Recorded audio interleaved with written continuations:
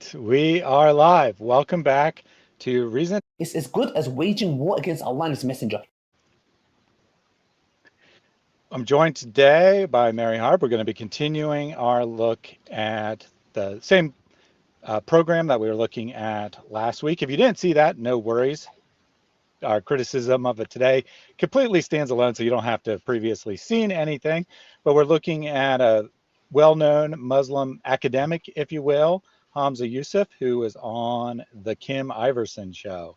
He was on to kind of give a background to the audience about what Islam teaches so that they could understand the current conflict between Palestine and Israel. Now, naturally, he didn't give the traditional view of Islam, even though he calls himself a neo-traditionalist, but rather was saying that Jews and Muslims, they've always gotten along. Our religions are basically teaching the same thing.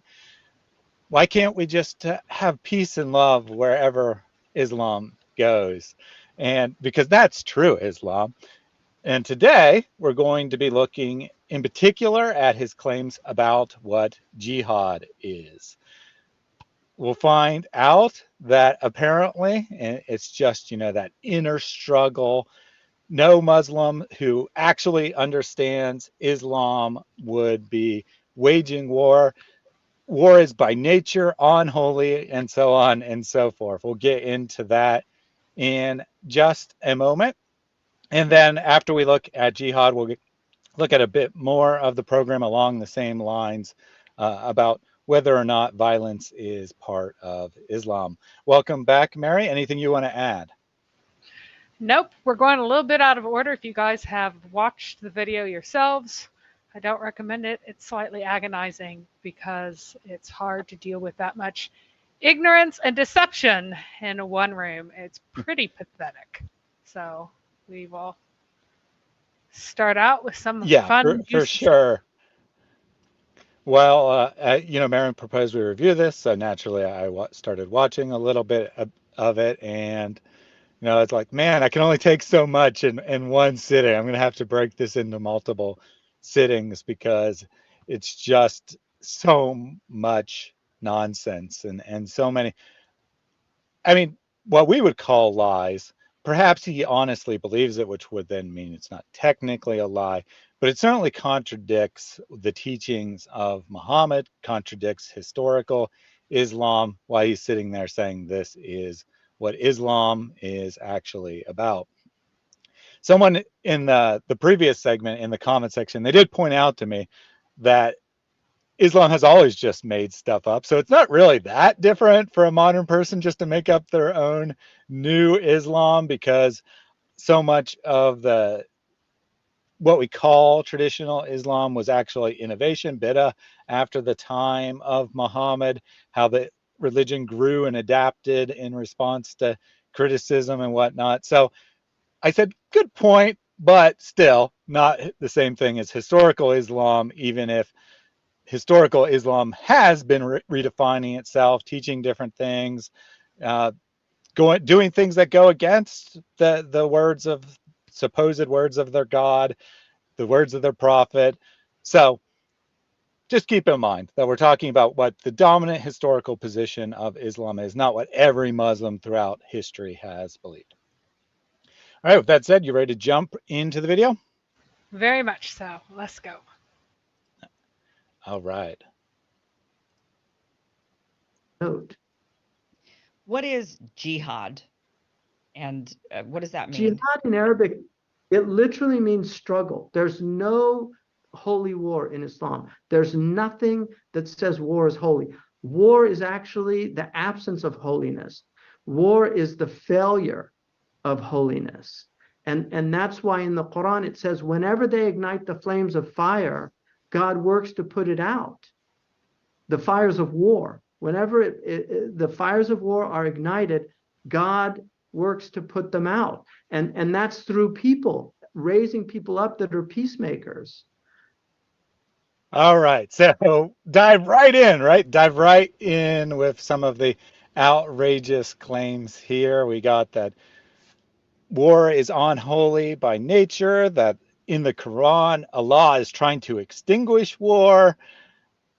What do you have to say to this, Mary?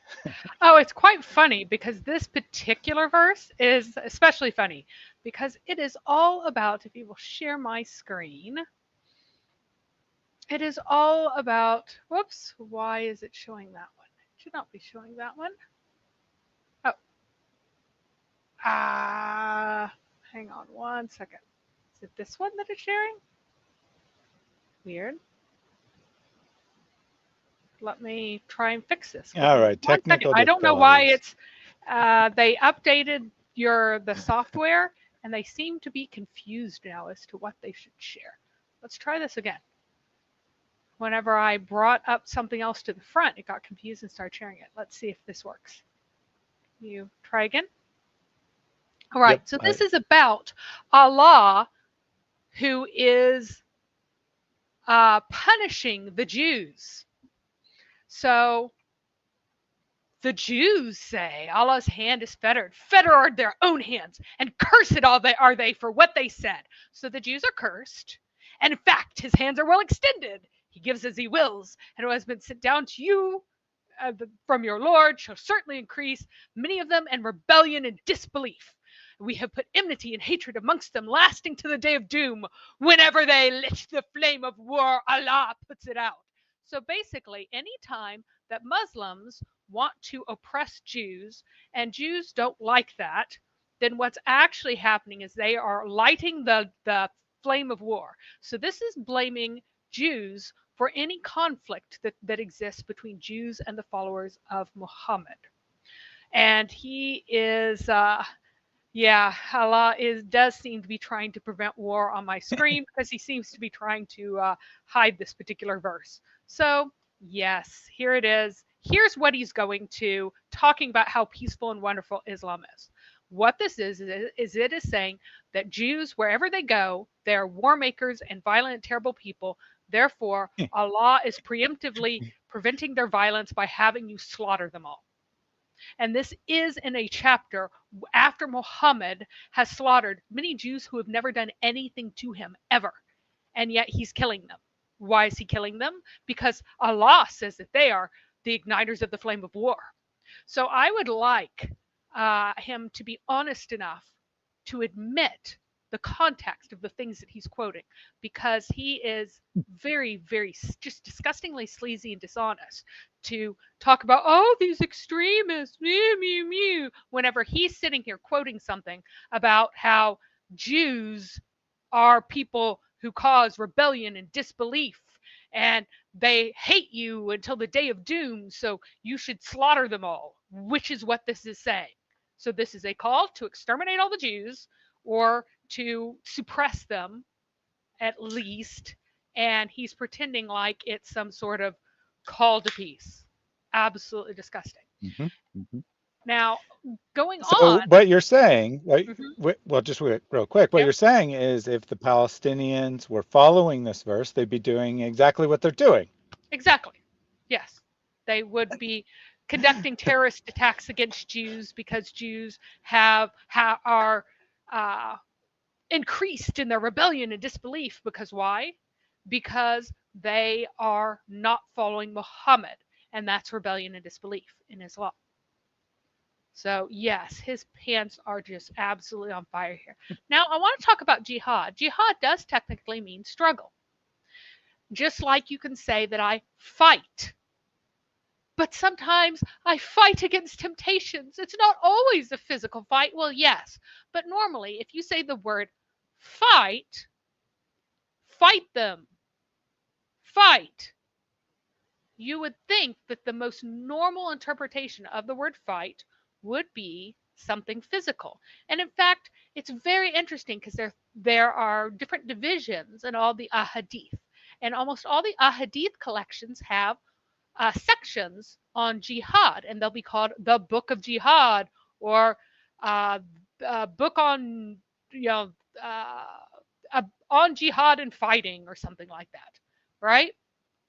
And what's quite interesting is that none of these say that you can avoid fighting physically because it's more important to fight a spiritual battle. None of them say that you can avoid fighting physically.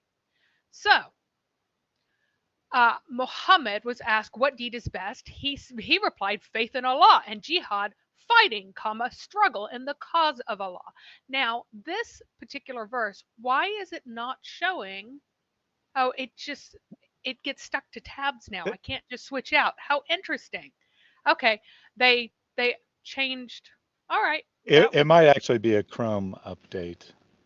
Mm, It may or may not be the yeah, Video Ninja. But anyway, yeah. because But anyway, Chrome's really what's powering the sharing. Anyway, yeah. yes. You figured it out now, so we're I good. figured it out. So we'll change over very easily now. So I just have to hit a button every time I want to change. That's actually kind of convenient. But now that I know what it is. All right. So he says faith in Allah and jihad, which means fighting or struggle, in the cause of Allah or the way of Allah. And this word, I haven't actually heard it before. It's spelled Sabil in transliteration. That way or cause of Allah. Always, every single time it is used in the Quran or in the Ahadith, the way of Allah means a violent campaign of killing people. That's what it means. And indeed, that is exactly correct. Just like Mein Kampf means my struggle in German. That's why I've joked about mein Jihad a number of times. My jihad, right? Right. And I found it quite striking that Hitler used the term struggle specifically for his thinkings. Yeah, I know, Ramon. I figured out that you weren't Muslim. So Yeah, when you compare jihad to Mein Kampf, it's kind of a giveaway. yeah. So yeah, that is and you can go through this entire section and see what this kind of thing uh what jihad means in the context of uh the uh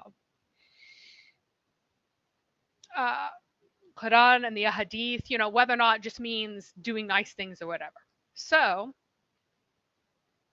let's also look at this particular one. So this is a slightly longer one, but they're talking about how Allah guarantees those who go out to fight, to jihad in His way, believing in Him and affirming the truth of His messenger, will either be admitted to Jannah or be brought back to his home safely from where he set out. Wait a second. If jihad only means an internal struggle, why are people who go out to jihad in the way are going to be going to Jannah or be brought back home to his home safely from which he is set out? It sounds Well, like maybe when they have that, yeah. yeah, maybe when they have the internal struggle, they are having an out-of-body experience, and thus they have to return to their body. Yes, where they're going to get reward or share of booty that he has gained doing this jihad. Interesting. By him in whose hand Muhammad's soul is, that is Shaitan, if a person is wounded in the way of Allah, so if you are wounded, again, way of Allah, that same phrase, it always means a violent campaign. If he's wounded while campaigning to slaughter the unbelievers, he will come on the day of resurrection with his wound in the same condition as it was on the day when he received it. By the way, it always amuses me enormously that jihadis love blowing themselves up, because imagine what this means. It means that you're going to come with all of your bits and pieces barely glued together, and you will be exactly as you were as you died, and its color will be the color of blood, but its smell will be the smell of musk. So you will also, in other ones, you'll be oozing blood that smells like musk all the time, continuously, forever. So, etc., etc. But if it were not so hard upon the Muslims, I would not lag behind any expedition to jihad in the cause of Allah. But I have neither abundant means to provide them conveyance, nor all the other Muslims have it, etc., etc. It would be hard on them to remain while I go forth for jihad. Muhammad really wanted to go out and die in jihad, but but out of consideration for all the poor Muslims, he had them die instead, right? So I Mhm, love to mhm. fight in the way of Allah. Yeah, I love to jihad in the way of Allah and get killed. Weird that you'd get killed not doing something violent. To fight again and get killed and to fight again and get killed. So yeah, that's so when you have the internal struggle, sometimes you're struggling so much that you have a heart attack or a stroke, and then you die, and you want to come back to life so you can have another heart attack or stroke, or something like that. And I did want to point out, as you pointed out there, that Muhammad isn't going on this with everyone else. He's kind of lagging behind, sending out his minions to do the fighting, even though he says it's the best thing you can do. Pretty interesting there of Muhammad. I didn't realize until just now, however, that dying for Allah is so awesome that you get to have those wounds for all of eternity. You get to be covered in blood or bleeding for all of eternity, because everyone needs to know how much better you are than other Muslims, so they can look at you and say, yep, that guy died in jihad. He must be a really good Muslim. all right. So whatever is beeping on your computer is driving me absolutely insane. Apparently they can't hear it, but it is like really bothering me. Sorry. All right. So No problem. I will close it. thank you. Like every 3 seconds it's going off. All right. So I just wanted to share this one, even though it wasn't particularly directly relevant to jihad. It is the opposite, because it says that whenever in the resurrection you will meet Allah barefoot, naked, walking on feet and uncircumcised, because you will be restored to your pristine condition before as you were when you born, like an idealized condition, except all the wounds of the jihadi. So even your circumcision will be reversed, right? But you'll still be Mhm. covered with the wounds of the jihadi. And I just find that amusing. So I wanted to make sure everyone knew that your circumcision will go away, but you will still be like all jihadied up. So So we have a go ahead. couple quick comments from the audience. Carol says, "Amazing religion, where a martyr is a person who dies while killing other people." Yeah, very interesting indeed. Snoopy says, "Sounds like a computer game where you keep coming back." So we figured it out. Muhammad was just a gamer. He would die, and then he'd hit the reset button and go on to his next life, or whatever. And Ryman says the Quran states that the hypocrites don't fight. Yep, they're Hypocrites the don't ones who fight. the hypocrites are the Muhammad ones who doesn't don't fight. fight. Exactly. And there is a very long passage about that, I believe in Imran, the family of Imran, which is like 3. Um, and a very, very long passage about how these terrible hypocrites who don't go out to fight, like the people who are righteous. The righteous ones are the ones who fight and slaughter people, and the hypocrites are the ones who want to do something else rather than fighting. So here are the rewards, the wonderful rewards you get in Jannah if you fight and kill people. So there are 100 grades in which Allah has prepared for those who fight in his cause, and the distance between any two of those grades is like the distance between heaven and the earth. So again, it's specifically for the people who there's nothing else, there's no similar saying about the wonderful grades that you get if you pray. Muhammad does say that Mhm. there is an entrance gate through which you can enter paradise, through which is prayer. But the best one is jihad. The best one is jihad. Here's another one. Another guy. So Muhammad said, "The gates of Jeddah are under the shades of the swords." That means the swords, I guess, that you spin waving in people's faces like a fan. Hmm? Perhaps Mm. a man with a shaggy appearance got up and said, "Oh, Abu Musa, did you hear the messenger of Allah say that in person?" Abu Musa replies in the affirmative. So he turned to his two companions and said, "I tender you farewell greetings, and he broke the scabbard of his sword and threw it away. He rushed toward the enemy with the sword, and he fought with it until he was martyred. Yeah. So, but you know, the highest uh, the highest kind of fighting is an internal struggle. Surely, definitely, it's surely not. Muhammad was not encouraging this. No, not at all. So. So, sorry, Ryman. I didn't mean to compare you to Muhammad. Sorry about that. But yeah, well, to be fair, there are a couple hadith where Muhammad says that there's more than one form of jihad. So they're not all jihad is fighting. And then he says in the same hadith that the best form of jihad is to go and wage war, and the worst form is this internal struggle nonsense. Or the least form. I guess I shouldn't say worst because it's still technically good. It's just the least good. So worst is probably not the best word, but least good form. Yeah, and of course there were a couple of people who like avoided a couple of the companions who were kids whenever Muhammad was around, and who later were old enough to fight, who fabricated some hadith to like excuse the fact that they didn't want to do any fighting.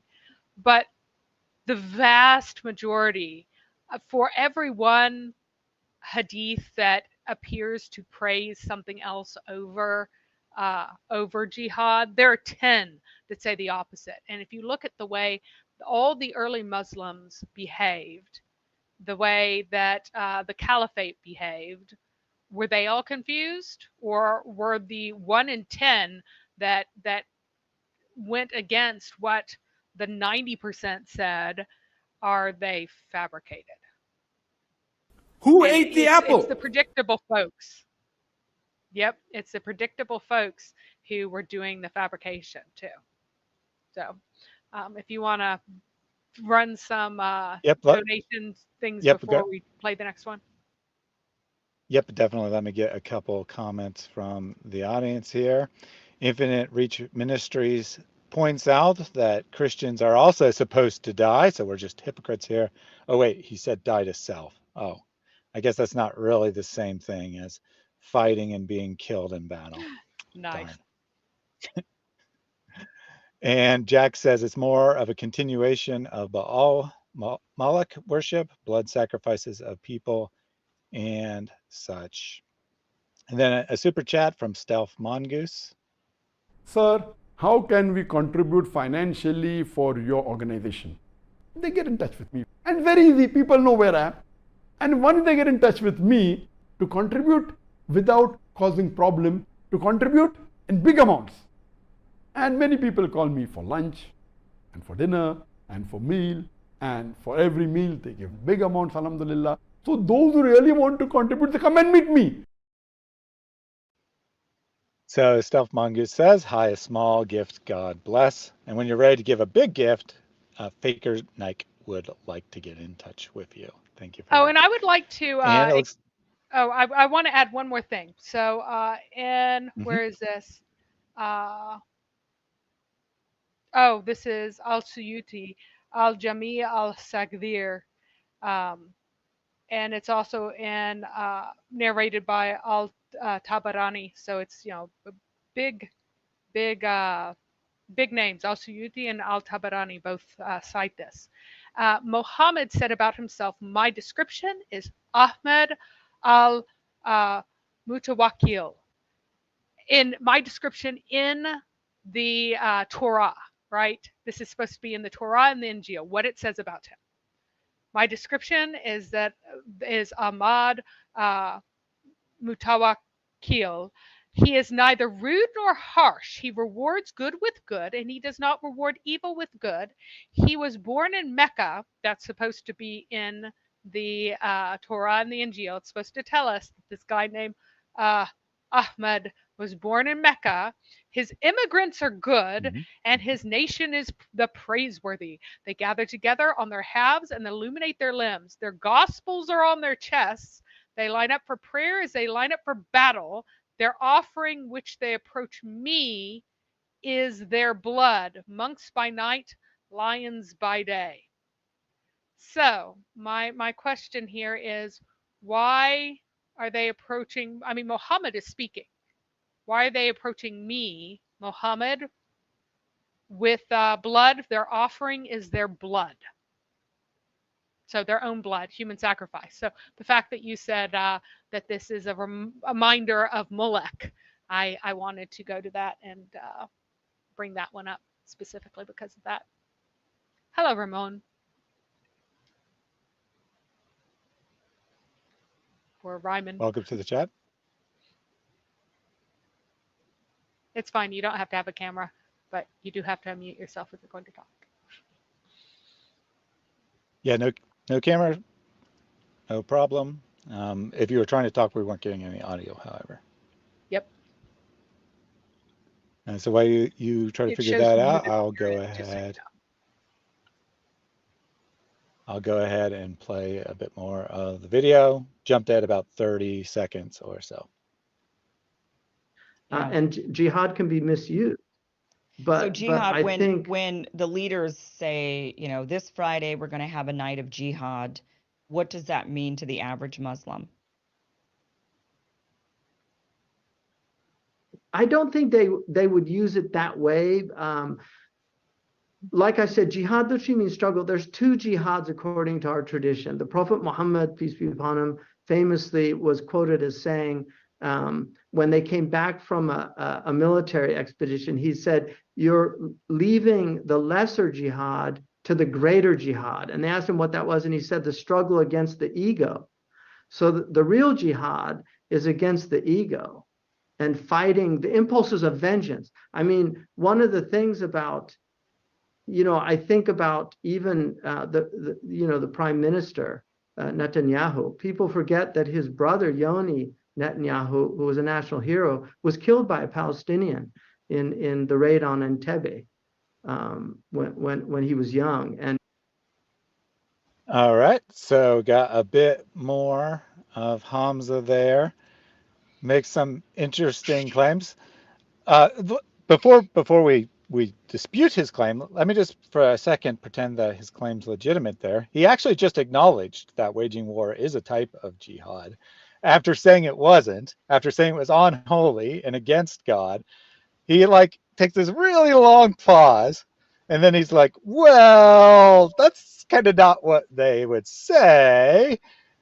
But Muhammad said when you come back from one kind of jihad, you have another kind of jihad, even though I previously told you that there was only one kind of jihad, the internal struggle. Very interesting. And Now we'll see whether that's even a true statement that Muhammad said such a thing.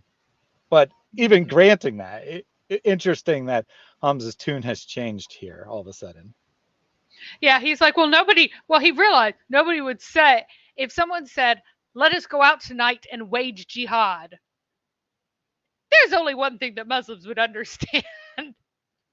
And she's trying to say, what if someone said, let's go out and do jihad? Let us do jihad. Maybe they would, he's like, they would say that, do that on a Friday. Like, yeah, well, the struggle is real there. He's like, yeah. He was like, he's trying to figure out what to say. Because he knows what it would say. So here we go. If you'll share my my screen again. Yep. So here is an example of a possibility. Someone asking if he could do something other than killing people with a sword. So one of the prophet's companions came upon a valley containing a rivulet of fresh water and was delighted by it. He reflected, I wish to withdraw from the people and settle in this valley, but I won't do so without the permission of the messenger of Allah. This was mentioned to him, and he said to the man, do not do that, for when any of you remains in Allah's way, remember that this means waging war every single time. It is better for him than performing prayer in his house for 70 years. 17 years, huh? 70 years of prayer is not equal to going out on one campaign to slaughter people. Do you not wish that Allah should forgive you and admit you to Jannah Fight in Allah's way. Jihad in Allah's way. Wait, what does jihad mean? Would he ever say, but Thaddeus, doesn't jihad just mean fight and struggle internally? If he says jihad in Allah's way in comparison to, like, as a contrast to prayer, that shouldn't make any sense, should it? No, it really shouldn't. Jihad in Allah's way, for he who jihads in Allah's cause, as long as the time between two consecutive turns of milking a she-camel, will surely be admitted to Jannah. So basically, That doesn't sound like very long. Yeah, you've milked a she-camel twice a day, so morning and evening. So if you jihad for 12 hours, maybe 12 hours. right, then that's better than doing 70 years of prayer. Now, he was asked specifically what deed could be the equivalent. And he said, you do not have the strength to do that deed. They kept asking because they didn't want to go out and kill people. And so he kept saying, you don't have the strength to do it. You have the strength to kill people, but you can't do this other. So he said, one who goes out to jihad is a person is like a person who keeps fast, stands in prayer constantly, obeying Allah's behest contained in the verses of the Quran, and does not exhibit any lassitude in fasting and prayer until the mujahid returns from the jihad in the way of Allah the Exalted. So if you continuously, if you are absolutely perfect and do nothing but pray continuously, standing and kneeling and everything else without doing anything else, then you could possibly be the equal of jihad. So you can't be doing anything else with any of your time. And that's the kind of thing that you get whenever, then maybe. Yeah, then maybe, right? That's the kind of thing whenever it's like, oh, well, they're not all sorry about that. Keep forgetting click it. They're not all like that. Yeah. So, and he didn't even want to answer. Why? Because he needs his guys to kill people. That's what he wants to do. Go out, kill the enemy. So, but Muhammad did not like the idea of, so he was so violent telling people that they really need to do this, that Aisha was like, hey, I want to go to Jannah. Why shouldn't I go out? So he said that the jihad of you women is a pilgrimage, because he didn't want his hotties getting scars or dying. He wants to have sex with them instead. And so he tells them that their equivalent is the pilgrimage. Which is weird, because obviously men can go on the pilgrimage too. So if it's the equivalent, then I guess it really should be the equivalent for both sexes, at least if we're being logically consistent here. No. But I'm glad that women came up, because when you said that the people didn't have the strength of it, I couldn't help but think of the hadith where Muhammad is said to have sex with all 9 or 11 of his wives in one night. And someone says, did he have the strength for it? And then the other person says, he had the strength of 70 men. Yeah. Looks like Shadid has joined the chat. Welcome, Shadid. Hello, how are you? We are good. Doing well. Okay, Mary, I will ask you, what is the meaning of jihad? Because the topic of US team is jihad. That the meaning is to fight in every sense of the word. Fight or struggle in every sense of the word. The normative, just like in English, if you normally say, if you normally use the word fight, the most common meaning of that is to physically fight, if you're going out and fighting. If you open up any of the collections of the Ahadith and you go into the book of jihad in those collections, what's it going to be about? Is it going to be about praying? Okay, let me tell you. Let me just please let me to talk to you. Okay, just please be patient. My question. Let's see. Hey, Mary, let me to speak. Let him say one thing. Yeah, go ahead. Hi. Okay. For physical fighting, the word is used qital, not juhud. Jihad is derived from the Arabic word juhud, which means struggle. Okay, in the Quran, Allah If we subhanahu go wa to a ta'ala, hadith, in the if we Quran, go to a Allah hadith, subhanahu, okay, in I want the, to test my your theory. I want to question. test your theory. let me You, speak, okay, we're going for to a take, we minute. got to take one point at a time. You made a claim. Now let's test that claim. Now, Yeah, according to yeah, your then, claim, if we go to a hadith, and it's talking about fighting, physical fighting, it will never have the word jihad. Is that your claim? let me recite words from the Quran, and then we will talk what does it mean. Allah subhanahu wa ta'ala said in the Quran, فَلَا تُطِيعُ الْكَافِرُونَ وَجَاهِدُهُمْ بِهِ جِهَادًا كَبِيرًا. Do not follow the kafirun, the disbeliever, and fight with them in this Quran.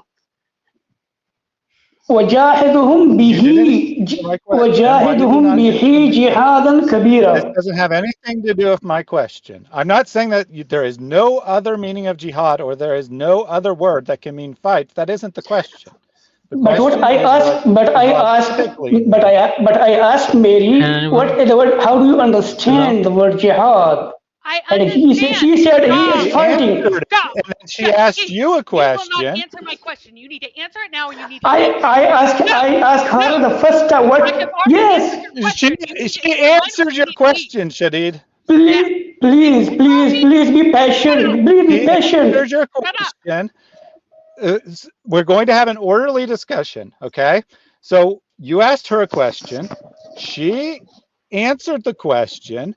Then you said you wanted to respond to it, and then you said a bunch of stuff that had nothing to do with the question. I tried to test what you said, and then you tried to go on to something entirely unrelated. No one But is she asked claiming that that the word jihad is only for physical fighting. I She did not said this say one. that. Why she are you did not say lying? only. She never said only. Don't Astaghfirullah. put words in her Astaghfirullah. mouth. Why you lie? It She doesn't mean that. she Why you said this lie? one. She said this one. Just check this Shahid, one. she did Oh my not goodness. say that. Shahid, do not lie. She did not Astaghfirullah say that. al-Azim. She's not. Astaghfirullah. I'm not Hey, lying. You are lying. Shahid, why are you lying? You need to stop. all right. So Now, I let me try muted again Shahid for a before I second. So scream at you both. 1 second, Mary, just for Shahid's benefit, do you believe that the word jihad can only mean physical fighting and can never mean anything else? Let me repeat what I said for the slow children in class. Now, the normal meaning of the word jihad, it means to fight or struggle. And it has the full meaning of the word fight or struggle, just as the English word fight and struggle does. The normative meaning in the Quran and in the Ahadith is a physical armed encounter. That is the normative meaning. It is not the only possible uh, range of meanings that the word can have. However, it is in fact the normative meaning. All right. So let me break this down real quickly. So when you say it's the normative meaning, that means it's the main meaning, the most common meaning, the default meaning, but it doesn't mean it's the only meaning. Like she said, just like the English word fight, it doesn't always mean physical conflict. So when I unmute you, you need to admit that you are mistaken about what Mary's claim was, because she said the same words again. All right, I'm unmuting you. I first want you to admit that you made a mistake, and then you can dispute it. Okay, Shahid, you're unmuted. okay, why you are forcing me to admit that what I didn't say? But what I asked, I recite the verse of the Quran. I told her that qital. All right, I'm muting you again. Let me explain what happened. You said that Mary said only. It means only fight. Do you want to admit that she didn't say that or not? In the beginning, she said this one. The No, jihad I is only to didn't. You're fight. You forcing said back. this. No, I did not. I All right. said He that obviously it does not want to literally have a means. conversation. No, he doesn't. He wants to lie to everyone. Now, there are synonyms. I know this is hard for you to grasp, that there are words that are synonyms with other words. For example, I could say fight or I could say battle in English. And I could use either one of those figuratively. I could say that I'm really battling the dog hair in my house right now. That doesn't mean that I am in armed conflict with the dog hair in my house right now. However, the normative, the base meaning of the word battle is an armed conflict. All right. So Shahid isn't going to admit that he was mistaken about you and or lied about you, but let's see if he'll admit that you are correctly defining the term now. So Shahid, is Mary correctly defining the term jihad? And if not, what does the term mean and what is your evidence? Mr. Thaddeus, why do you mute me and why not you allow me to? Because you're rude. I am not rude. You guys are very rude. Let me put my I don't care view. who's rude. I do not care who is rude, okay? I asked you a specific question. Do you agree with Mary's definition of jihad? Yes or no? If no, what is the correct definition and what is your evidence of that definition? Let me speak. Jihad is a very comprehensive word. Jihad is used. There are 4 types of jihad. Okay. Jihad means jihad bin nafs, jihad bil kafirun, jihad bil munafiqun. Jihad bin nafs, fighting it internally. You What have to is the one fight. you just said? Jihad bin nafs, jihad bin kafirun, fighting with fight with the disbeliever. Thank you. Hold on. So you are taking one. Jihad bin nafs. What does that consist of? You just fight when you are preaching the religion and the disbelievers, they are opposing and stopping you from preaching the religions. So you want to lie more? That's what you want to do? Why stuttering? What did I lie? You just lied to me. You just said that jihad against the unbelievers is just talking to them and arguing with them. What did I mention the word? What did I mean? The verse which I mentioned, what does it mean? Do you know? ولا تطيعوا الكافرون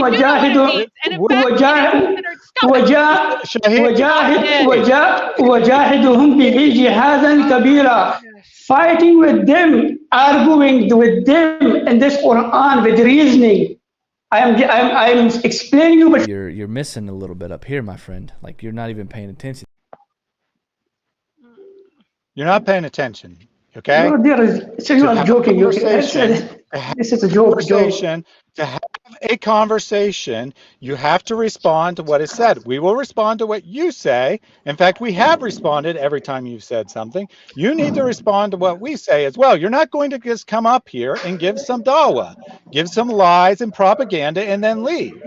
You are going to engage in the conversation or we're not going to have a conversation, which means you have to answer when you are challenged on things.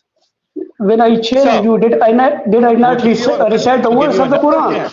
Oh my goodness. Stop trying to talk over me. Stop trying to talk over me. Do you not have any manners whatsoever? Would your mother be proud of your behavior or would she be embarrassed by the way you're behaving? All right? The viewer is you. Who is rude? The viewer is you. They are watching. Who is rude? You are rude. You guys are very rude. This is not a religious discussion, I think. Whatever. I don't give a crap if you think I'm rude. This is my program. You are going to do it my way or we're not going to have a conversation. So I'm going to let you have a chance to speak. I don't want Mary to interrupt you. I won't interrupt you.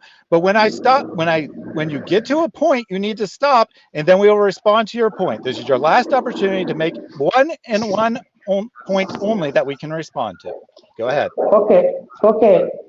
When I mention the verse, I want to explain it, but you do not allow me to explain it. Okay, I mentioned a verse in the beginning, and then you started shouting on me. We get it. Can I go outside now? Explain it. What is this? Explain it.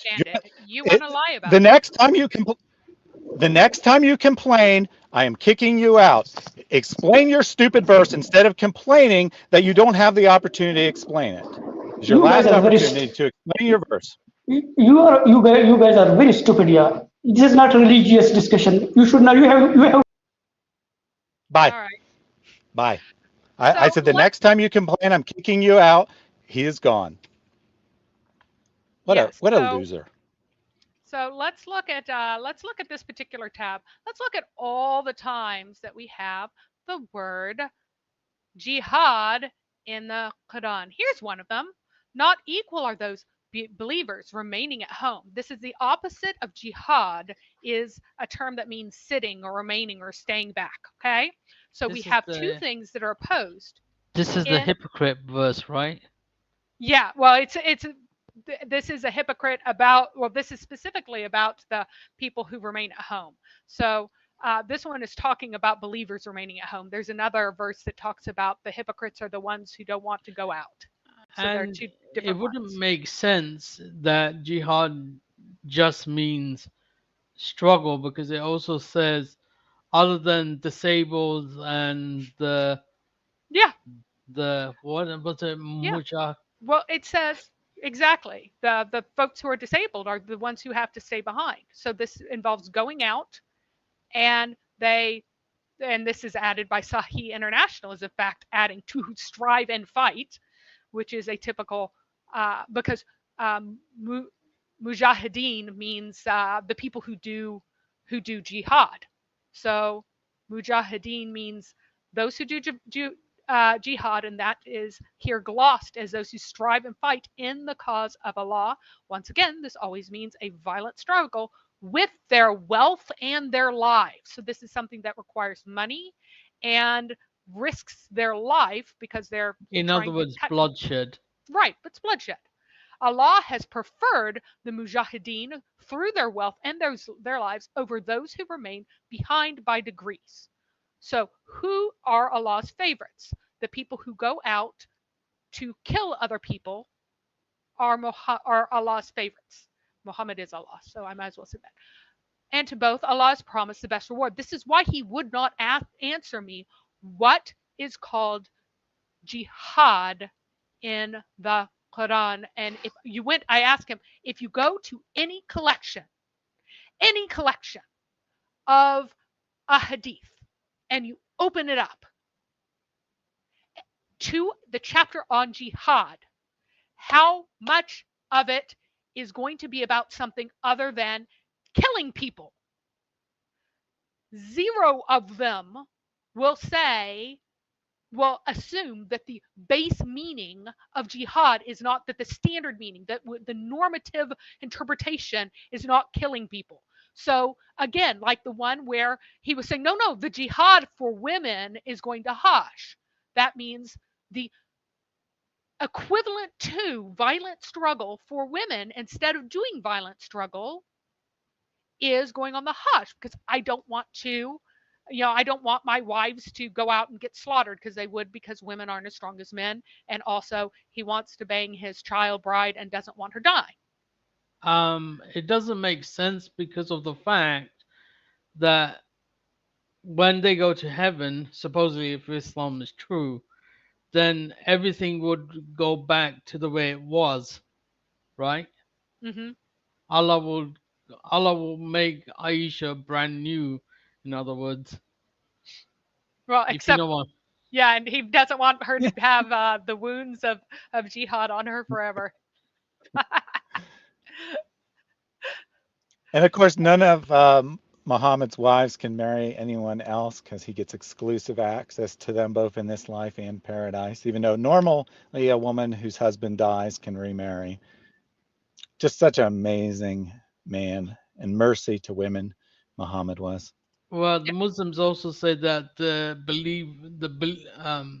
prophets' wives are mothers to the believers, which doesn't make sense. Why is the prophets' wives the mothers to the believers, and Muhammad is not the fathers to the believers? Oh, it did used to say that. That was this is the funny thing. So originally that verse said that and Muhammad is your father, is what the verse said, that you're the wives of the prophet are the mothers of the believers, and Muhammad is your father. But then he declared that they should never remarry because they're the mothers of believers, and people were like, But if you're the father of believers, why are you marrying anyone? And so we took that out. That Allah abrogated that.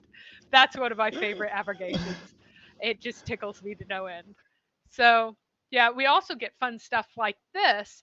This is mistranslated, which is excellent.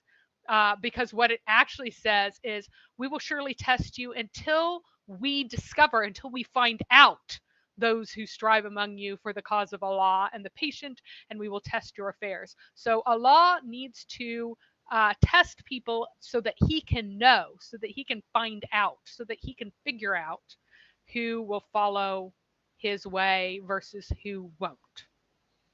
Excuse me, can you hear me? Yes. How is it that he wants to find out? Isn't he a god that knows all things? Well, that's why they always mistranslate that phrase. He's all-knowing except for the things he doesn't know. Come on. Why do you have a problem with that? I am an all-knowing then. Except those things that I don't know. I know everything else. So yeah, you know, indeed, those who have believed and who have immigrated and fought in the cause of Allah, and remember, it's this funny word again, the cause of Allah again, those expect the mercy of Allah. So if you immigrate and slaughter people in the cause of Allah, you expect the mercy of Allah. That's what this is saying. It's not those who like really struggled hard in their prayers. Yeah.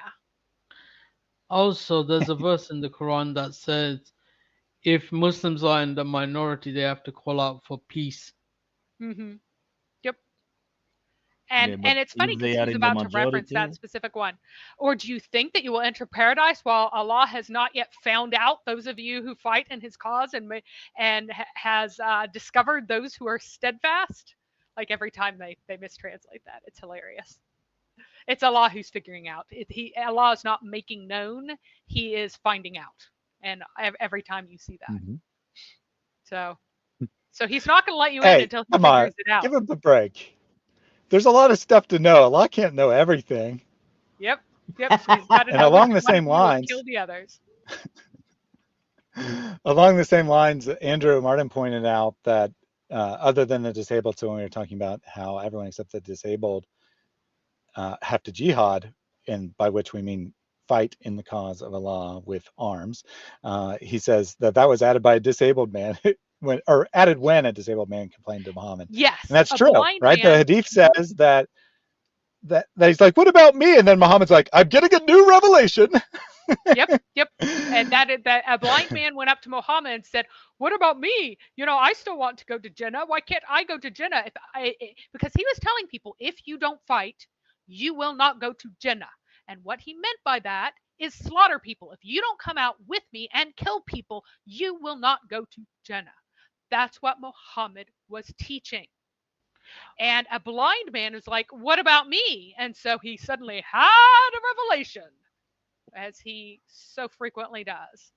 So, look again. It's really interesting how we, again,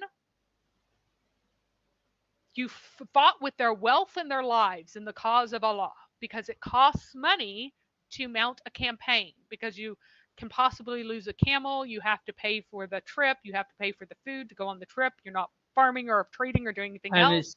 And it's also costly. Battles and fighting physically is costly. Yeah, you might become disabled. So there was a sheikh that the apostate prophet showed, where it says that when the Muslims are dominant, they will invite you to three things: either convert to Islam, or number two, have the lands ruled by Muslims, and that you pay the jizya, but the jizya is only for Jews and Christians. Everybody else is convert or die. And number three, I don't know the sheikh's name. You've just. Hello. Okay. Yeah, I accidentally joined. The cat accidentally joined with audio on, but Oh, The cat whoops. is now audio off. So that's why you momentarily there got Sorry about that. an infinite echo. Anyway, that's fixed. Yep. Oh, the So next one is Artemis says hi. She just arrived. Hello, Kat. So yeah, here's another one. Those who have believed and emigrated and fought, and the cause of Allah, and those who gave shelter and aided, it is they who are the believers. So who are the believers? Who gets forgiveness? Oh, those who fight in the cause of Allah, which always means violent confrontation. Those who believed and fought, they are with you. They are of you. So if you emigrate late and you're, as long as you're still doing your jihad, you're good. Where is one instance of this meaning something symbolic in the Quran? Yes, there are other words. Here is the important thing. There are other words that also mean to fight and kill people in the Quran. This is not the only word that means to fight and kill people. But just because you're looking at another word that talks about killing people, it doesn't mean that jihad means not fighting and killing people. Oh, here we go. Here's another one where Allah's got to figure out, Allah's got to find out whether or not you'll jihad because he doesn't know. Do you think that you'll be left as you are while Allah has not yet made evident those among you who strive for his cause? That means conduct jihad in his cause. Like, do you think that he will do that until he figures out which one of you is going to do this? Because he doesn't know. So he needs to know. the And Muslims would Indeed, he say. needs to know. Muslims would also say this is rhetorical, if you know what I mean. You Yeah, can well, I mean, rule they'll say all rhetoricals. kinds of things. yeah, Yeah, you can rule rhetoricals and metaphorical things out because Muhammad was trying to make his fellow people to fight for him while he would be staying in a tent, waiting for them to finish the war for him, the coward that he is. and And because they wouldn't go, he was saying to them, as Mary earlier said, if you won't go, then you will not join paradise. yep. Uh, Yeah, because so well, some of them even some of them said "Well, we want to take up defensive positions in this particular battle, and he just flipped out about that and was absolutely just did not want them to even take defensive positions for a battle and was calling them all kinds of names just because they wanted like a different strategy than the one he preferred. They wanted a different one. I And think he's like, even no, you have to go out and ride out and like slaughter them where they are. You have to stand in tight ranks. He was obsessed with ranks because they kind of fought like any primitive people do, like barbarians did, where you just run around and slash at people. But then this Persian dude was like, no, you guys need to stand shoulder to shoulder and keep ranks, and then that way you'll be able to kill the other people. That's the only reason that they were successful is because they had the Persian dude, who Salman the Persian, who said, hey, the way you're fighting is mhm. stupid, fight this other way. So the Quran specifically talks about fighting in ranks and orders people to fight in ranks because that's what worked then. So if you follow the Quran's orders and its way of fighting now, you will get nicely slaughtered because you'll stand up in ranks and rows. So yeah, here's another one. Mhm. Striven in the cause of Allah again with their wealth and their lives. Here is another one. I think Uh, Yasser strive with your Qadi. wealth and your lives. So you're going to do jihad with your wealth and your lives. I think even Yasser Qadi said something about offensive jihad. If I can find the video, have you watched that video, Tharius?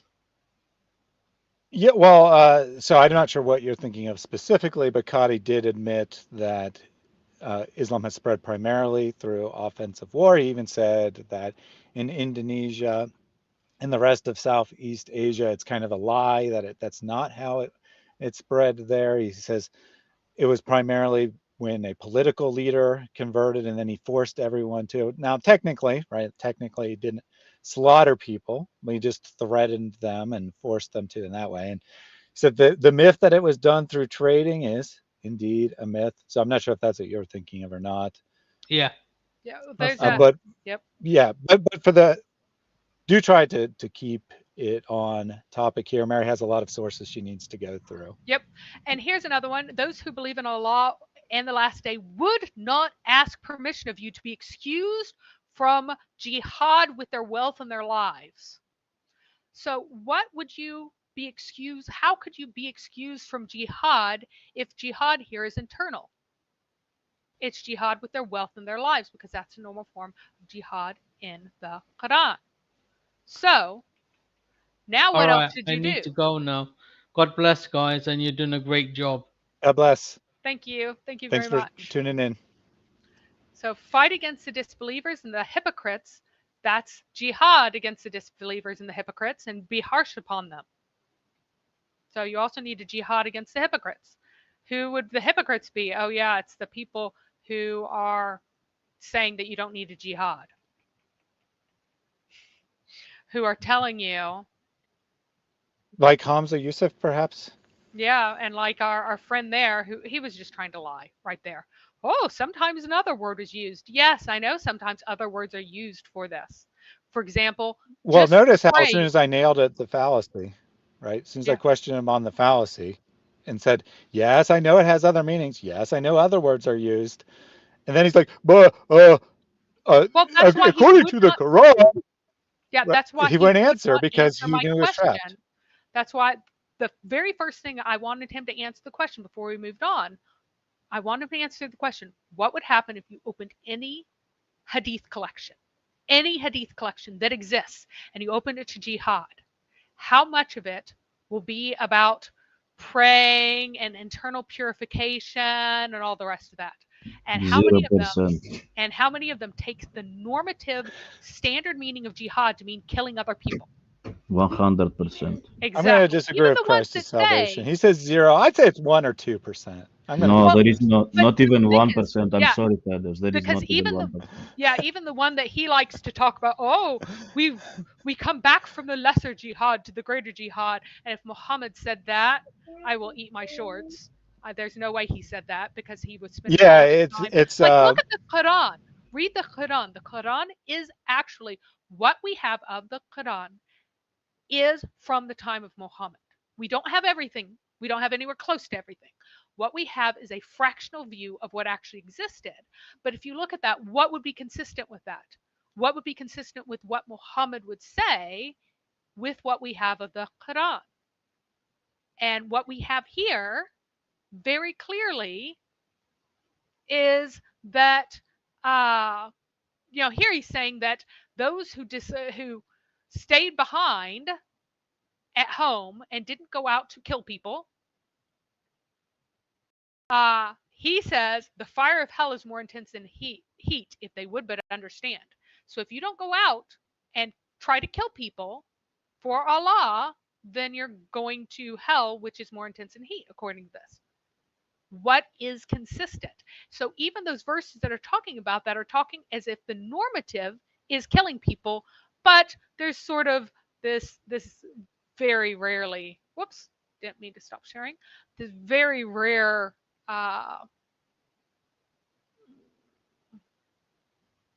we'll find out. Yeah, so to clarify, when I said 1 or 2%, I was Yeah. referring to all Islamic literature, not to the Oh, Quran yeah. specifically. Well, I mean, And in it the, is even, occasionally used that way why is this? Nope. in Arabic literature or Islamic literature.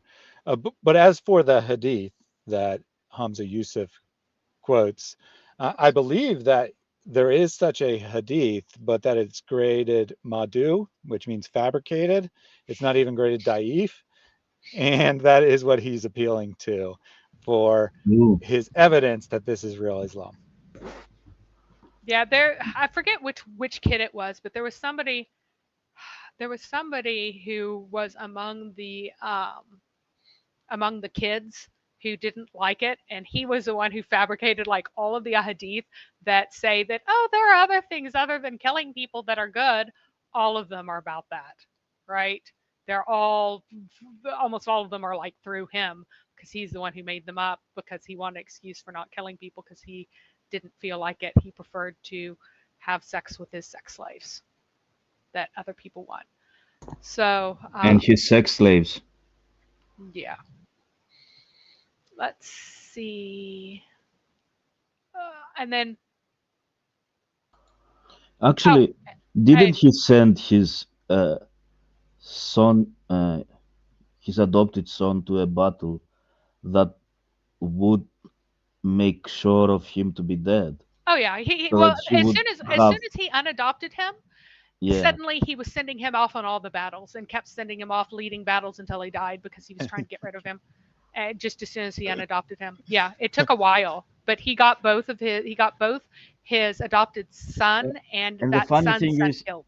the funny thing is, he didn't go with with No, that no, he person. didn't. He was staying behind, Hmm. but he was making that guy to go and Yep, fight his battles for him. I mean, yep, this that's is Zayd. stupid. This Zayd guy. and his son Usama both died in battle, and that was absolutely deliberate. He was given roles where Muhammad was hoping that he would get killed. So, yes, thank you for joining the live stream, uh, Riemann. Uh, and I think we are ready Yeah, so for I the did have, next. Okay, go ahead. yeah, I did have an important question here from Omar for me. What is the purpose behind this discussion? And most Muslims, especially in Arab countries, would agree that jihad is fighting, and that's absolutely true. This isn't really a point of debate or discussion among Muslims. Maybe like a few westernized Muslims who don't have a lot of knowledge about their religion might legitimately not know. But for the most part, it's not a point of question or debate. So then why are we having this? And the reason we're having this is because Westerners don't know what the majority Islamic position is. I'm sure that the vast majority of Kim Iversen's audience was believing Hamza Yusuf. They were thinking, oh, yeah, she introduced him as a really important Islamic scholar, one of the most influential Muslims there is in the world, and this is what he's saying. So that must be what true Islam teaches, and it must just be those weird terrorists who say something else, maybe like 0.1% of Muslims say something else or something like that. So we're having this for the benefit of educating people who are not Muslims. I don't Yeah. think that very many Muslims would legitimately debate this. And when they do try to debate it, it's because, like our friend who joined for a little bit, they are lying. They know they're lying, and they're hoping that they trick non-Muslims into believing that jihad is nothing they need to worry about. Yep, exactly. That is exactly right. And the thing is, imagine wanting to lie to everyone about your religion to try to make them like it, because that's what it is. That is the absolute base position for Islamic dawah, is that I'm going to lie to you and get you to say the shahada and get you to like this through lies. They cannot tell the truth, not even for 5 seconds. They will not tell the truth, because the truth, even though everyone in the Islam of my identity here was like, what's wrong with killing everyone in this way of Allah? Because that's what all the Middle Eastern Muslims, the educated, or even like the backwards Muslims in small towns know about, right? It's not just the people who like have a real Islamic education. All Muslims who grew up in a Muslim society know exactly what this means. But he thinks that you are stupid enough to eat this nonsense up and that no one will check him. That's why I'm bringing that up. And by the way, I just went through the first however many mentions of jihad in order without skipping any. That's what they all say. I wasn't selectively choosing them. I was just going one after the next, after the next, after the next, after the next, because that's what it means. And he is sitting there as the pinnacle example of Islam and lying to everyone. What does that say about Islam? It says that either he hates his religion or he hates you because he's lying to you. One or the other. The second. And as Mark Dicatiovo says, what's scary is that the overwhelming majority of the world doesn't know that Islam 100% is allowed to lie. To convert, lying is a secret pillar of Islam. And that's very true, right? Because it's not a sin to lie to the unbeliever if you're doing it for the purposes of Allah. Now, in fairness, it is preferable to tell the truth. If you can tell the truth and accomplish the same thing, you should tell the truth.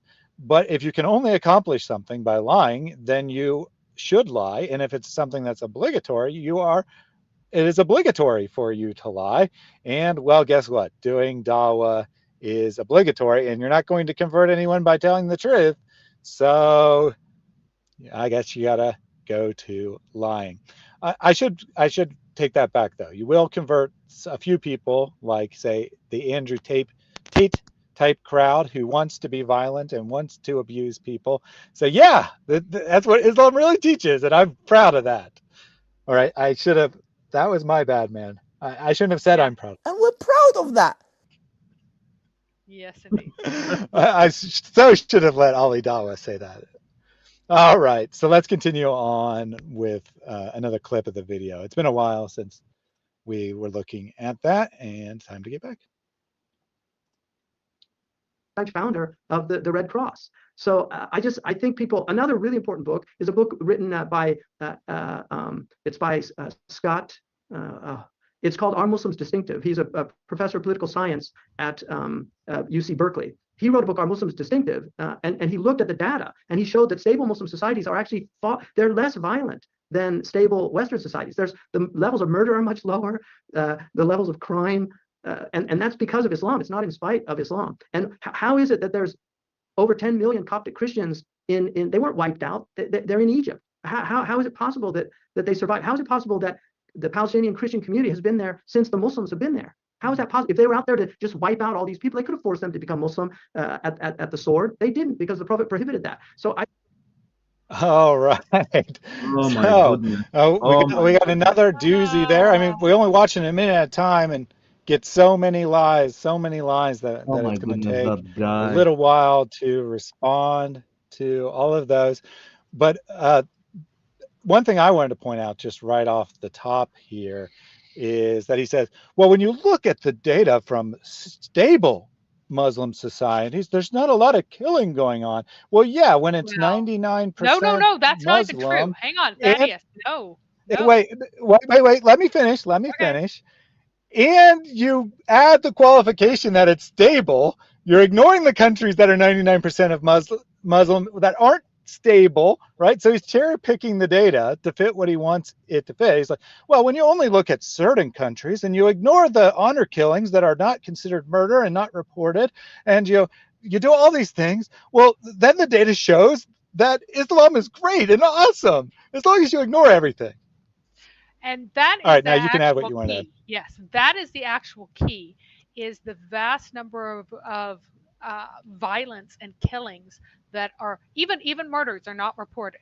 It is natural causes to be beaten to death by your husband in stable Islamic countries. That is an interior matter, and it is covered up. If you slaughter your children, it's a private matter, and it is covered up. Even if people are knifed in the streets, then that might upset the moral fabric of society. So let's not talk about it.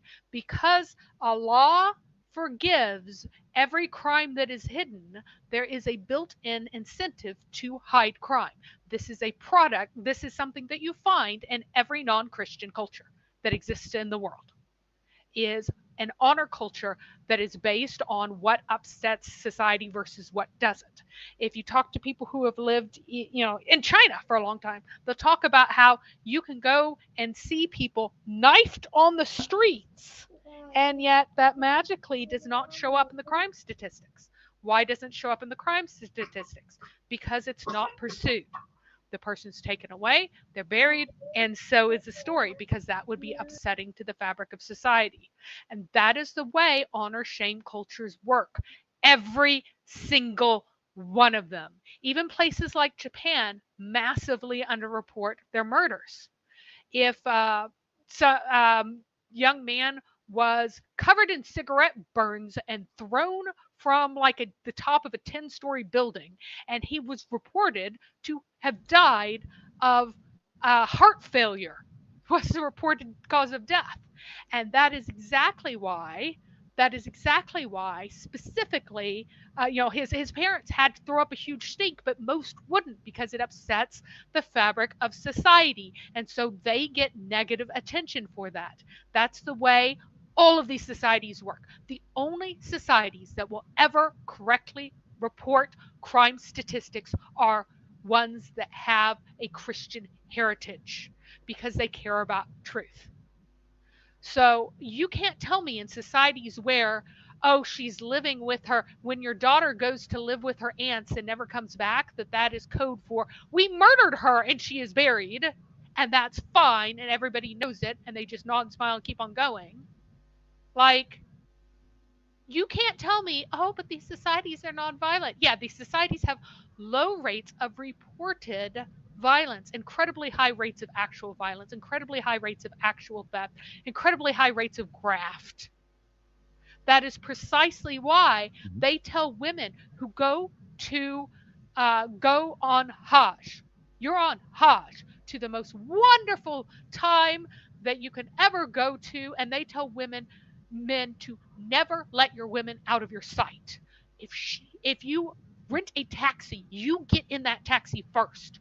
Do not let your wife get in that taxi before you, because that taxi will drive her off into the desert and she will be raped, brought back and dumped, and they will never be punished. That is not a rape. Women cannot go around the filthy pagan black stone without getting groped. And nothing happens. Because that is Islam. That is the peace. That is the beauty of it. The beauty of it is that it is all hushed up. The beauty of it is that a third of children are sexually assaulted by their own relatives in a place like Jeddah. And it's fine. It's fine because it's not reported. Girls are routinely raped by their older brothers, by their uncles, by their fathers-in-law. And it's fine. It's peaceful. There's no crime because it's not reported. Hankaroo says dictatorships mean stability. LOL. And yes, dictatorships are usually pretty darn stable, but that doesn't mean they're good. Didn't she know that that Stalin, he killed everybody that didn't agree with him? Then he brought stability. He killed everybody else who didn't agree with him, and that's it. You bring stability this way. If you kill everybody else, then you have stability, and nobody can even disagree with you from that point, because you have the strength of the military, the strength of the police, you have all the politicians with you, and you have also people that are very, very, how to say it, they want to give you up to the police so that the police will take you in the jail, will beat you until death. If you will survive, you can come out and do that again. That's how it is in dictatorships. So I don't know what kind of other stability you want. That's the best stability, isn't it? I can do that in my house. Indeed, it is. I can beat my wife as much as I want. I can beat my children as much as I want. And if they will try to go somewhere to complain, I will tell them, you don't love me anymore, and I will cast them out of my house. You know, that's how it works. Dictatorship starts from within. That's how they start. That's their mentality. They are so dictatorial, so arrogant, and how do you call those people? Narcissists. Oh, you don't like it the way I treat you, then that means you don't love me. Such a hypocritical statement. Man, you are beating these people, and you say they don't love you. Why would they love you? Why would they care about you? You beat them, you put them in jail, you kill their children, you kill their wives, you kill everything around them. You don't give them jobs, you don't promote anything. But stability, man, my friend, stability, very, very stable society. That's why they are crying and leaving these societies to come to the West to live, because they are stable. That's why. Not for any other reason. No. Because they are stable. They're so stable that they cannot live this stability anymore, and they want to come and promote this stability here, their dictatorial stability. Oh, sorry, I took a lot of the time. No worries. So I did have a couple Muslims in the chat now. Dini Hawk says, you guys are very hypocrite. I see that he went to the Muhammad Hijab School of English, where you just use words in weird ways that are almost correct, but not quite. If we're such hypocrites, why don't you call in and prove it, buddy? Unless, of course, you're a hypocrite who just wants to talk in the My chat thought while exactly. not being willing to come That up live. that is my thought exactly. I also, Instead of typing it, push the button and come here and talk with us. Prove us wrong. Prove us wrong. And then William Graves, as if that's his real name, says, God removed Jesus. Jesus influenced people turn violently. So apparently Christians are known for their violence because they're inspired by the crucifixion to go and commit violence. In the rare instances people have claimed to be Christians and gone and done violence, I don't recall anyone ever claiming that was their influence. But according to William Graves, who also doesn't know how to speak English, then this is the case. This is the reality. And just Actually, to give a couple examples of his amazing English skills here, God reports me, I do. Example, I visit your land, happen. Possible earthquake or more disaster. Oh my gosh. Yeah. What? Excellent. So my suggestion to you, William, is to go and learn English. The time will be much better spent than spamming incoherent word salad here. All right, Mary, did you have some sources you wanted to bring up? Oh, I just I put a couple in the chat. One is example where in areas with a higher Muslim population, you get you get 1/5 as many, less than 1/5 as many rapes being reported as in even developing countries, like the most backward of developing countries in Latin America, you had 5 times the rate of actually reporting to authorities. Another one was suicidal behavior, showing that Arabs cover up suicides at a uniquely high rate. And so those issues and things like that. So yeah, the issue is that if nothing is going to be reported, if nothing's going to be written down, if nothing's going to be done about anything, then magically you don't have any violence, magically you don't have any theft, magically you don't have any whatever. And the big man culture too, very common in Eastern societies, where someone's a very important man and he gets all of these extra accommodations and nothing he does is ever wrong. Huge part of Eastern culture and a huge part of every Islamic culture, because Islam is not a true, it's just the paganism of Arab culture with a veneer over it. And all the same old pagan behaviors, from honor killings to everything else, remain. But the honor, if you go to an Eastern society, that's why they do it. Here, they're like, oh, why are we in trouble? We just killed a woman. Why should we go to jail for any particular length of time? Because traditionally, they didn't. Because it's your daughter, you own her. What's she worth? Also, not a lot. You see, their mentality is because women are like I don't know, like a toothpick or something like that, an object. Even if she will be raped, she is considered to be used as an object. Therefore, there is no rape. You see, how can that be considered rape if that object has to be used? You understand this mentality? That's why they don't report it. That's why they don't report. There is no rape. That's why there is no rape. If there are no witnesses, then all you've done is you admitted that you have done sexual immorality, and so you should be beaten if he claims he didn't. Or you've admitted to adultery, and you will be killed. But you won't just be lashed. But if he says he didn't, then only you get killed. He doesn't.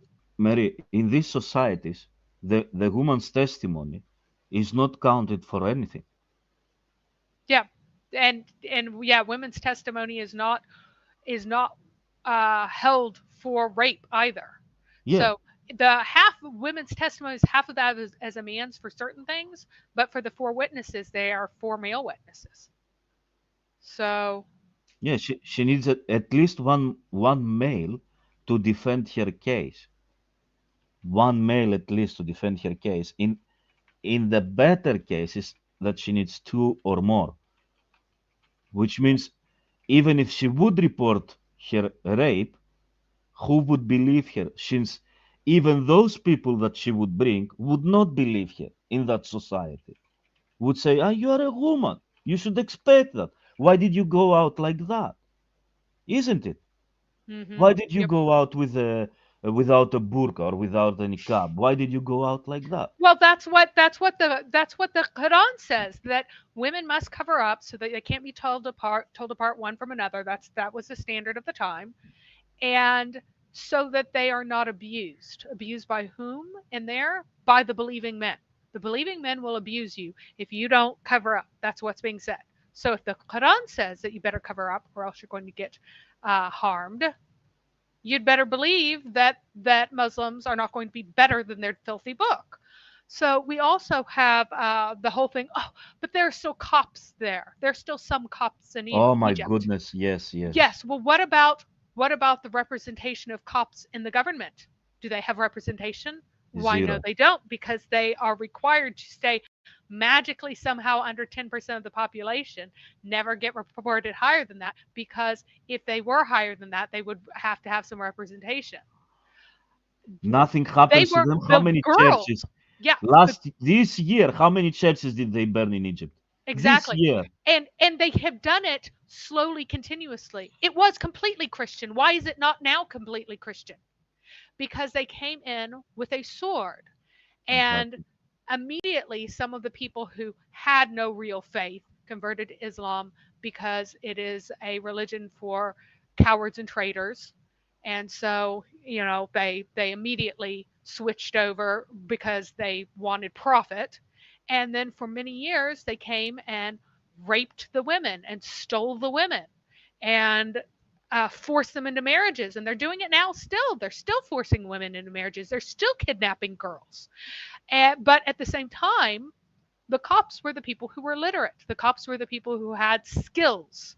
The Copts were the people who knew how to do things. And so they absolutely required them to run their empire, because they were all illiterate desert dwellers, as most Arabs still are, because they don't value anything else. It's baked into the religion to value this violent, ignorant warrior culture. And so they needed all the expertise of the people that they'd conquered for a long time. And later they still wanted to milk them for the additional money. So they would pass laws that would forbid people from becoming Muslim, and then put punishing taxes on them to basically milk them for everything that they were worth. That's like saying, well, how can you say that Southern white slave owners were treating their slaves badly because there are so many black people here, as opposed to the Middle East, where there are very few black people, because they actually did kill them all, except for a small number who are actually in Iraq now. There is a small number of descendants of former Zanj slaves. They didn't only kill them. But they didn't only kill them. They also I think actually you did just prove the point, Mary, because you see, if someone truly hates another person, like Muslims did for black people, they completely annihilate them. If they can charge those people a nice hefty fee for being Christians, and the Quran allows that, then why not allow them to continue to exist as Christians? Notice how there aren't any Muslim majority lands where there are any substantial number of pagans or Hindus or Buddhists. It's only that and it's pretty much just Egypt, where there's a significant number of Christians. Seems that Muslims were not so interested in keeping people Why didn't around. he speak about Iran? One exception, right? Yeah, Egypt is the one exception Where's the 10% Christian? I mean, first of all, it should be 90% Christian, right? But where's the 10% Christians in Saudi Arabia or in Iran or in Morocco In or Afghanistan. anywhere else that Islam has spread to that was originally almost 100% Christian? Weird. Yep. Isn't that curious that they speak about Egypt, which is actually going into progress slowly, very slowly, like with childish, moves. That's how slowly it goes, like a turtle, but it goes there because they start questioning about these authorities they have in the universities, that they have to do stuff to their women and other things. They start questioning those, but it goes very slow. But when we are going to Iran, when we are going to Afghanistan, when we are going to Saudi Arabia, when we go to other majority Islamic countries, you cannot find 10% of Christians. Never. Maybe 1%, and those are hiding. Because if you are going to say in these countries that you are a Christian, you won't find your head on your shoulders anymore. That's how it is. So Yep. what is he talking So about? just a couple quick housekeeping notes unrelated to anything we're saying, but I did want to make it clear to people. So Dean Ihak is apparently Shahid. So I'm glad you're still in the chat, Shahid. I hope that you will come up with some answers for us. I saw that Mary just re-asked the question, what is the book of Jihad? I would like an answer to that. Since you said that we're too rude and you won't get a chance to do it live, then just tell us in chat and I will put it up on the screen.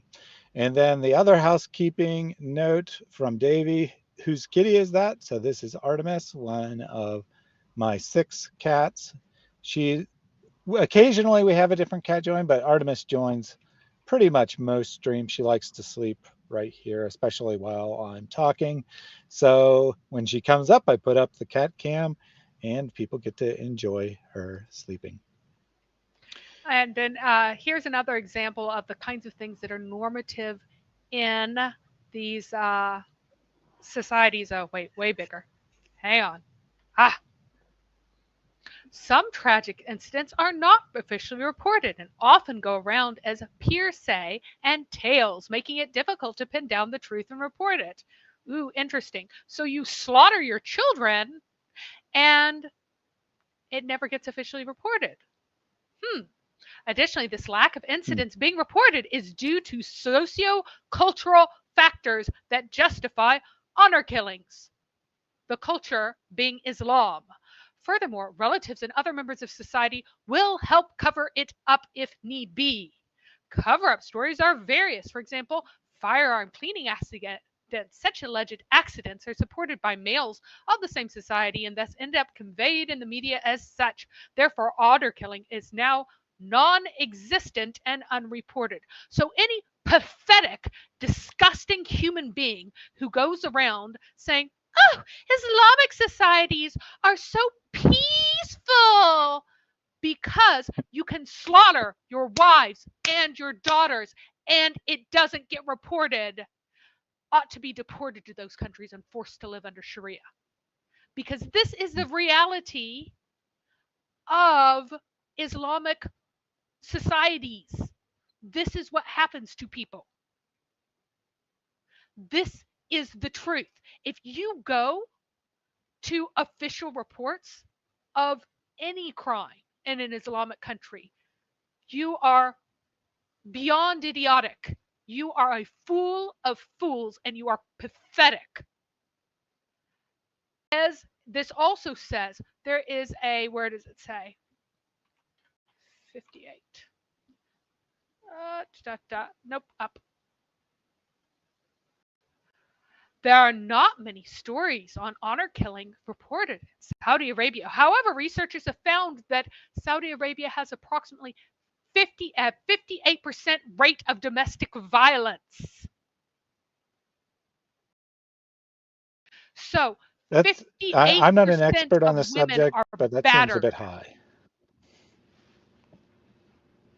Well, the I don't know what the percentage in, say, the United States is, but I bet it's in the single digits. Thaddeus, that's almost 1 out of 2 households have domestic violence. It's more More than than one one out out of of two two. households. Yep. That'd Oh, be that's 50%. what I mean Hey, almost. That's more what I than. mean. A little Yeah. bit more than that. Yeah. It's a lot. It's like my house is okay, and 2 houses later, Mm-hmm. they kill each other. They No, slap each next other. door. Just next door. That's what Just I mean. next Yeah. door, he Yeah, beats yeah. his Next wife door. Yeah, yeah. It's crazy, isn't it? because this is what Islam teaches. This is why this makes me so angry that someone will pathetically go and report official figures as if they mean anything.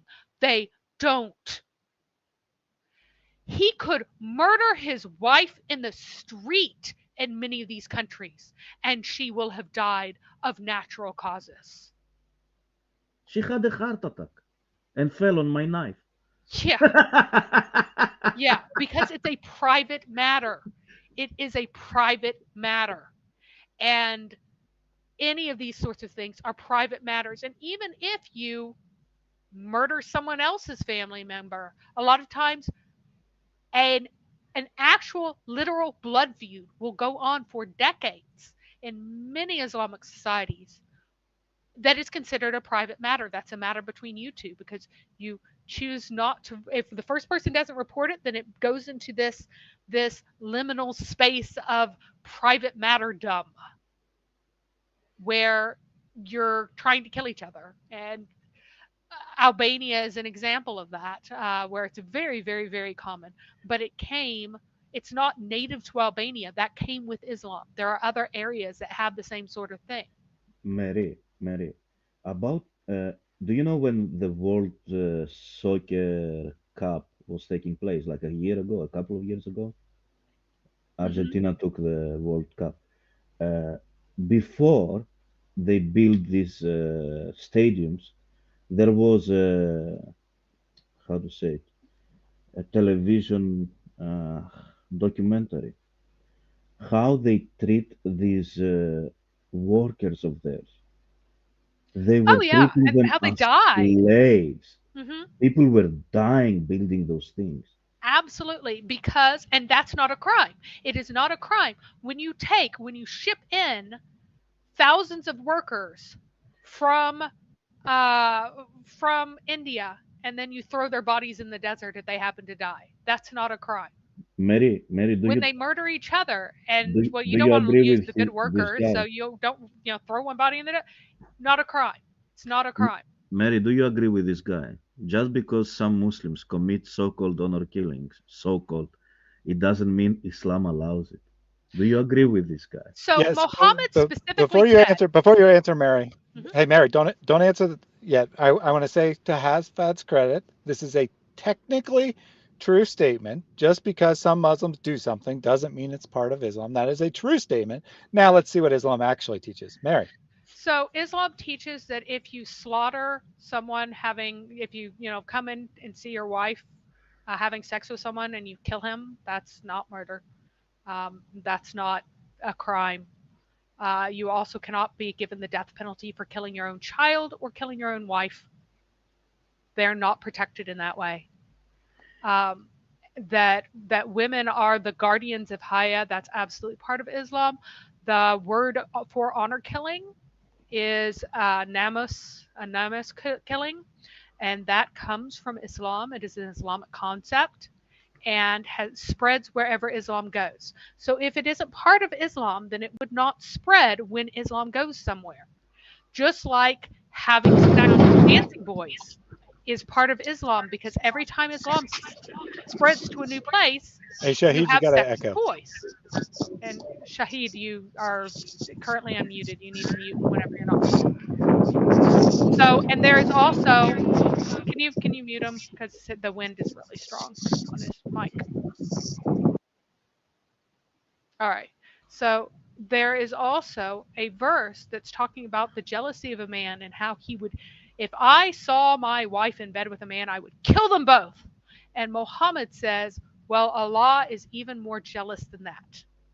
Now, what is the Sunnah? The Sunnah consists of everything that Muhammad remarks upon, everything that he does not remark upon, everything that he does in a situation, and everything that he doesn't do. So what didn't he remark upon? He did not remark upon the guy saying that he would kill his wife if he caught her with another man. He did not remark upon the fact that, and he didn't do anything about him saying that. So that becomes part of the sunnah that he has implicitly approved of killing a wife for that reason. And that implicit approval becomes part of Islam.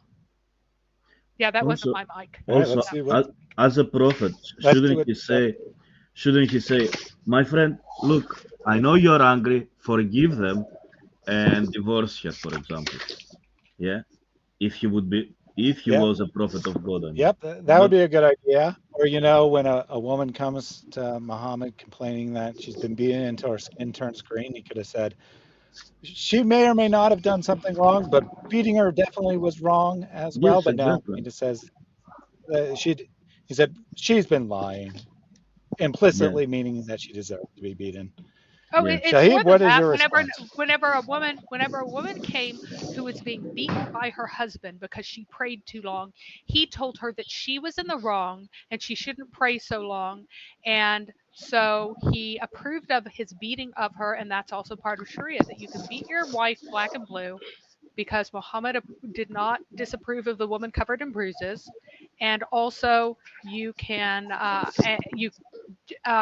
you can beat a woman whenever she's disobedient in any way, because whenever she prayed for too long, Muhammad chastised her. Also, marital rape is totally fine because that same man was raping his wife because she wanted to fast, but he wanted to have sex during the daytime, and he said, "You're wrong. That you can never fast without your husband's permission." And then here is the verse that someone mentioned is implicitly approving of honor killing. You will never find a people who truly believe in Allah and the last day loyal to those who defy Allah and His Messenger, even if they were parents, children, sibling, or extended family. For those, Allah has instilled faith in their hearts and strengthened them with a spirit from Him. He will admit them to gardens under which rivers flow, because, again, Allah doesn't know about perennial rivers, and He thinks that they're underground things. They're to stay forever. Allah is pleased with them, and they are pleased with Him, etc., etc. So, the defying Allah is, any sort of disruption of the peace and everything else. There's also the story of Al-Khidr, who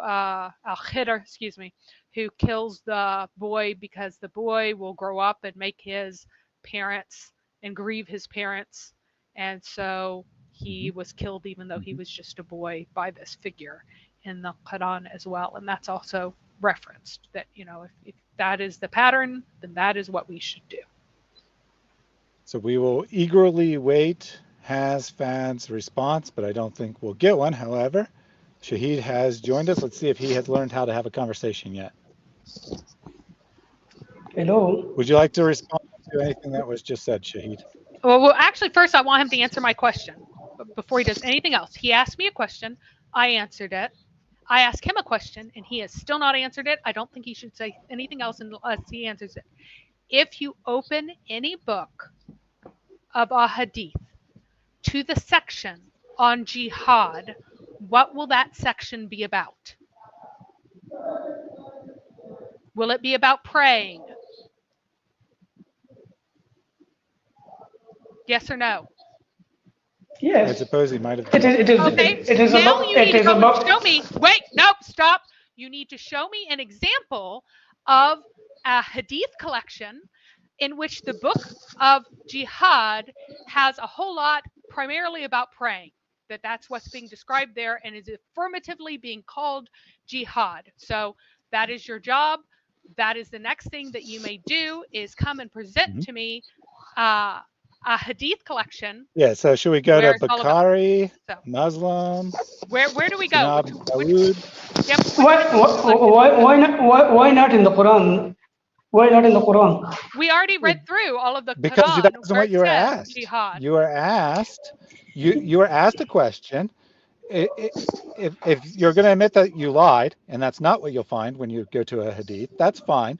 But you told us that yes, when you go open a hadith collection and you turn to the chapter, section, book, whatever you want to call it, devoted to jihad, you'll find a bunch of hadith about Muhammad teaching you how to pray. So we would like to know which hadith collection we should go to verify your statement. No, because I'm on my cell phone, I cannot find any reference right now. I cannot give you any reference from the hadith because I have no So device. you Okay. should have said, I don't know. So let me please, please be show some respect to your guest. Let me speak. Don't lie to me. I will show you respect when you deserve it. I am giving you the opportunity to back up your claim. You made a positive claim that you absolutely know that if you open a hadith collection to the book of Jihad, it will be primarily about praying and not about killing other people. So this is your opportunity. You can leave for a little while and you can come back with the example of that, since you positively said it. So surely you would have read it. So surely you know off the top of your head. You have two options. You have two options. You can admit that you just said yes without actually knowing the truth of the matter. I won't even make you say that you lied. You can just say yes, that you said yes reflexively. I will never admit I lie. Those are your only two choices. Those are your only two choices.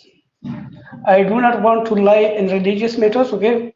Which I told you, I do not have any reference. Yeah, why you are laughing? I'm laughing because you said before. So you want to? Okay, no, it's fine. It's fine. So try not to concentrate on people's behavior. Let's have an actual discussion here, okay?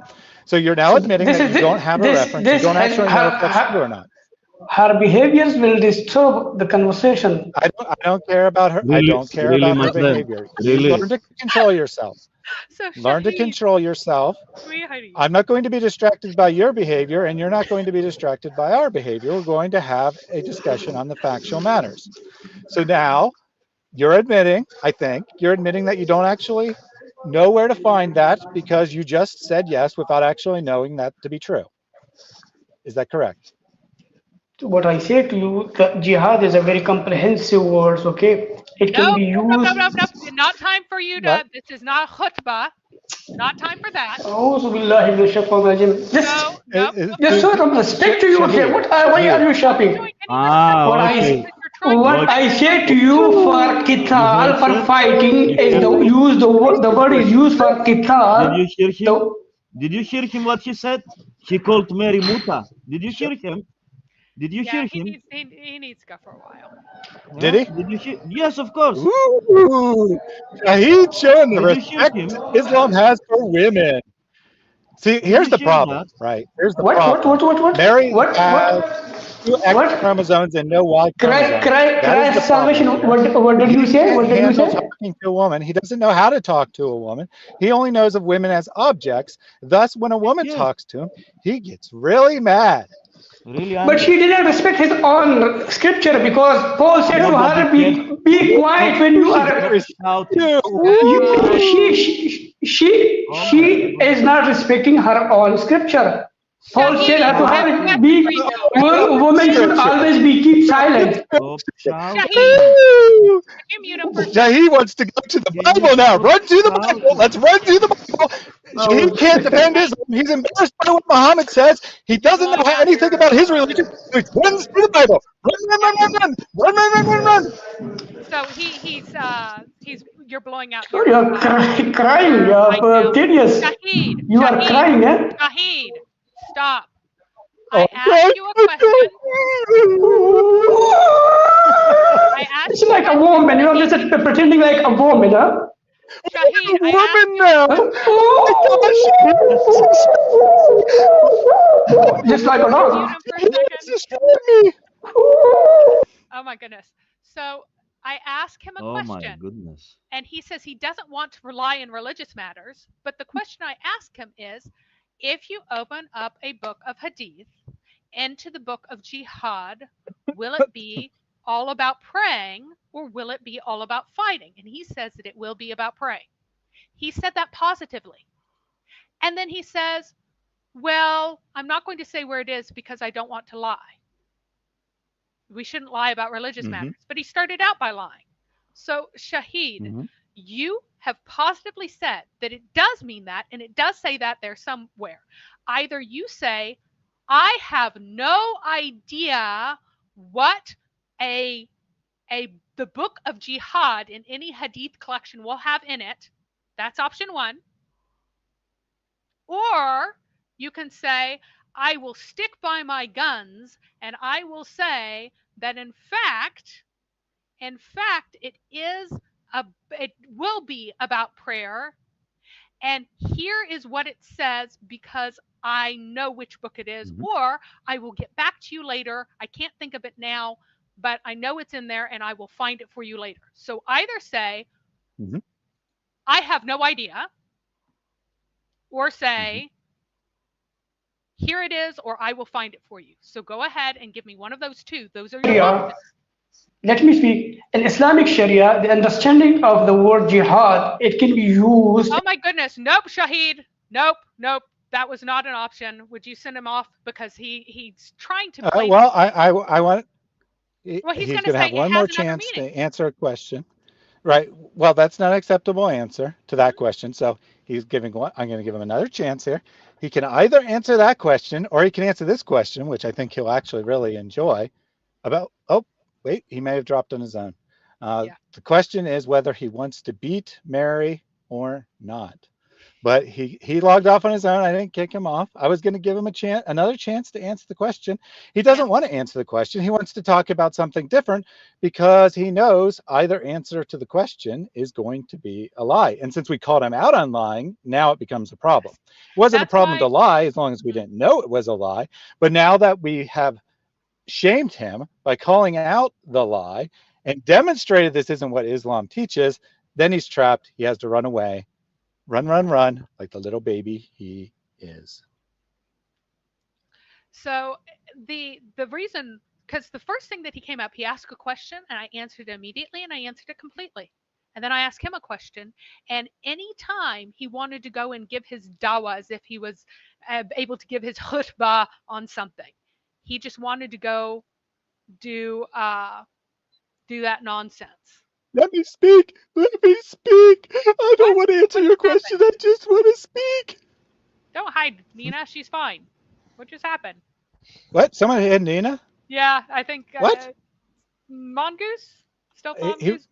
I didn't even know he was but I he just unhit. became a moderator.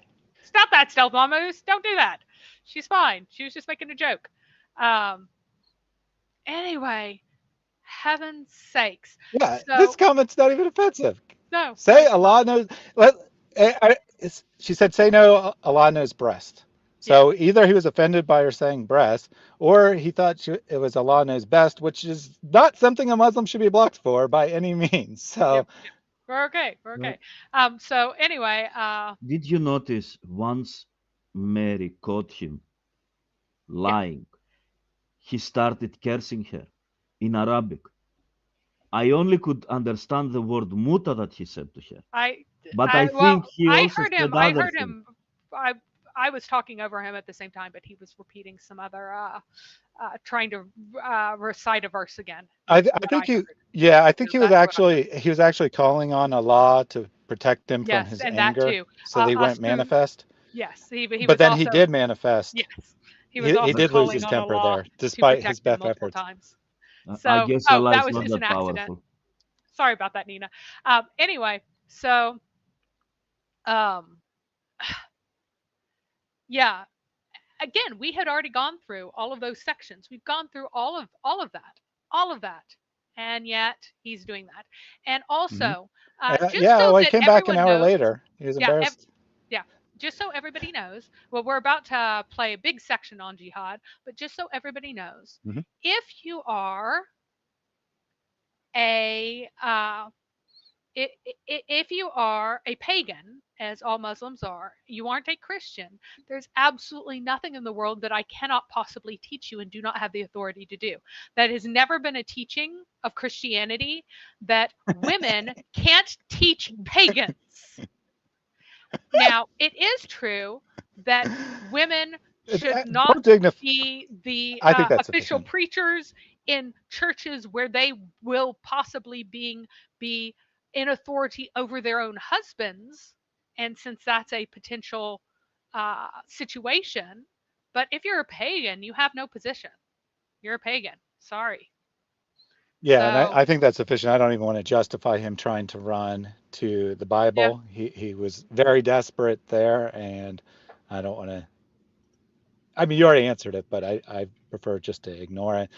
And now Nicodemus says to cue the music, run away, run away, run away. yep. Well, I don't have any music for you, but I do have this. All of you guys have got your tails between your legs, walking away. Walking away, running away. Yeah, you take your pick. All right, let's continue with the video. Yep. It's been a fun night. And we still got lots. This is a big, long, meaty section here. Interesting observation. I want to get to some of the concerns people have about Islam, because this is where a lot of this battle that we're seeing, just even on social media, about who people are going to support. Is it going to be Israel or Palestine? And there is a narrative going around that that Islam is the root of all of this evil, that it's Islam that is causing the problem, and that we have to root out Islam because Islam is violent and dangerous and fundamentally causing these terrorist attacks to happen. That we don't see other groups committing acts of terror, but it's always, in the big organizations that form our Islamic organizations like ISIS, Al Qaeda, Boko Haram, right? Like you can go on and list these organizations, Hamas. So what do you say to that? What is the? I mean, all the religions. When you read the books, the scriptures, you find violence in all the scriptures. There's been commandments to kill others that do not believe, and this is true for in the Bible, in the Torah. This is true for all groups. But I think the criticism about Islam in particular is that it's mental to spread Islam and to convert the world in order. And it's like with Christianity, for example, Christ is going to come back in the second coming, and Christians are just kind of waiting for that day to happen, and nothing really needs to be done from a Christian perspective for that event to eventually happen. There are some sects of Christianity that do believe, like in Mormonism, which is something that I practiced for a long time, do believe that a physical human event must happen prior to the second coming of Jesus Christ. Like Mormons believe in the literal gathering of the 12 tribes of Israel in the Holy Land, and that must happen prior to the event of the second coming of Jesus that would bring in the millennium of peace. But for the most part, Christians just think, I just sit and wait. I just have to be a good person, not sin. And if I do sin, repent and try my best, and then God's going to come back one day.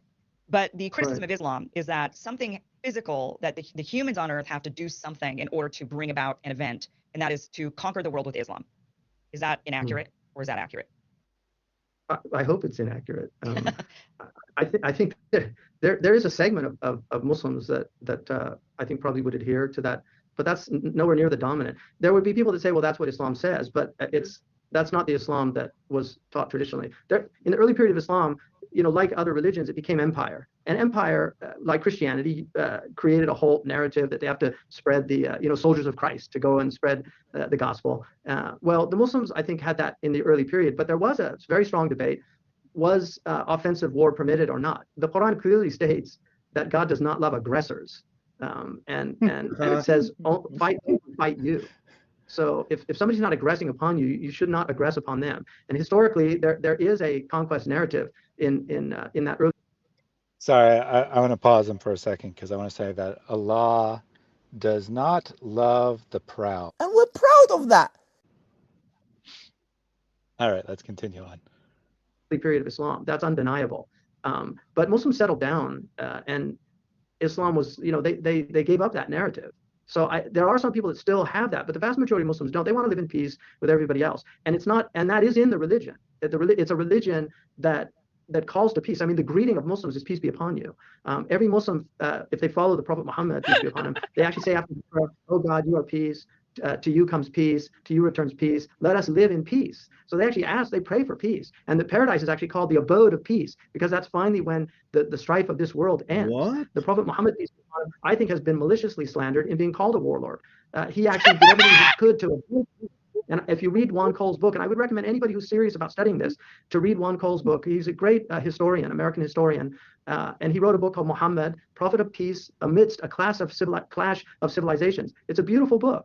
And he makes an argument that I think is compelling. It's certainly the faith that I believe in. I'm committed to peace, to spreading peace. I didn't even believe in modern warfare, because 90% of the casualties of modern war are civilians. And the Prophet Muhammad, peace be upon him, prohibited killing women, children, old people, non-combatants, religious people like priests and monks and rabbis, people that were actually represented the religion. So Sven Lindqvist, who wrote the book History of Bombing, the history of bombing, he actually in that book says that the Muslims it was the first community that actually put humane rules of engagement. And if you read Amir Abdul Qadir Jazairi, the great Algerian warrior who taught the French gave him the Legion of Honor, the Medal of Legion of Honor, and Oh the my Red goodness. Cross. The founder was inspired by this great mujahid, this man of jihad, because of his humane treatment of prisoners. And that's why at the Red Cross headquarters, there is a statue of Amir Abdul Qadir Jazairi next to the French founder of the Red Cross. So Yep, that's it. Wait a second. Wait a second. What? But before anything else, did Mhm. he just say that they honored this mujahid, this practitioner of jihad? I thought jihad was the internal struggle. Also, to Ham, Why stuttering? Yeah, so and this is not Islam. And yeah. Let's look at what I got here. So, of course, first I mean, there's a lot there, so yeah, we'll see where Mary there's wants a to go lot there. first. Let's start with Kim's nonsense. All you're supposed to do is just sit there and be good and wait for Jesus to come back. Yes. So, Jesus told his disciples, therefore, go and make disciples of all nations, baptizing them in the name of the Father and the Son and the Holy Spirit, teaching them to obey everything I've commanded you. And surely I am with you always to the end of the age. So we don't just sit there and be good. The goal is to teach the nations about God, not to conquer them all and slaughter them all, as Islam actually does teach, but that is part of Christianity. And of course, since she was a pagan, just like the Muslims are, and was a Mormon, and Mormons are literally pagan because they believe in many, many gods, she doesn't know what Christianity is. But I have here. But Mormons call themselves Christians, therefore she's an ex-Christian and knows all about Christianity. Yeah. So there is a book called The Better Angels of Our Nature, which very brilliantly talked about or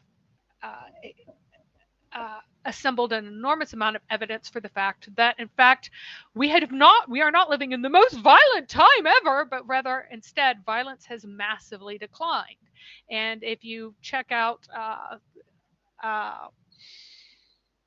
Inspiring Philosophy has streamed a couple of times specifically on the association between, not between nation state monopolies on force, commerce, literacy, communication, and all of these other things, but rather the association specifically with Protestantism and lower levels of violence is extraordinarily strong. The association between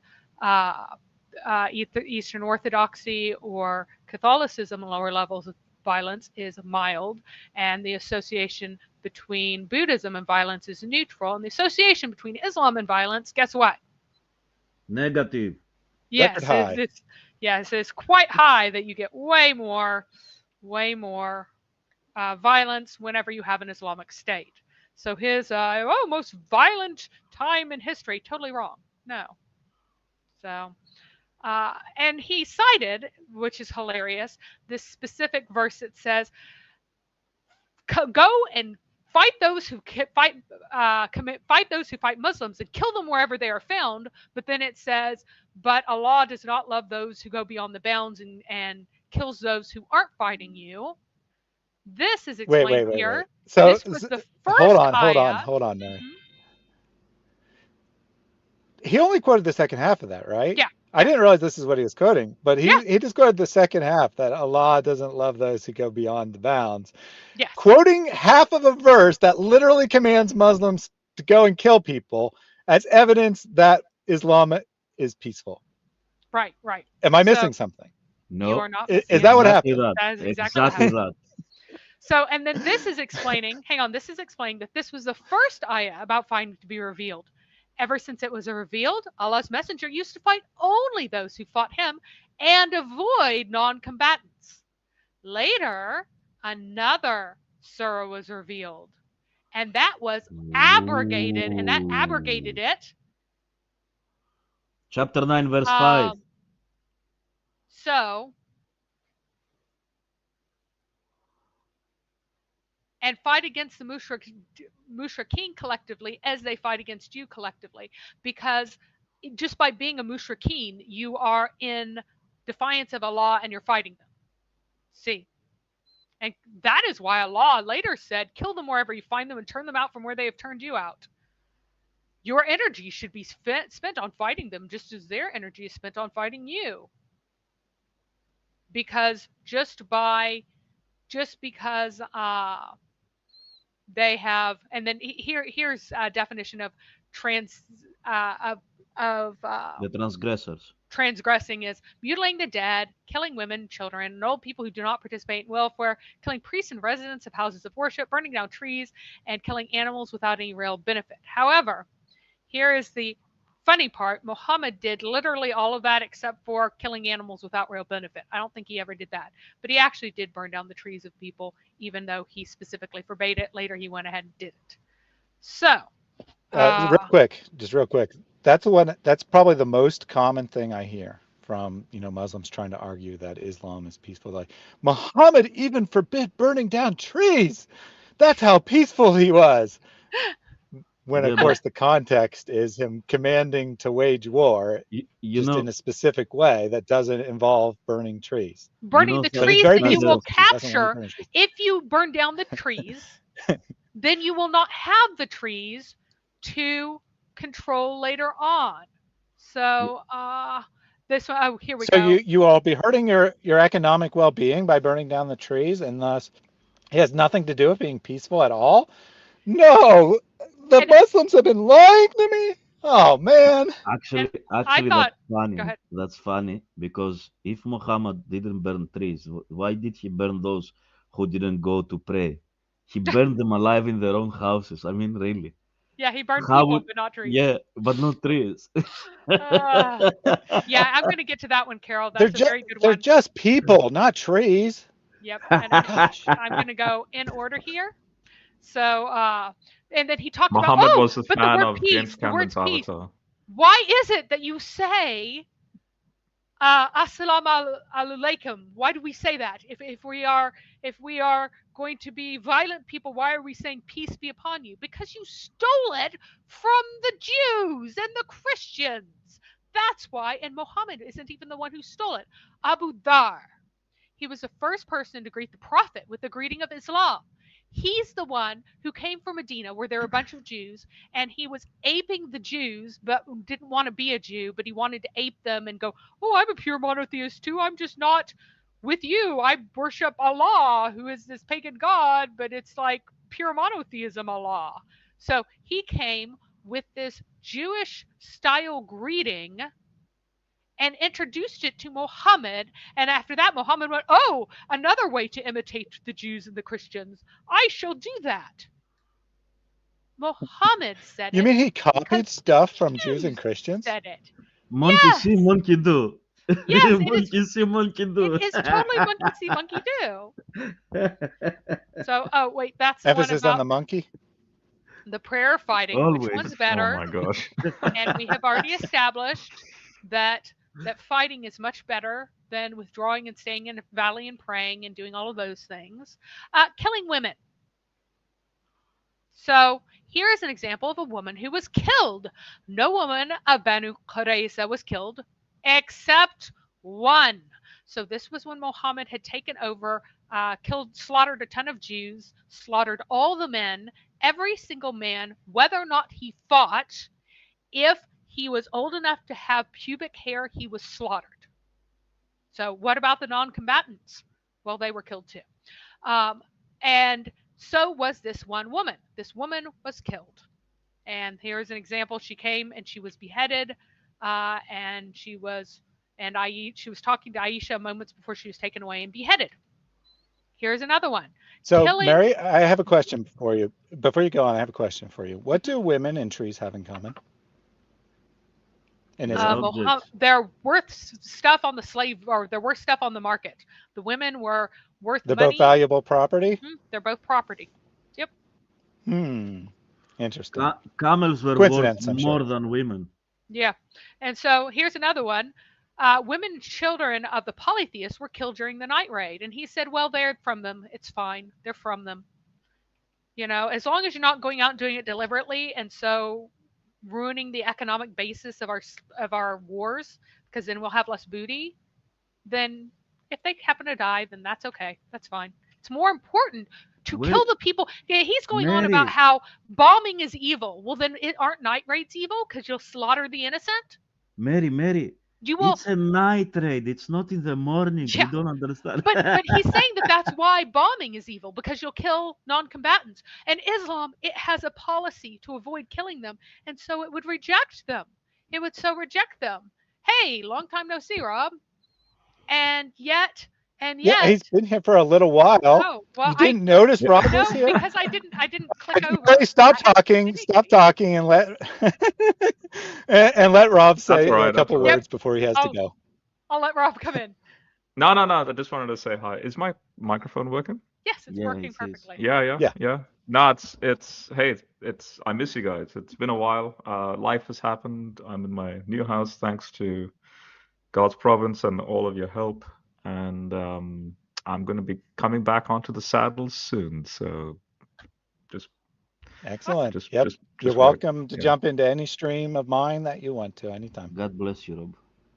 Yep. Blessings to all of you as well. I need to get back to work, so I'll keep up the good fight, Claudius. Keep up the good fight. I have this set up so that I can't actually see who's on the side panel unless I click over. And I hadn't clicked over in a while because I can actually spread it out farther. That means I'm looking way over whenever I'm like looking at it. But you need two televisions there. Oh, I have a very, very, very large monitor, but it just means I have to like turn my head more. All right. So while we're at a quick pause here, Jack asked me about bookmarking a location in the video. So I haven't mentioned this in a couple streams, but good reminder. I did, and the reason I haven't mentioned it in a little while is because no one's using it anyway.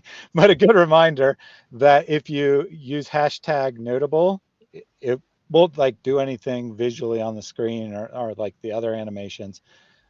But then I can search through the chat log history and give those moments to my new editor. Another side note, if you're new here or you're not a regular, I've recently hired an editor to break down the live streams and make short videos out of those.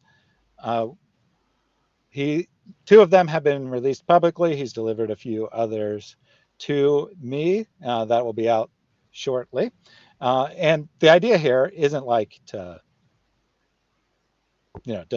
repeat the whole live stream, but rather to pull out moments that are really interesting in their own right. And if you flag it with notable, then we don't have to rewatch the whole stream to refine those moments. So I encourage you to do that.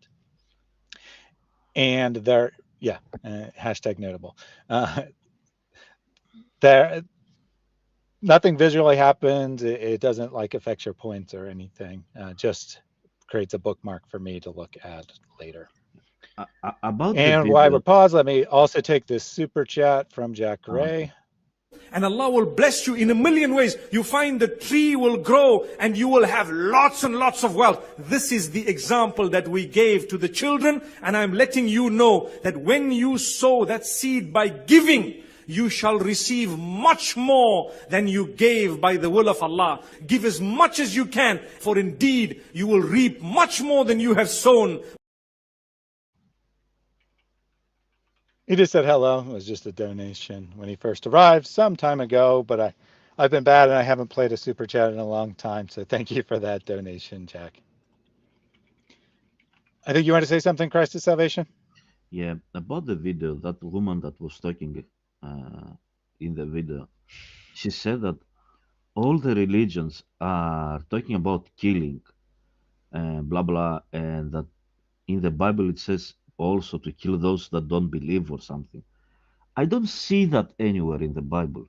What I see in the Bible is that God is has made a promise to Abraham to give him the land of Canaan. Okay?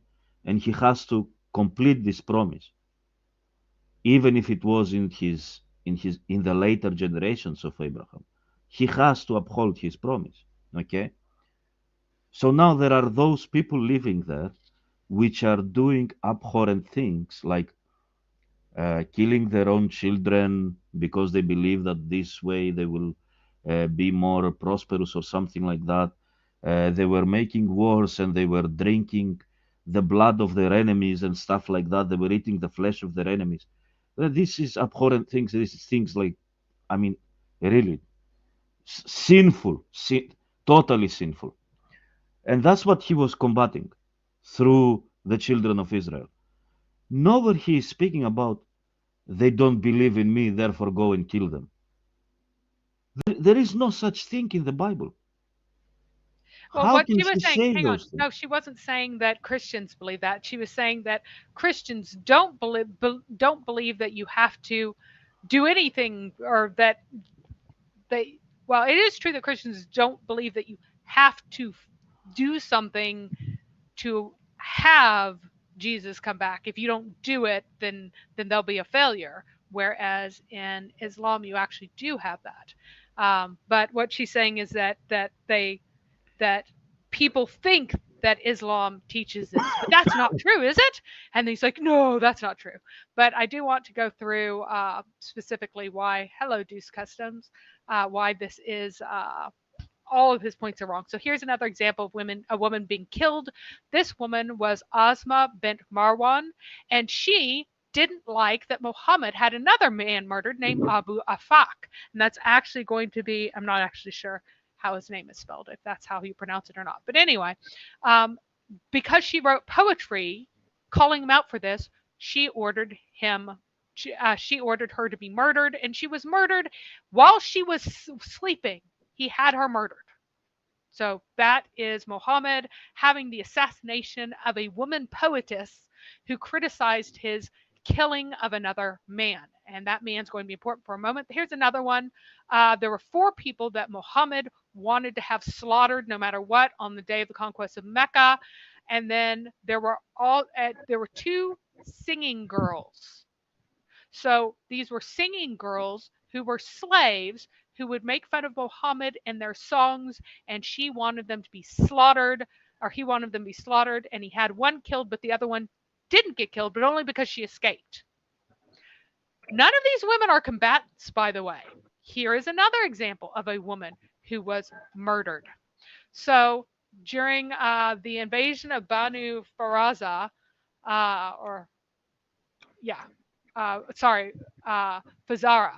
Banu Fazara, it was ruled by Qirfa Fatima, and she was the leader of the tribe. She was extremely old, so she's old.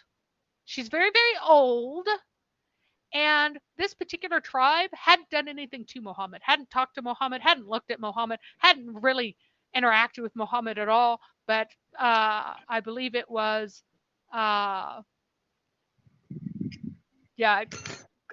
claimed that they were part of the Ridda Wars. The Muslims defeated them. They submitted again to Muslim rule. So they just hadn't continued to send payment. They hadn't continued to send their money. So Zayd, that could not have been it, because that was after he died. I don't think anything happened at all. I think he just decided to send, he just decided to send them out to conquer. It was later that they rebelled. Yeah. So she was very rich, so that would be why they would want to conquer her.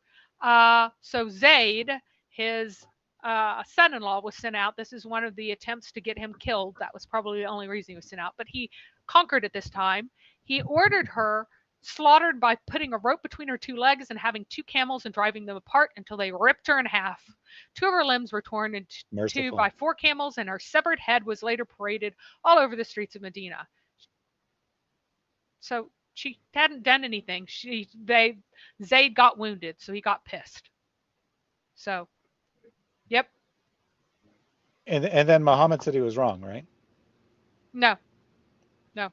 No? Oh, So. Oh, even Al-Tabari says he killed her cruelly. But Muhammad didn't say that, only Al-Tabari. Yeah, Muhammad didn't and then comment on this, right? and then she magically gets blamed for an attempt at the Prophet's life, which actually didn't happen. They had made an attempt at the Prophet's life. I don't think that there's anything like that in any of the early sources. I think Muhammad just went, oh, there are some rich people over there, go kill them. And since Zayd got wounded, he decided to have her tortured and killed, even though she was elderly and female and therefore was a non-combatant. Now, the elderly people are specifically, oh, here we go. Now, the one that, the first chick, Ozma, she said, I'm mad that you killed this guy. Well, he was supposed to be 120 years old that he ordered killed. Is he a combatant? Mm-hmm. No, he was not a combatant.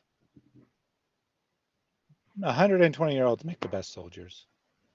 So he was unhappy because Muhammad had killed someone else, had unfairly slaughtered someone else. And he said, long have I lived, but I've never seen a assembly or collection of people more faithful to their undertaking and their allies when called upon than the sons of Caleb when they assembled, men who overthrew mountains and submitted.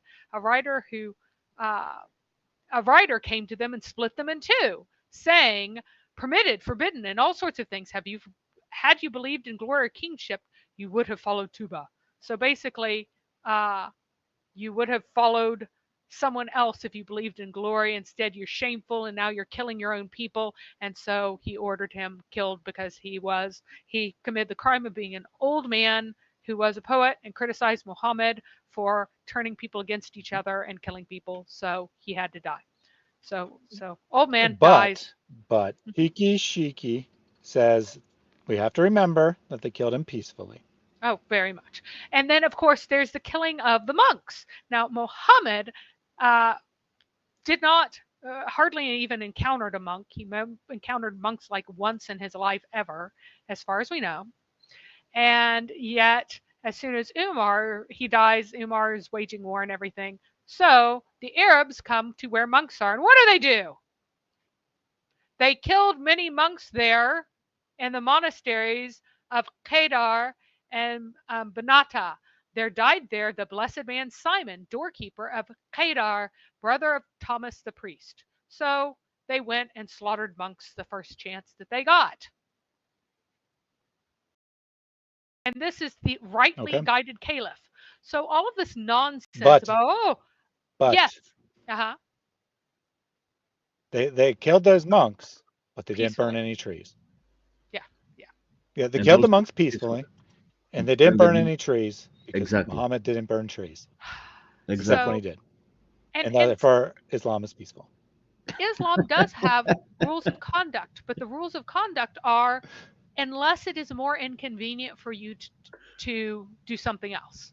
If it's more convenient to throw out all of these rules, then throw them out, which means that they're not rules at all. They're not even, they're mild guidelines. So if it is not terribly inconvenient, it's technically correct, right? If it's not terribly inconvenient for you, if there's no particular reason you want to kill the monks, then don't kill monks. If there's no particular reason you want to kill women, then don't kill women. If there's no particular reason you want to kill old people, non-combatants, and other people, then it's also just kind of common sense. I mean, why would you kill a bunch of people who are not attacking you for no reason when it takes effort to kill them, and you should be concentrating your efforts on those who you're actually fighting? So it's kind of just common sense, good war strategy, not like some great, there's literally, as far as I know, never been any society where they're like, we should target women and children. That's how we're going to win the war, is by killing all the women and children. It's just silly. But just to drive home your point with an example, Hamza Yusuf is technically correct that in Islam you're not supposed to target non-combatants, but only when it's convenient, right? Because Muhammad said you can do night raids, and people said, well, what about, we're going to accidentally kill women and children if we do that? And he said, so what? They're pagans. You can kill them. So it's like, don't go out of your way to kill women and children, just like every army in the history of the world. But if you accidentally do, don't worry about it. Oh, well, not even just accidentally. If you have if you have a decent reason to kill them. Yep, accident or you have a reason, right? It set good reasons such as they made fun of Muhammad, the non-deity in Islam who is just a plain warner and no better than any other human being.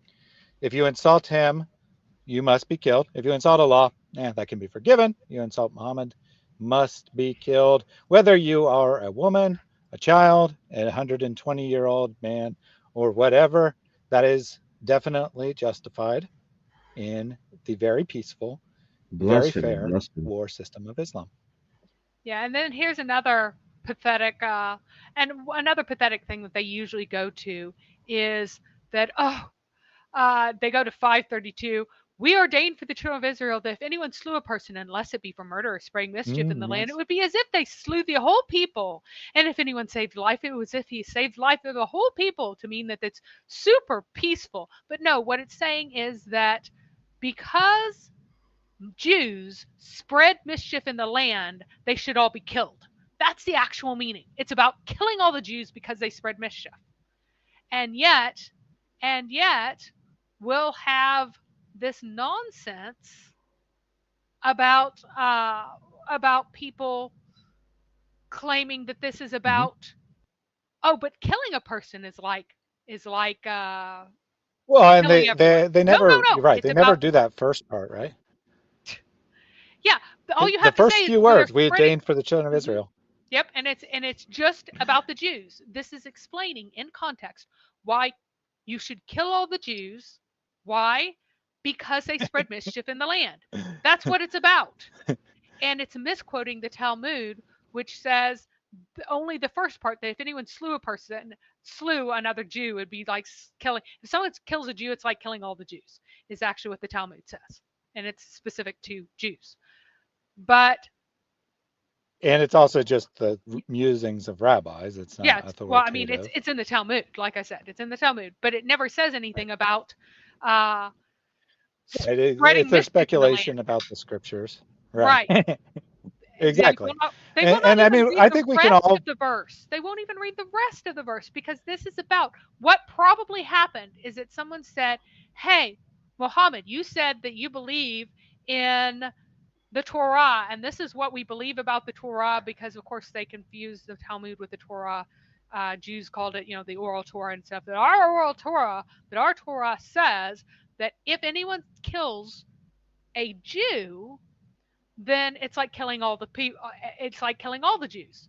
So it's as if you've murdered all of us, and you'll be held accountable for that. And then Muhammad's like, no, what God said is unless it's for spreading mischief in the land, so I'm perfectly entitled to kill all of you. That's what's going on here. It's about why Muslims can kill the Jews.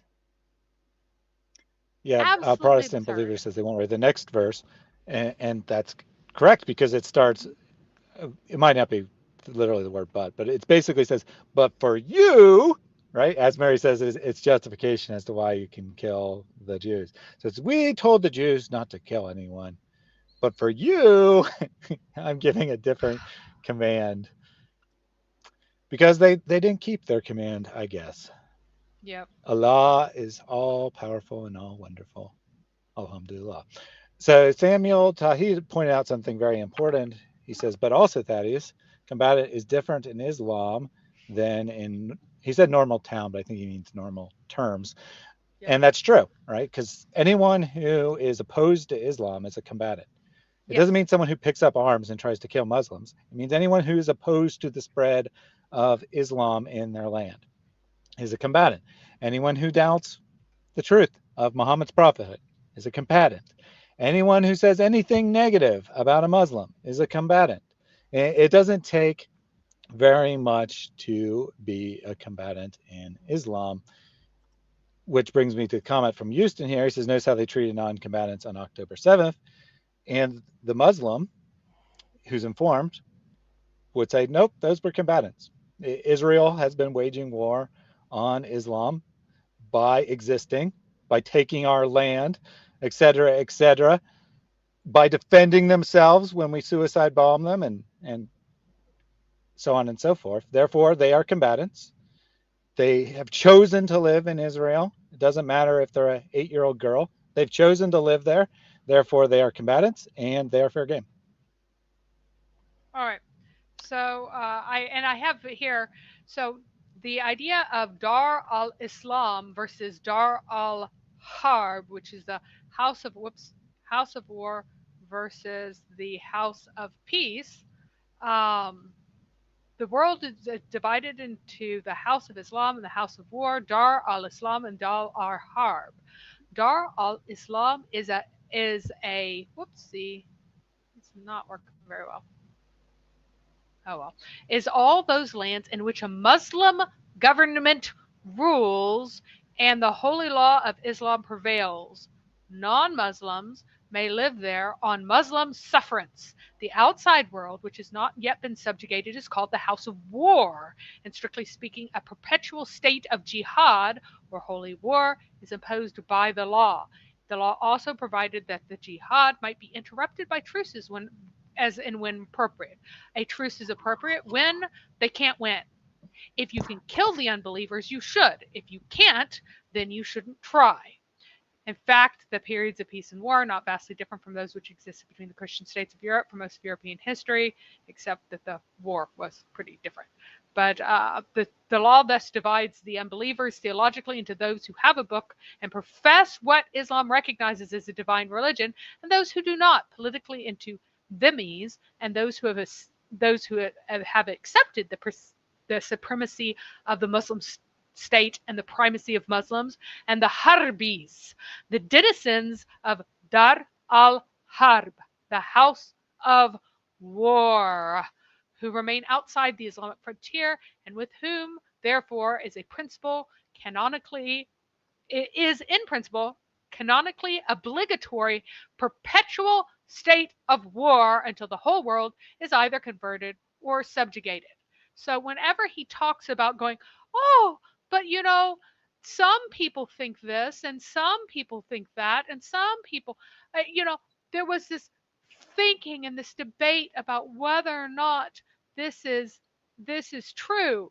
And he says that it was taught traditionally that it isn't about this. But then he says that the very early part, the foundation of Islam, was violent empire and the establishment of empire by killing people.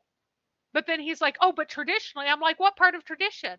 Whom are you citing traditionally? I am not aware of any Islamic scholar. I know a tafsir. Can I say it? Yes. I'll trust me, bro. Trust me, you will totally understand. Exactly. Up to you there. I did have a point if you were done. Go ahead. So it occurred to me while we were talking about this that I have this clip on the sound. It's as good as waging war against Allah and His Messenger. Which I play at the start. Ali Dawa declaring me to be as good as waging war against Allah and His Messenger. What he actually says in context, if I remember right, is that charging interest is as good as waging war on Allah and His Messenger, or maybe doubting. I think it's actually doubting that it's sinful to charge interest is as good as waging war, which Ali Dawa is correct, right? You doubt anything that Muhammad taught, that's waging war against Islam. You're a combatant. You're fair game to be killed. Yes, actually, anything you say against Islam and Muhammad, that means you are how to say it? You must be killed because you are in war with Muhammad and Islam. So you have to be killed, and that's it. That's how it is. Yep. Jack has given you a new name. You're no longer Mary Harb. You're Mary Harbinger of Islamic Doom. I like that. Let me take a quick super chat here. This one was from Jean-Michel.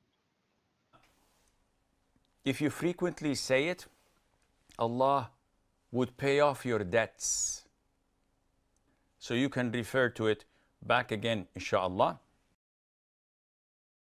Don't know if your debts are going to be paid off, but I definitely do encourage you to frequently say it.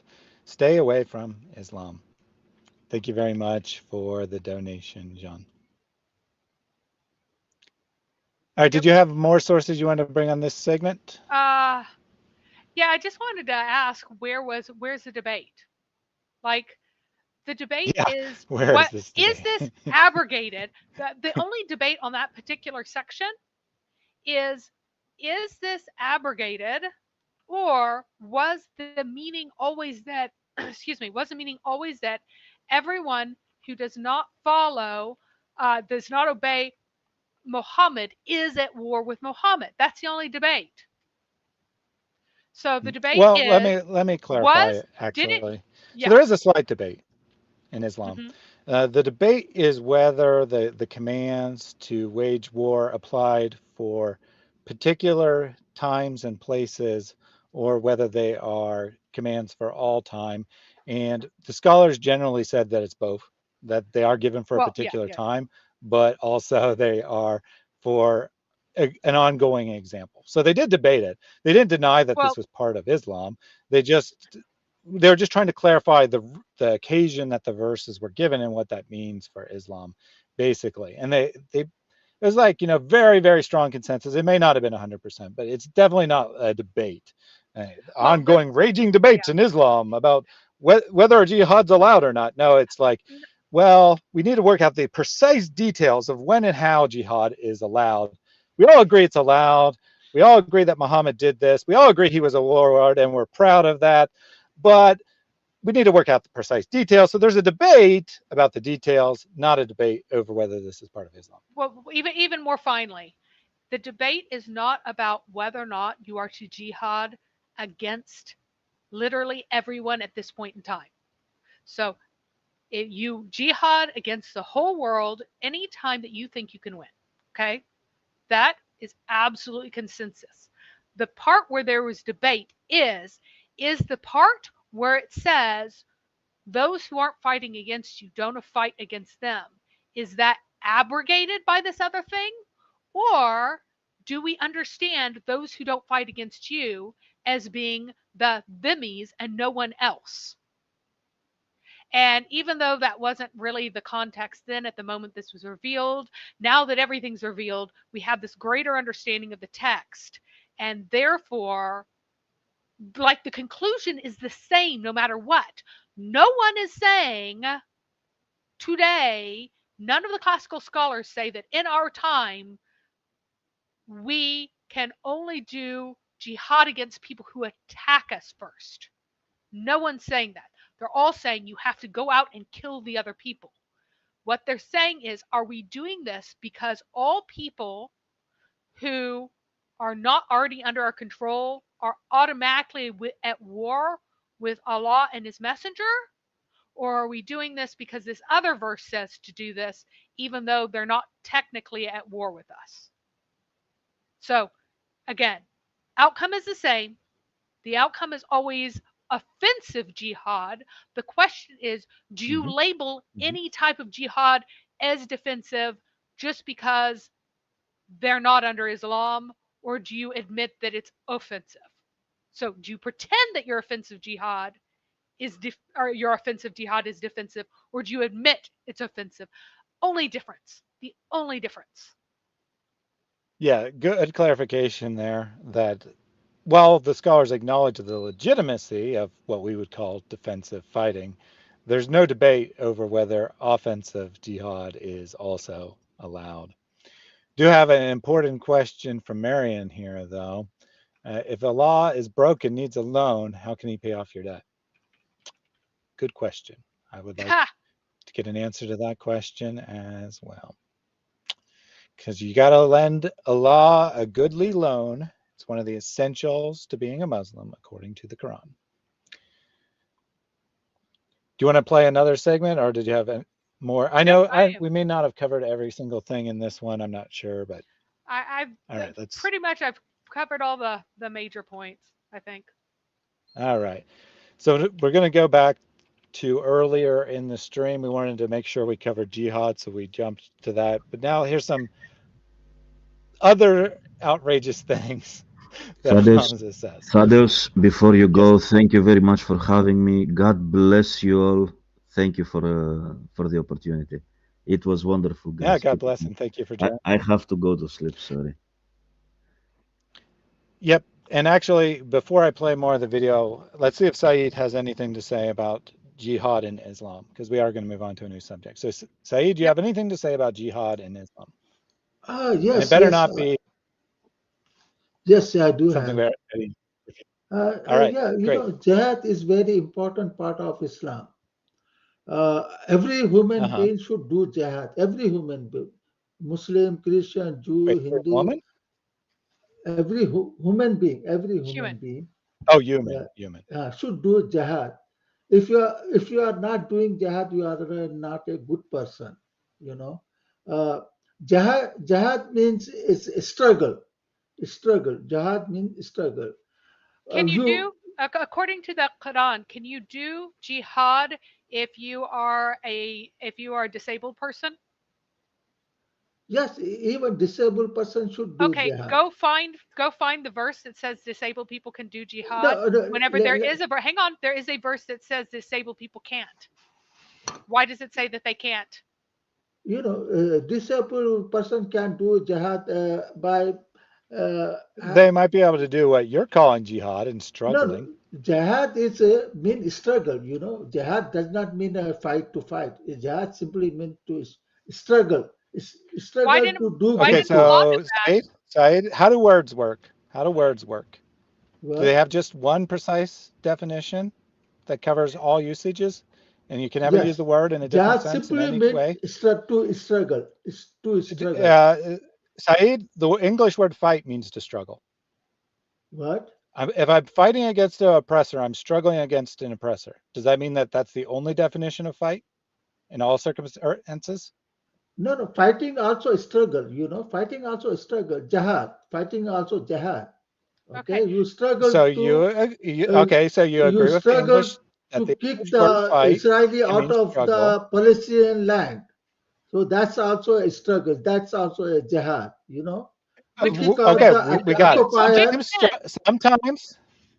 Sometimes But jihad just means struggle, but does it always mean struggle? That's the question. it's always been struggle. Simple means jihad means simply means is to struggle. Always means struggle, eh? well no Yes. he Should says that it we look can at it mean one? he says that it always means struggle, but it can mean armed struggle, like jihading to keep the Israeli out of Palestine. He did say that. Yeah, yeah. To So kick so them out to Europe, send them to back to the Europe. They came from Europe. They should be sent back to Europe. They should have been So given okay. Saeed, land to. actually, so this is really off topic, but I actually want to test this theory of Saeed's because that is a very humorous statement. And Palestine So will be all the people liberated. living in Israel, all the people living in Israel who are religious Jews were born in Europe. Is that what you're telling me? No, they are majority of Jew are atheists. 70% they are atheists. I don't care. That's totally They irrelevant, Saeed. they are That's not destroying remotely Europe. related to my They question. Why don't you just answer my question? Did you no realize that you just got caught in making a stupid, ignorant statement? no. They are All I also asked you is spreading where were they born? pornographic Where were in the Christian people? Where nation. were the you can call them atheists. I don't care. Where are the ethnic people known as Jews who live in Israel? Where were they born? They came from Europe. They kicked them out. I didn't ask where they came. Six So were they born Christian, in Europe? yeah, Were they six born in Europe? million Jew have been killed by Christian, and rest of them they sent What, to Oh my Middle East. goodness, Saeed, that has that is nothing to do not with anything. No, Saeed, no, just answer the the question. It's not that European killed complicated. them. Were the people living in Israel all born in Europe, other than the tiny minority of Muslims? No, majority Israeli are European. They came from Europe. descent, or were they I actually born there? Where were they No, born? they moved to Palestine, No, they didn't. That's a lie. no. The vast majority were born there. and they Now, are hang on, majority of Said. I atheists. want you to look at this. I want you to look at this. Would you share my screen, please? As of 2005, Yes. 61% of Israeli Jews were full or partial Mizrahi ancestry, which means that they are from the Arab countries. So they are Jews They who are ran white away from people. Arab countries. So that's more than half. So why did They you are lie and white. say that they're The all Jew are white from? in Israel. They are white. White people. White No, people aren't allowed to live there. no, Oh, they're Mizrahi, which means where? Yeah, What does Europeans. Mizrahi mean? What is a Mizrahi Jew? Where are they from? They are white Jew. No, that is The not what it means. Varahi Jew are white. No. European who white. cares what freaking color their skin is, buddy? Why are you being So so racist? Why are you being anyway, so freaking racist, Saeed? Jesus was born White like people Arab. aren't allowed to live among the Arabs. Arabs are so good and pure they can't have any white people there. So let's look You at realize how ridiculously racist and bigoted you sound? Well, I mean, It's not even true, but even if it was true, even if every person was of European descent white, that wouldn't mean they don't belong there. Would you agree if I said all the people born in the are of Middle Eastern descent need to go back to the Middle East? They need to get out of the United States. They need to get out of Europe. They need to get out of wherever you're living, India, I think. All of them need to go back to the Middle East. Surely you would recognize that as a disgusting racist statement. So why in the world are you making that statement about people living in Palestine or Well, he's Israel? also just lying. I mean, he's just lying about them. So what happened? Oh, well, it's not factually true, like I said, but I don't care if it's factually true or not. I want to know why he's making disgusting racist statements. Because he's a Muslim. No, because they are from European, so they should not belong to So Palestine. now we've already caught you lying, saying Saeed. being a bigot, everything else. That's fine. Yeah, Now, yeah. So, Saeed, I got one more question for you. Let's see if you're consistent. In the United States, there's probably about 100,000 people of Middle Eastern descent. Should they all go back to the Middle East? Yes, they should go back to Middle East, and European white Americans should go Well, back at least to he's Europe. consistent. At least he's consistent. No, I'm consistent. Perhaps we I should suppose all send the people need to go back to Africa, right? And all the Indians need to go back to India. All the Chinese need to go back to China. No, hey, no, no. Look. Was Muhammad white? Like a moon? No, Middle Eastern. He was a Middle Eastern. He wasn't Yeah, but what white. did he look like? He was fair color. I think he was fair color. Nice. But he was so when the Jews, he was not Jews white. are He fair was color, not white. They're not Middle Eastern, but Muhammad's fair color. He was. Well, No, so anyway, hang on. fair color Say, does not mean white. You did say, yes, you did say specifically that people who are disabled, that they are able to participate in jihad according to your definition of jihad. Yeah, but jihad. Allah, hang on, Allah has given his definition of jihad, and he said that they, in fact, are not, that they are, oh, wait, let me find in a second, that they do not, I had it earlier, this is the wrong one, that they do not have to do jihad. Oh, wait. Does that say, wait, stay at home? I thought that yeah, that's a different one. What you had up there was right. No, that's a different one. I didn't read the whole thing. Okay. Let me find it. All right. Well, you're looking for that. Let me just take a couple quick comments from the audience. Clyde says we should start calling that place Israelistine. Okay. Sure, we can do that. Andrew says lying from Saeed. Well, yeah, his lips are moving. And it's kind of required for him to lie in order to be able to do dawah. Andrew points out they deny that Muhammad was white. Well, he did take that back. He said he was fair-skinned.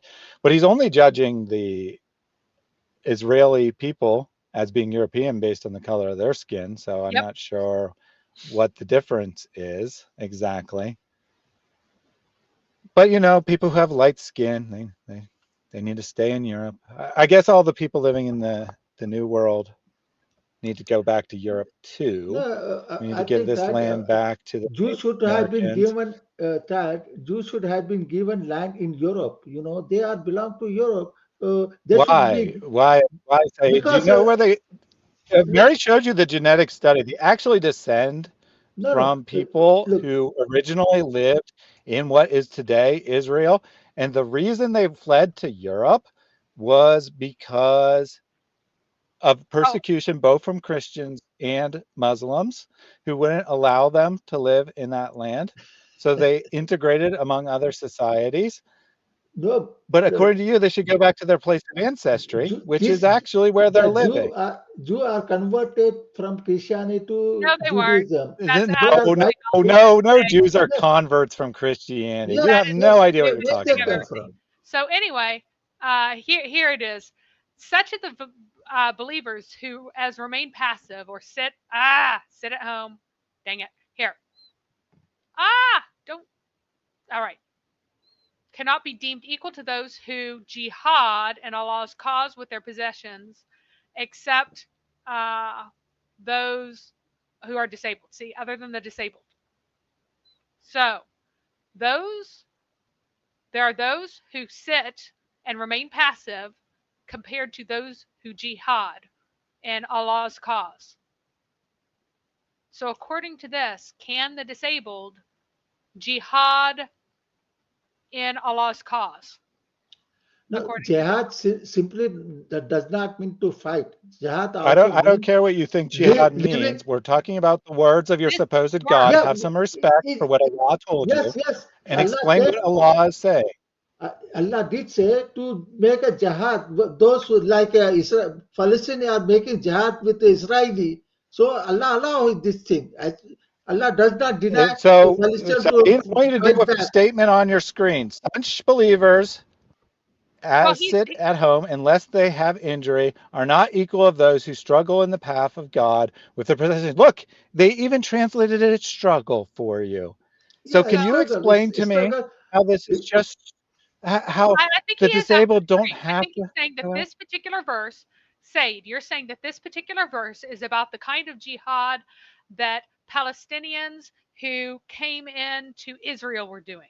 This verse is about that kind of jihad. Yeah, Are you agreeing with that? Hamas has right to fight Israel. Okay, so you're They saying have that this verse, 100% right to. hang on. You're saying that this verse is about that kind of jihad, yes? Yes. All right, thank you. Very nice. So now So we have what's wrong with agreeing that? with Allah for once. What's wrong with that? Fighting back Yeah, to Israel. what's wrong with that, Saeed, is you came in here and you told us that the only thing it ever means is struggling in a Yes, nonviolent it is a fashion. struggle. You can talk to any Arabic You just people. contradicted yourself in It's two been sentences. Sometimes it's struggling nonviolently, and sometimes it's struggling to kill all the Jews who have taken over your land. Muslim did not kill 6 million Jews. Christian killed 6 million Jews. So you have to know. But here's the issue. Okay, first of all, Hitler is not a Christian. Second of all, this is called the tu quo fallacy. It has no relevance whatsoever what someone else did. Your God commands you to kill all the Jews. You agreed with it. You said all those Jews need to get out of our land. Those dirty, disgusting Jews need to get out of my land and go back to Europe where white people belong. That's what you said, you disgusting creature. We said Jew. We said Jew. We're going to save Jew in future. When you're going to kill Jew, we're going to save them. Yeah, sure, whatever. Yes. Bye. It's true. We're going to I've heard save enough from this racist, disgusting, bigoted pig for one day. All right. So, I think the next one will actually have some slightly or some relevant stuff. No. I mean the next section. The next Not yet. Okay, yeah. Good. Sorry, we got distracted there, but that was fun. Saeed, he comes in and he acts all like peace loving and everyone can go to heaven as long as they're nice and peaceful. And then he shows that he's a racist pig. And this isn't the first time he's done this. No. And last time he was up here, in fact, he talked about how he was glad that that Christians are being killed by Muslims because Christians are responsible for killing. They've deserved to be killed because they exist. Other people at some point in history have done something. Therefore, all Christians need to die now. That's basically what he said last time. And Samuel just made a nice point. Medina was a Jewish town. It was a town that belonged to the Jews. Therefore, all the Muslims need to get out of Medina and give the whole thing back to the Jews. Tama was a Jewish town. Yep. There are many other places that were Jewish. So And They they need need to to get give us out. our Hagia And Sophia back. Jerusalem was a Christian city most immediately Yep. before Turkey the was Muslims Christian. came over and conquered it. So every single Muslim needs to get out of all the places that used to be Christian or used to be Jewish and needs to Mhm. go back to Mecca, I guess. Yep. Every Muslim in the world needs to move to Mecca. Yep. Because that's what we've determined the standard to be by Said's logic. Because everyone should just go with their ancestral lands. And apparently, Jews didn't come from Israel. Actually, they came from Europe because Judaism didn't exist until Christians converted to Judaism in Europe. Glad we could clear that up for everyone. Let's get something that's hopefully not quite as insane, although Oh no, it will I'm be. not sure about that. Jesus as the Christ.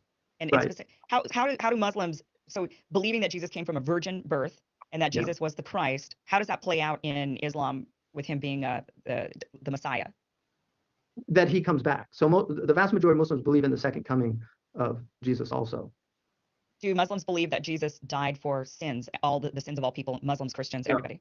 No. Yeah, Okay. there's no idea of a sacrificial lamb, this idea of atonement. The Muslims actually believe that Adam, the first human being, and Eve, because we share that with the other Abrahamic traditions. So Adam and Eve, that the sin was more forgetfulness. It wasn't, because we actually believe Adam was a prophet, and so the sin was a sin of forgetfulness, and Adam was simply, he asked forgiveness and God forgave him. So there's not this idea of being born into sin. There's a proclivity to sin that all human beings have. And the Prophet Muhammad said, all human beings are sinners, and the best of the sinners are those who repent. So there isn't an idea that you need a sacrificial lamb. Okay, sorry. That wasn't the end of the clip, but I couldn't pause because I can't control myself. That is my favorite line from the whole thing. That the only sin Adam forgot committed was forgetting, and then Allah forgave him. So there's no reason for anything that happened after that. It's all just kind of pointless.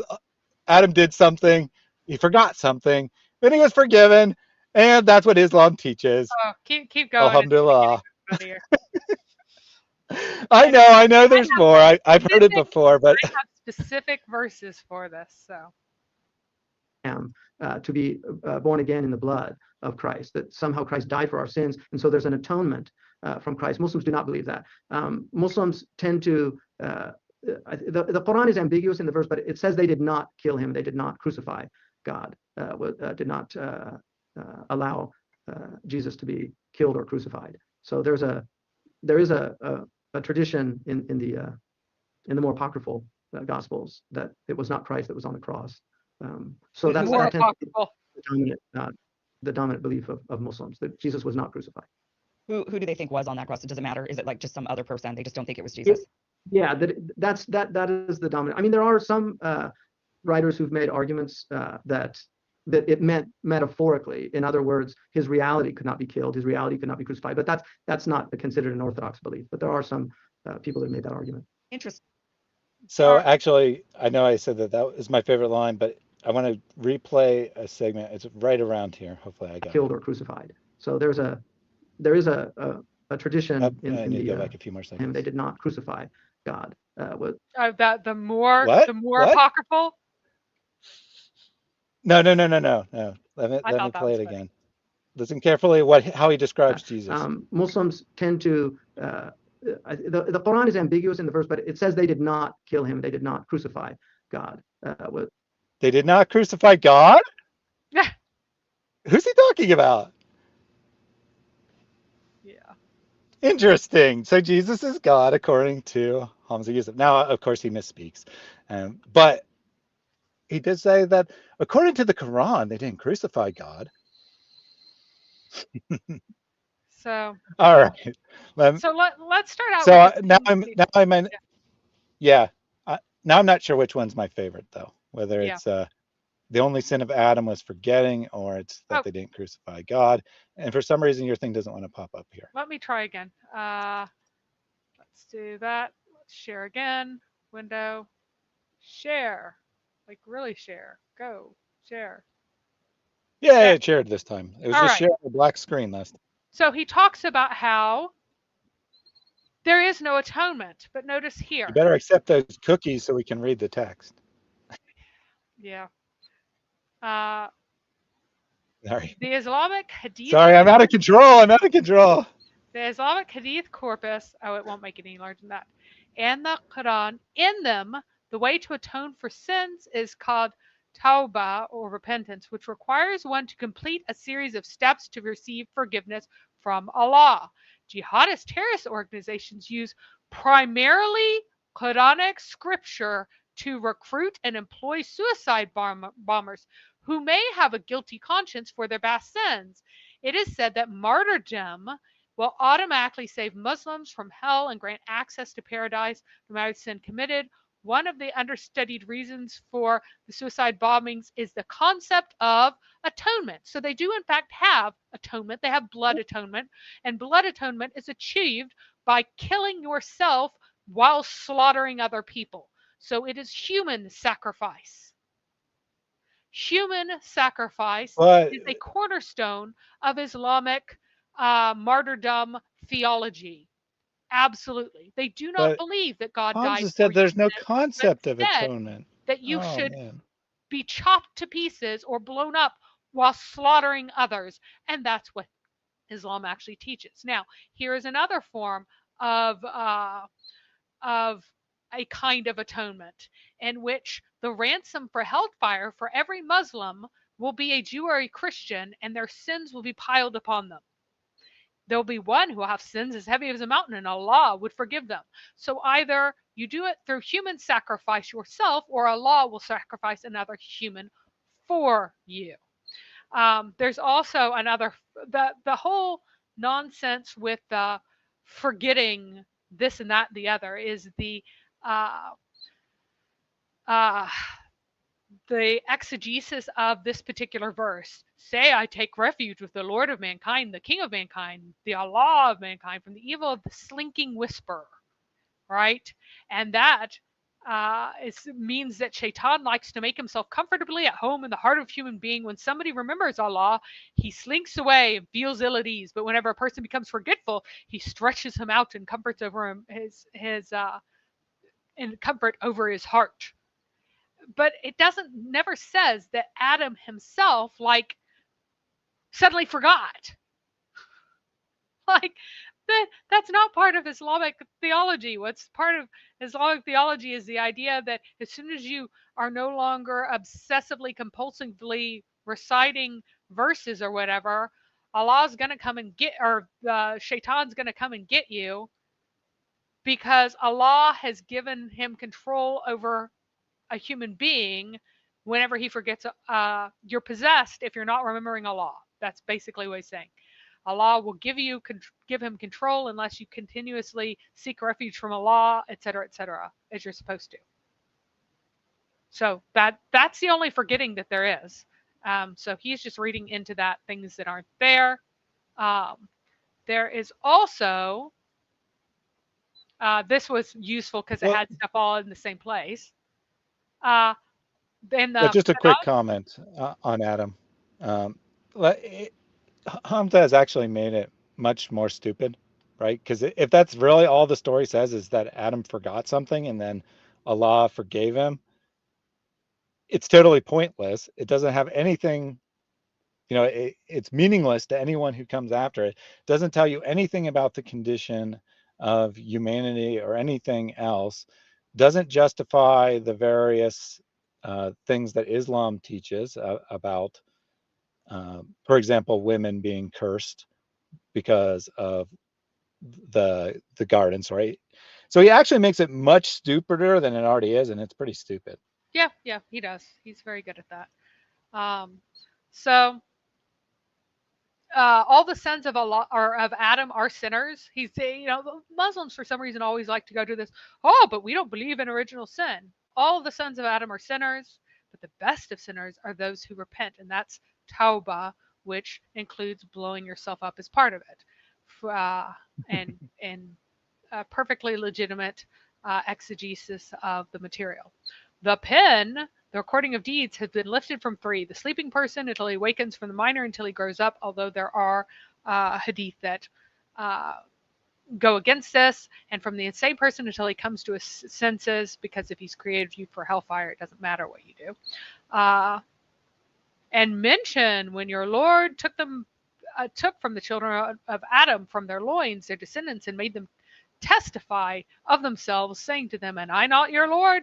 They said, "Yes, we have testified this, lest you should say on the day of resurrection, indeed, of this we were unaware." So you were tested while you were still before you were embodied, just like in Mormonism, where the people who did not take the side of Jesus or Adam became black people who were inferior, and other people, it's so funny how alike this is, and how other people who oppose them, they're the people who aren't going to succeed, that sort of stuff.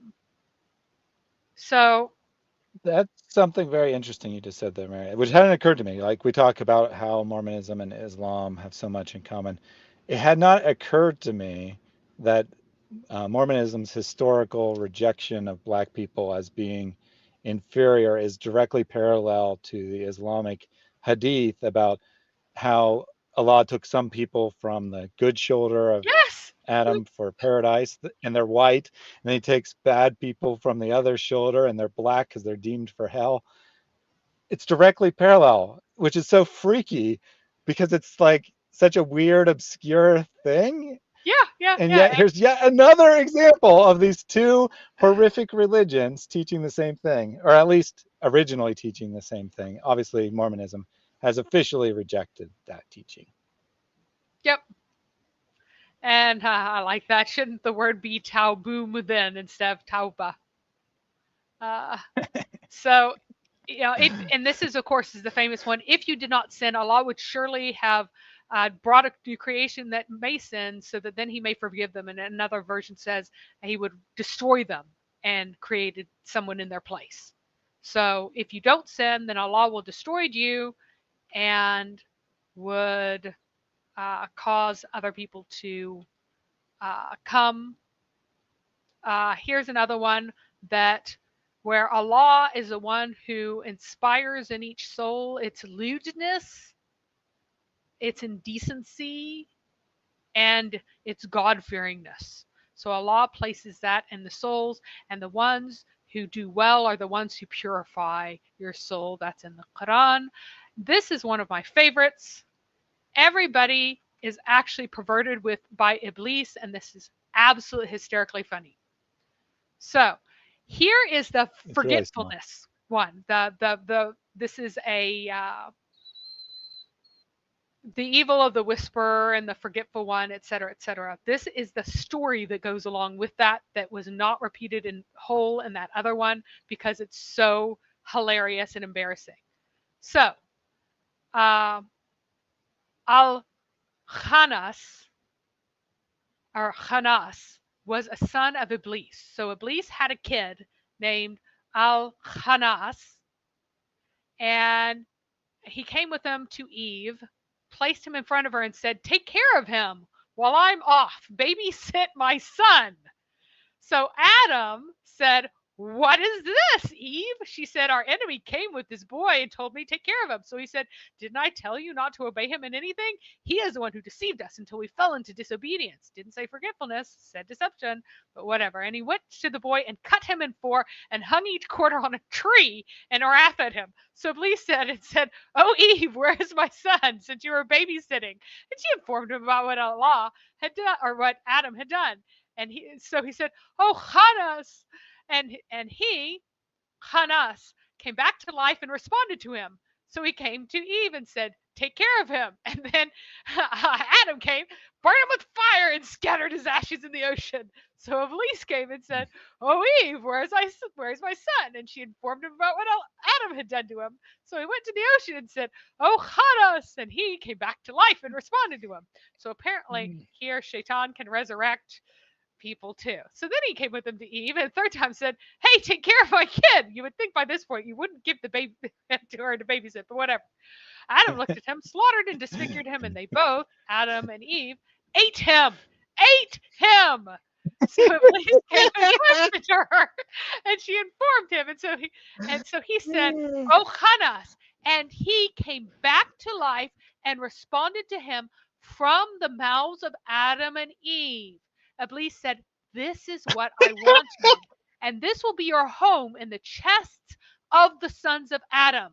So he swallows up the heart of the son of Adam, whispering for as long as he remains heedless. And when he mentions Allah with the speech of his heart, then he, Khanas, disappears. So this is saying that in fact every child is born with a sin with a fallen nature, because he has the piece of Khanas in him who was eaten by Adam and Eve and now is in every person.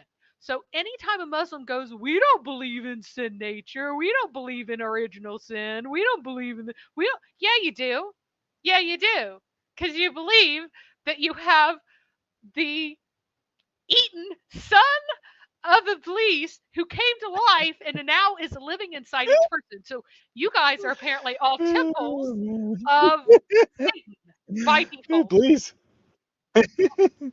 There you go. That's one of my favorites. That's Well, why I really wanted to get to this one, because it's about. I'm glad that you And insisted on bringing that. don't tell me that this is just the Sunnis, because the Shias have the same thing. So this is from a Shia board, and this is that this was accepted as well by Shia. So they're like, and they're freaking out about it. They're going, no, it's fine. And so they're explaining that it's actually okay. It's fine. So. All right. That's so that is what I desperately wanted to get to today, even though it's not as much on topic. It's one of my favorite stories, along with Iblis, who is able to have kids by having one thigh have sex with his other thigh. So just when you think you've heard it all, you learn that Adam and Eve ate Satan's baby, and that's what caused human beings to have a sin nature. We are proud of that. Very few people have heard of this one. When I read this one, I was just like, are you guys on crack? Even for Islam, this is stupid. So, no. Sorry, I need to get it together here. This is so funny. No, Cain. All right. Let me read a comment. Someone asked if this was Cain. No, Cain is Qabil, and Abel is Habil in Islam, because everything always rhymes. So I hope you guys all enjoyed that delightful story. Yeah, that's amazing. All right, let me read a super chat from earlier from Flyleaf Dreamleaf.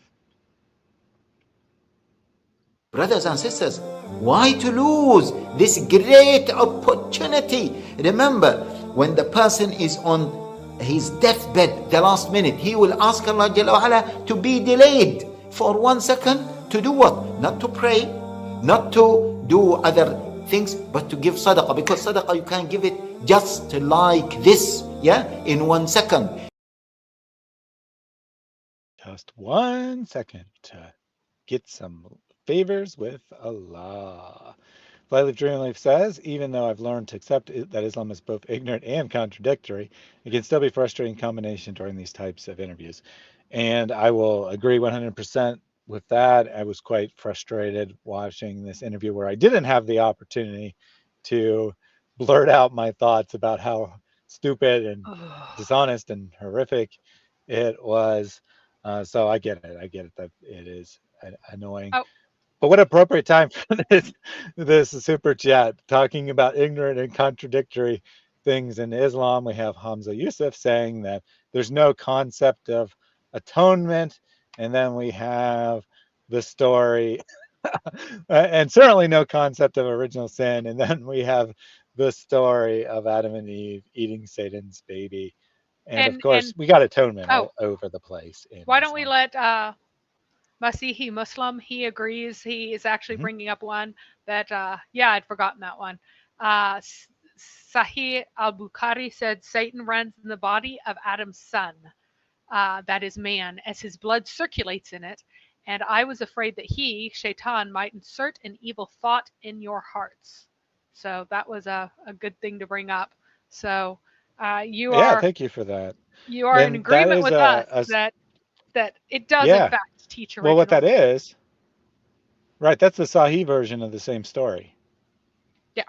That definitely seems to be where either, you can speculate which came first, but that hadith and the story that Mary just read are clearly saying the same thing. Once you know the other story is apparently, I mean, they quoted, they ascribed it to Al-Tirmidhi in one of these, but I didn't see it in the collection. Maybe I just didn't know how to look it up correctly. But if you share this is an example.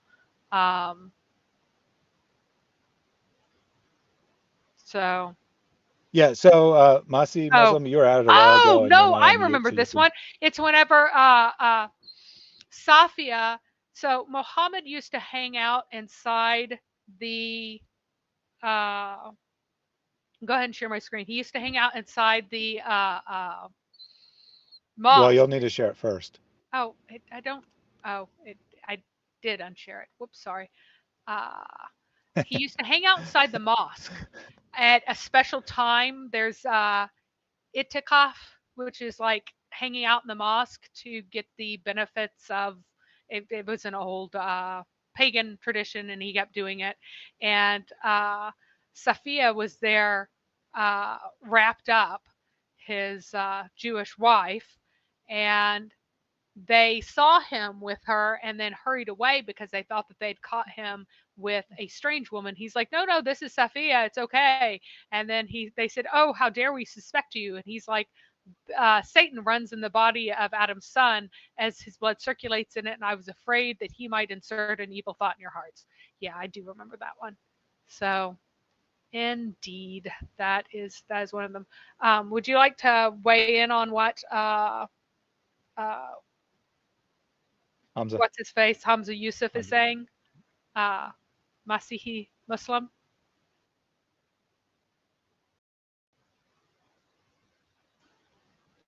You might not be able to come to the audio right now. Yeah, well, he did just turn me off, so he should be on, but we're not hearing anything, so I don't know if he's speaking and it's not coming through, or if he's not speaking. I see mute here. I see him as. Oh yeah, well, he turned it on and off. Yeah. Oh, maybe it's not working today. He was trying to get it to work. Yeah, I think it's not working. So if you disconnect and you reconnect, it'll probably be fine. But right now we're not getting your audio. Yeah, the next one that I'd really like to get is 3335. That one, if you can jump ahead to that one. That's the. Yeah. So real quickly, to give Masi another chance to connect, I'll take another super chat from Dame Piglet. Who ate the apple? You ate the apple. The whole apple. Yes, the whole apple. You ate it. But a small seed, you left it. You put it back into the earth. What happened? Allah, through His power, caused that to grow and to give you how many apples? Thousands. So Dame Piglet says, take my money and I will definitely take your money and buy some apples and then plant the seeds in the ground so I can have thousands of apples. Thank you very much for that donation, which reminds me, Professor Yaffel early on used the apple command, which plays just who ate the apple and then draws an animation of an apple tree. This is intended to be used like a super chat, so it costs 1,000 points. And so if you put a message after it and you use Apple, I will read that on the stream. Nice. All right, so you said to jump to 33 something? Yeah, or 3232, which is also. Yeah, 3232. All right. Let's do 3232. let me jump ahead because we will wrap up fairly shortly. So, and Yep. we won't do a part 3 on this, I don't think. No, So no, let's there's get no the part 3. segment that you most want to talk. Yeah, let's get the segments you most want to talk about out here. Oh, yeah, I got to take your screen share off. Who ate the Get apple? mine to come on. All right, there. I guess someone else used it. All right. I think one of the saddest things for me is that Muslims and Jews really did live together peacefully for centuries. It wasn't always perfect, and I wouldn't romanticize it.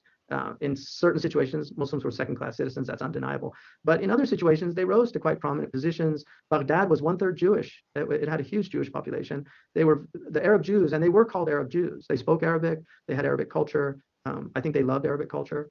Musha bin Mamun, one of the greatest of the rabbis, even though he used a Hebrew script, he actually wrote in Arabic. Most of his major works are in Arabic.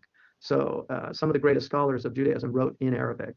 So for me, that's the real tragedy, that the politics has really ripped these two communities apart. And then I think, well, that's a real tragedy. They used to get along so well. Then Jews sometimes wrote in Arabic.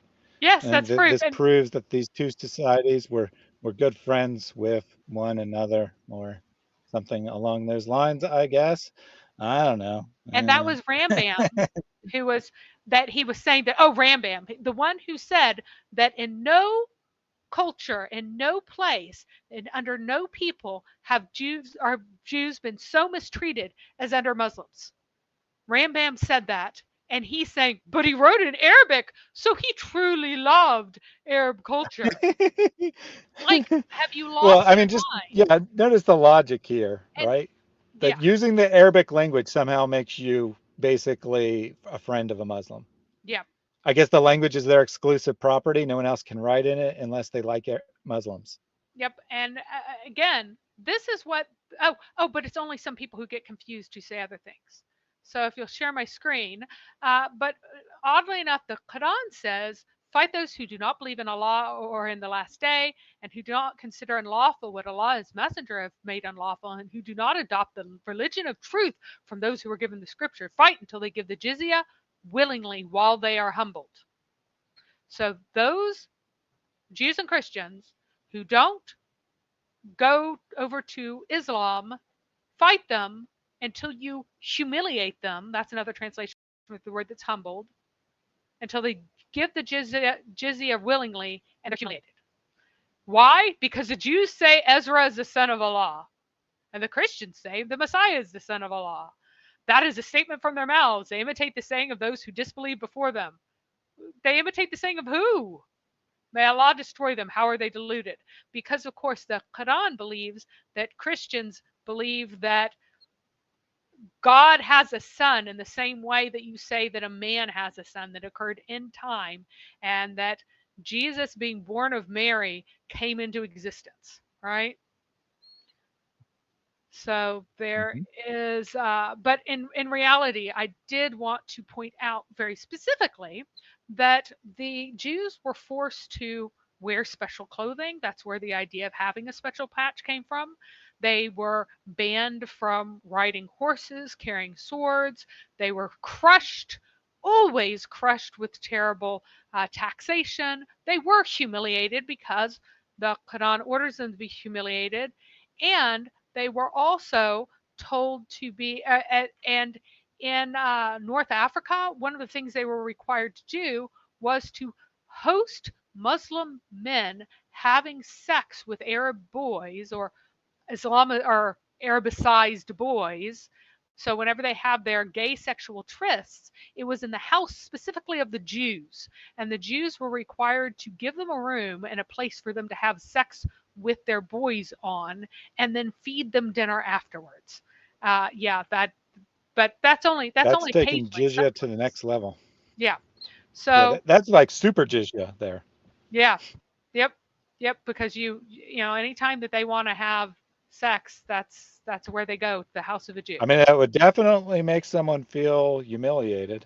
Yeah. And when you're forced to use your house for other people to have sex, gay underage sex, no less. And then you got to feed them your too. marital bed. Yeah. And then you have to give them dinner. Yep. So, Second and class that, citizens, yeah, occasionally. that's in the book Islamic Homosexualities. And then here is another one. Don't initiate the saluting of Jews and Christians, so don't greet them first when you meet them. If you meet any of them on the road, force him to go on the nearest part of the road. So shove him off into the gutter, where it's filthy. Don't give way for them. Keep going, push through them, humiliate them. That's what Muhammad said.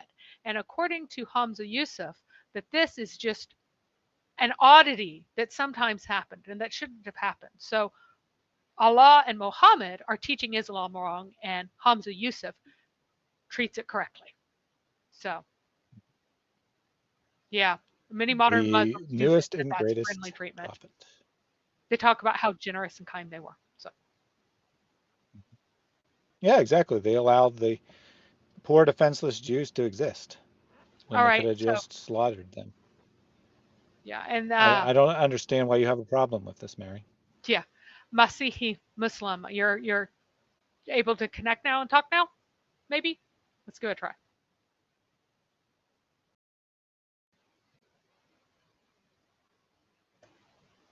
He probably sticks his phone in his pocket the way I do. So I'll take him a moment to unmute. No worries. I'll read a couple comments here. This is a good question here from Eldon Emerald. Why are so many Muslims so afraid of criticizing Muslims in the past? Most of us Christians are able to criticize bad Christians. I don't get why it's so hard. And the reason it's so hard is because those Muslims of the past are not actually bad Muslims. They might be bad people. They might fail utterly by a human standpoint, but they're not bad Muslims because they're following the example of Muhammad. Oh, looks like its connection is not working today. Masihi Muslims connection is often it often is daif. It has jinn. Yeah, it usually works, but it shows signs of being weak, right? Like the audio cuts out occasionally and whatnot. Yeah. Morkay said Cain must have been a Muslim. Abel was a Christian. I can prove it. Cain killed Abel over religion. Obviously a joke there. Nice. Also highly appropriate, I think. And then this is from earlier, and I don't think he's still around. And he apparently is an atheist, presumably an ex-Muslim atheist by his name Muhammad. But Muhammad Hussein says, promised land was taken by murdering the people who lived there. So his basic gist was that in the Bible, God commands the proto-Israelites, the people who will possess the land, to go into the land of Canaan and kill those who are there. Now, was that just done at random, Mary, or was there some context to that No, in command? fact, they did something that actually disgusted and horrified the Romans so much that the Romans, when they came into contact with these sorts of people, wanted them destroyed as well. Carthago delinda est was what was said at the end of gosh, whose speech was it? Not Seneca. I'm going blank on his name. Anyway, the end of a speech, because what they did was sacrifice children. They performed human sacrifice of their children, and that was God specifically said before that he was not calling for the destruction of this tribal group of people, like their tribal identity at this time, because their sins had not reached the level at which they would come under condemnation. And because they didn't destroy the identity of these people, they spread their human sacrifice to other continents. They spread it to Africa and they spread it to Europe. Whereas if they had been fully obedient, they didn't not fight because they weren't obedient. They stopped winning because they weren't obedient. But because they weren't obedient, this form of horrible human sacrifice spread all kinds of places and became propagated, and it was actually Rome who put it to an end rather than the Jews, and Rome did it, hundreds and hundreds of years later. Mm-hmm. Mm-hmm. So basically, there is context to that. I don't think that anyone would say that God doesn't have the right to take a human life. The problem is that the so-called God of the Quran is no God at all. It's a combination of the delusions of Muhammad and the inspiration of a demon. So if God had told the Muslims to, or the followers of Muhammad, I should say, to go and wipe out one of the many peoples that he attacked because they were in grave sin, and it was a special command for one time and one specific situation, I wouldn't have a problem with that. The problem is the God of the Quran isn't God. Just because someone said something doesn't mean that it somehow is the same thing. All right. Masihi, So, want to try one more Masi, time? Yeah.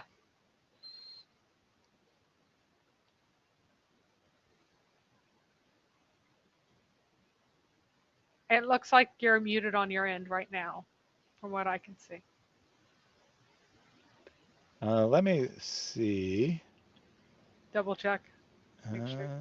Yeah. So, yeah, I don't see anything in your settings that would explain why you're having issues. It's probably just a poor internet connection, unfortunately. Another day. Which is a shame, because I would have loved to hear what you have to say. I usually enjoy talking to you, and you bring some good perspective on things. Yep. All right, so I want to do did you want to play Yeah. one more? Okay. Yeah, one more because it's let me just take. Yep. Let me take another super chat before we do that, and then we'll do one more segment. Wasting your time on social media is one of the best deeds a Muslim can do. There's a huge need for it. You know this and I know this. So that makes the reward even greater. So give generously and Allah Azza wa Jal will give you even more.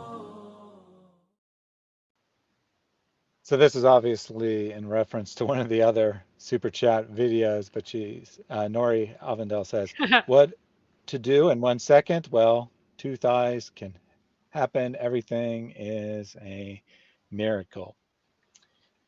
And Muhammad Hijab says, stop wasting your time on social media. That's only something that Muslims should do.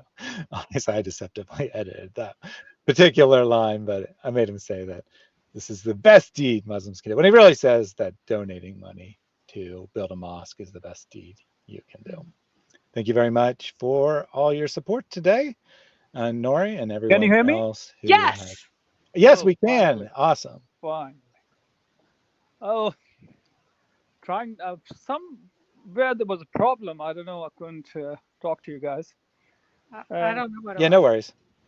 Yeah,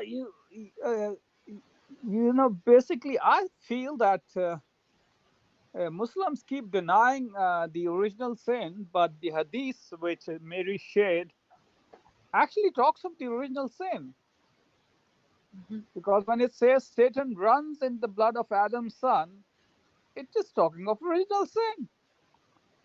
But the Muslims don't get it. Yep, that is true. That is absolutely true. And Yeah, and to be clear, Christians use the term original sin in a couple different ways, but this would be the stronger sense of three different ways. Actually inherited sin. Yeah. There are three different senses in which original sin is used. First one is that there is a sin that caused Adam and Eve to fall from heaven and changed, essentially brought sin into the world. And of course, Muslims agree with that. And the second sense is that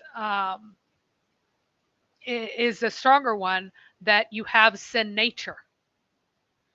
And it's really odd that Muslims do sometimes deny that because, you know, again, every son of Adam sins, and those that are best are the ones who repent. And then the other one that says that if you were not a people who would all sin, basically, who do sin, then Allah would destroy you.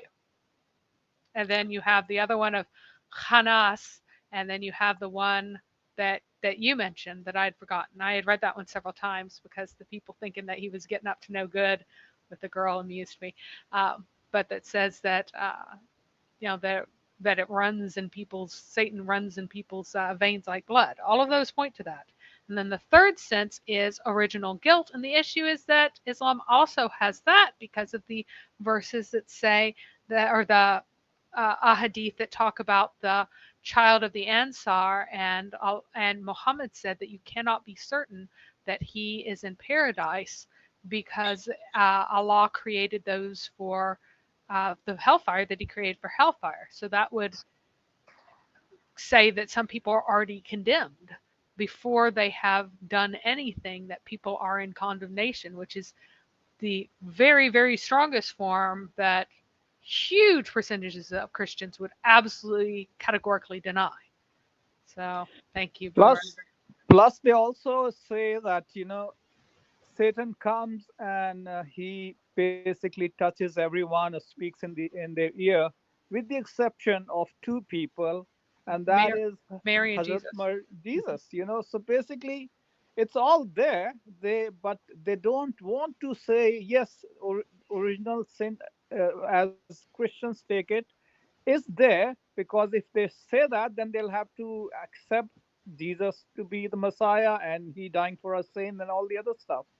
But because they want to deny this, they're denying their own scripture. That it's not scripture. Usually, most of it comes from the hadiths. And the other thing was on jihad. Now, jihad, back in when 9/11 happened, I wrote a letter to the president saying that there are three types of jihad. One is the self jihad. The other is the spiritual jihad. No, one is the self and the spiritual jihad. The second is the intellectual jihad. And the third is the physical jihad. Now, the Muslims should be allowed to do the self and the spiritual jihad and the intellectual jihad, but every Muslim living in the USA should denounce in writing the physical jihad. And because every Muslim coming to the USA, entering the USA, should denounce in writing. We are not asking you to denounce the self jihad. We are not asking you to denounce the intellectual jihad. You want to preach your religion using intellect, using internet and other stuff, no problem. But physical jihad, they should denounce in writing. And I got basically a pretty good response from the White House. In fact, they invited me over for dinner, for the presidential dinner and all the other stuff. But nothing happened. No such action was taken. Yeah. Well, one thing that was that the they had previously done specifically is required that anyone who maintains polygamy and has beliefs in polygamy cannot immigrate to the United States.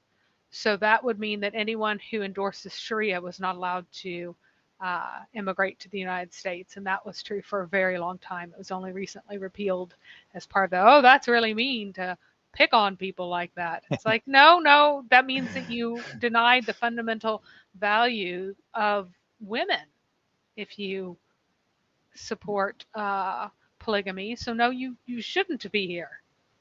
But I know many, in fact, there are some friends also.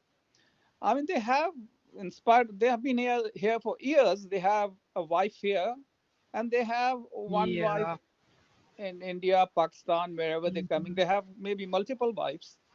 And that's been going on for years. But it's not on paper. Over here itself, they are not allowed to keep two wives, but they do have more than one wife. And it's been going on for years. The thing that changed, the thing that has changed over the years, that in the past it used to be okay. Most of the guys used to think of, okay, once we make our money, we are going to retire, go back to our own land. Usually, I'm talking of Pakistan, basically.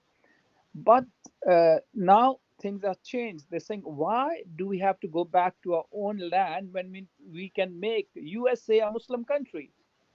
Which they are like, let's make UK a Muslim country.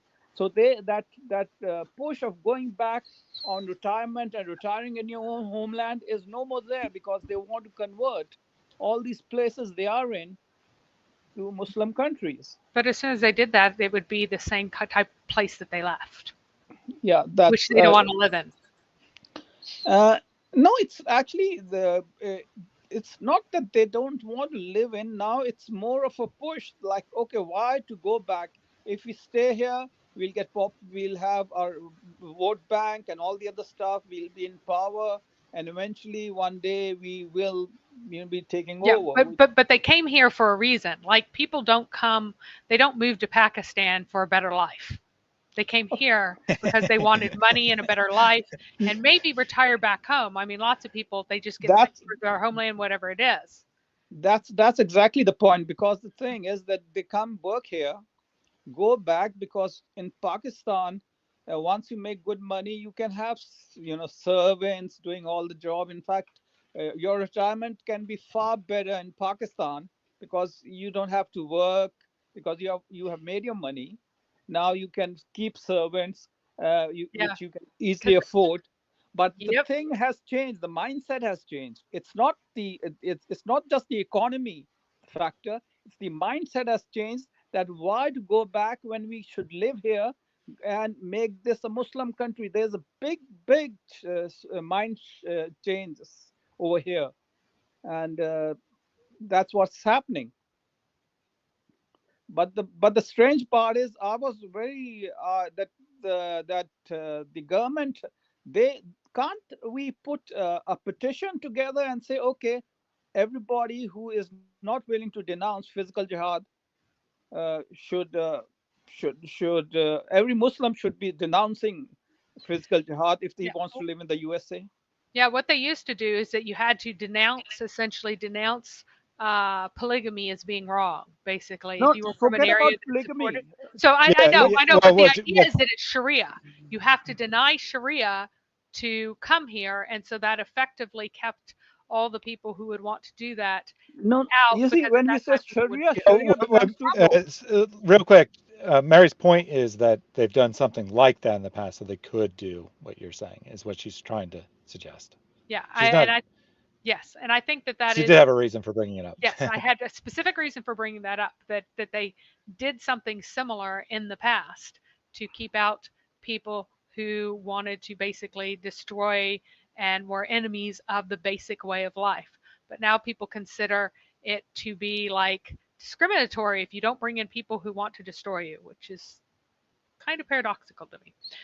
So anyway, so you wouldn't like to put up a petition? No, I mean, I would Oh, like. we would definitely agree with that. Well, I would think that a lot of people would lie right now, although apparently it was Yeah, but I mean, at But least you hang on. force them to take that Yeah, step, right? but I would force them to take that step. But I would also be happy to demand that everyone who wishes to identify as a Sunni Muslim or a Shia Muslim, that they must live under the Sharia law of their own people for all internal matters, under an absolute strict law. So just like the Amish, just so you know, the Amish, they get to do a lot of things that are different, and they don't follow a lot of the laws that are followed in the US generally, because they are self-regulated for religious reasons. So if you want to have this religion, then I think that you should be very, very strictly regulated under the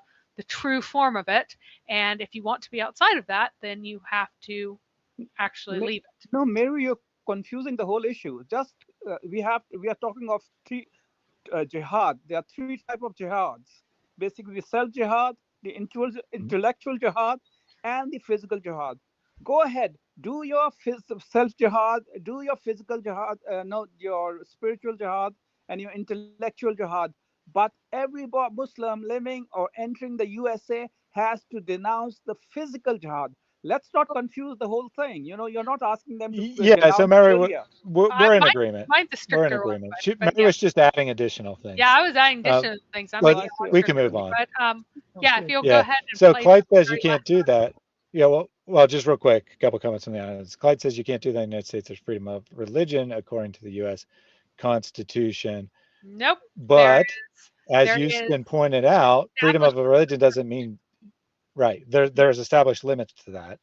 Um, there are Mormon sects who believe that in polygamy today, the mainstream sect has rejected it, but there are other sects that believe in polygamy, and the United States government says, so what? You're not allowed to practice it here, right? It's your legitimately held religious belief, and you're still not allowed to practice it here. So freedom of Just religion like doesn't mean you child can do marriage and all absolutely the anything. rest. Yep. Yeah, yeah, exactly. The United States isn't going to start allowing child marriage just because some Muslims argue that it's a part of their legitimately held religious beliefs. And they have good evidence of that as well. All right. So what did you want me to play for the last segment? I would like you I to wasn't play sure the the one timestamp. that is, whoops. Where is it? Uh, 33, 35, if you'll do that one. And I've got to get All more to right. drink. I'm So dying. yep, that I thought that might be the one, but I wanted to confirm Yep. since this will be our last segment here. And one of the most interesting things to me about Israel, it's a meeting place of the North and the South. And I think that's why so many of the Southern countries are aligned with Palestine. And it tends to be more, it's the European and the Western Hemisphere that more supports Israel. And it's very interesting because it's like that's where the two places meet. Because if you look, the standard of living in Israel for Israelis is really quite high. Yeah. Whereas for the Palestinians, it's almost unbearable in most places. Like Gaza, it's incredible.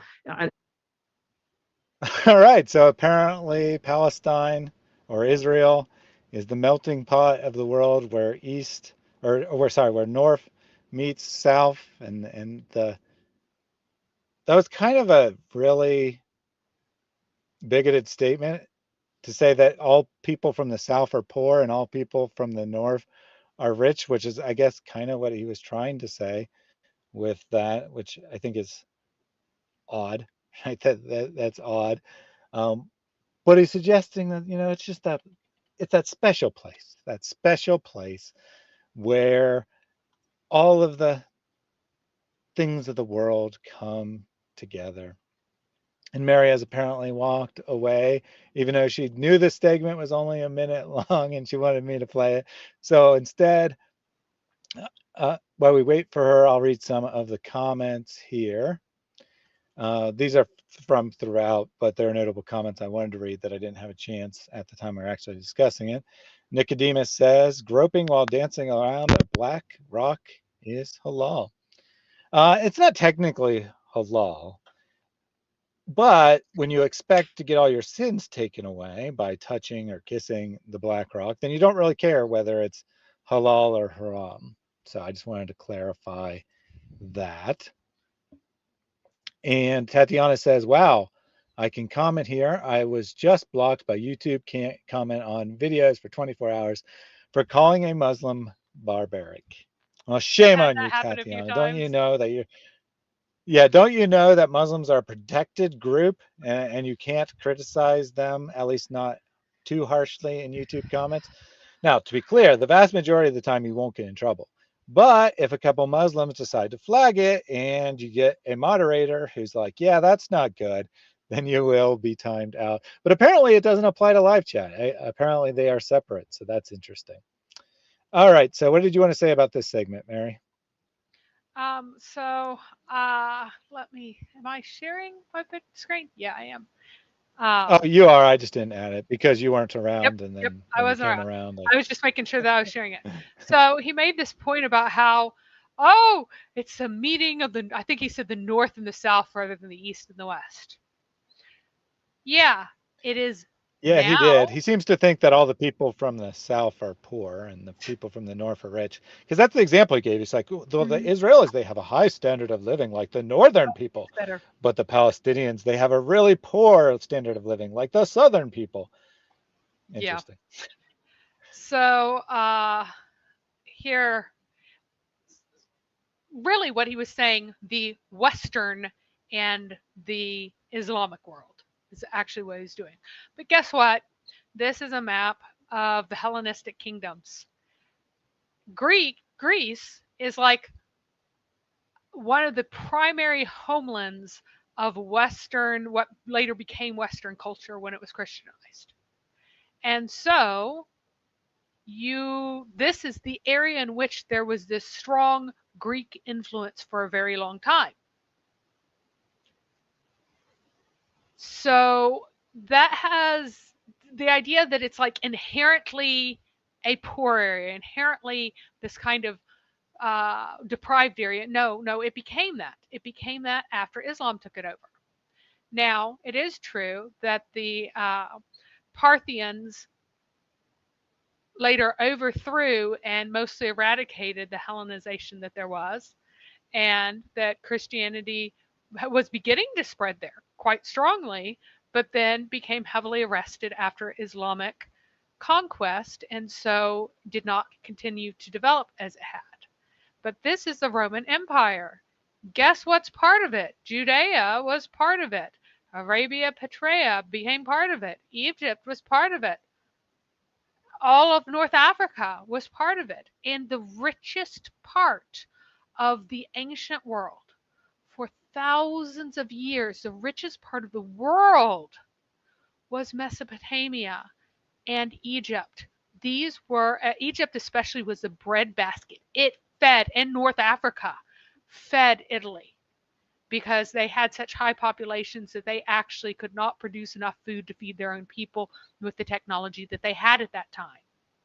And so they had these incredibly rich, prosperous agricultural and intellectual areas that were part of this sphere. If anyone asked you, what is the greatest city in the world? Chances are that they would say Alexandria, or what is now Istanbul, Constantinople.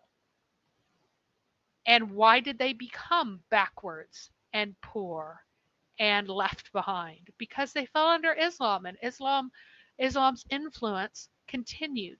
Islam was able to milk wealth from Europe for a good long while because they controlled important trade routes. But as soon as that was gone, they fell into utter irrelevance in most respects because of what Islam does to a society. So this whole, it's the meeting of the East and the West. No, it wasn't. No, it wasn't. Not until the Muslims took it over. Now, here is another point. So, the life standard of living is just terrible for these Arabs, and in the those who became Arabicized in Israel. That's unbearable, right? So the monthly income for Jewish homes was on average $4,900 ish, nearly $5,000, and then for this one, it's 3,200. For Arabs, it's 3,268, right? So we have 3,268 to compare to other things.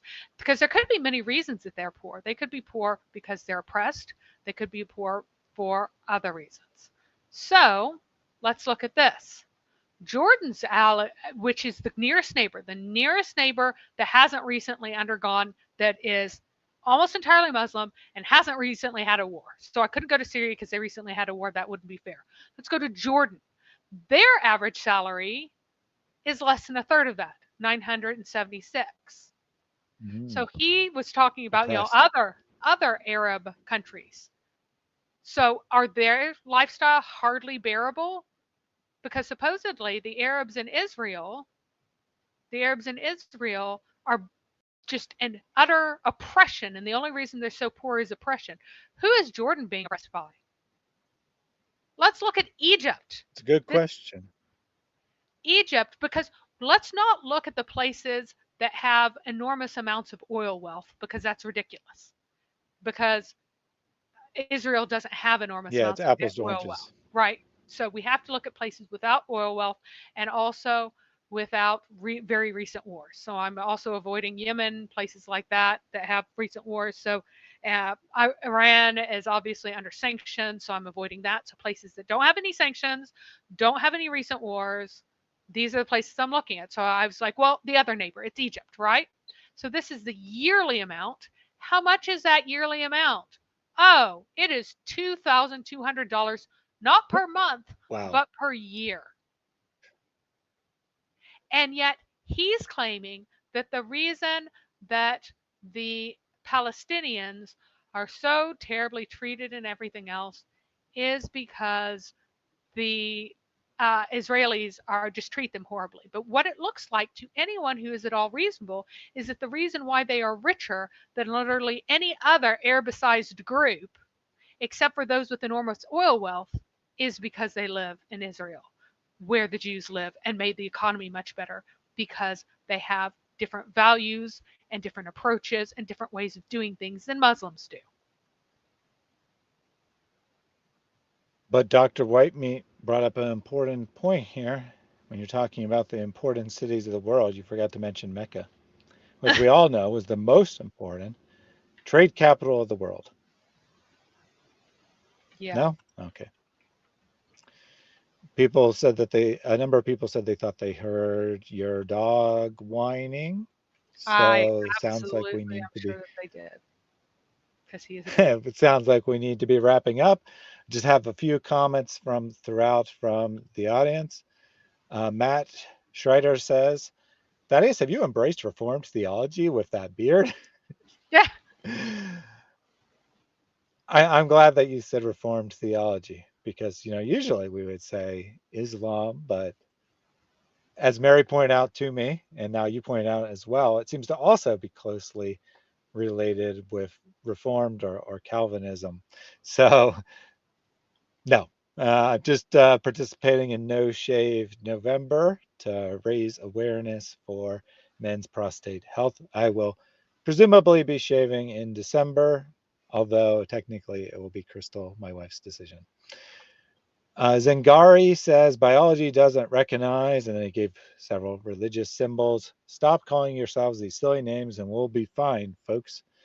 Does biology recognize that those are silly names? Does biology recognize the internet? Does biology recognize money? I mean, this argument is just a total non sequitur. Biology doesn't recognize something, therefore it is invalid. No, that is not how logic works. Mr. Isa as Mr. Swine. I'm sorry, Mr. Isa AS as Mr. Swine AS. Great username, which is the primary reason I saved this. But they always spread about Christian faith in their mosque. I hear it everywhere. He said he was from Indonesia, and when he hears a Muslim khutbah, the equivalent of a sermon, it's usually about Christianity, and that's true. It's bizarre to me because I've never, ever heard a sermon on any other religion in all of my years of attending church. Only time a religion might have occasionally, like once a year, been mentioned is like as a general prayer for unbelievers.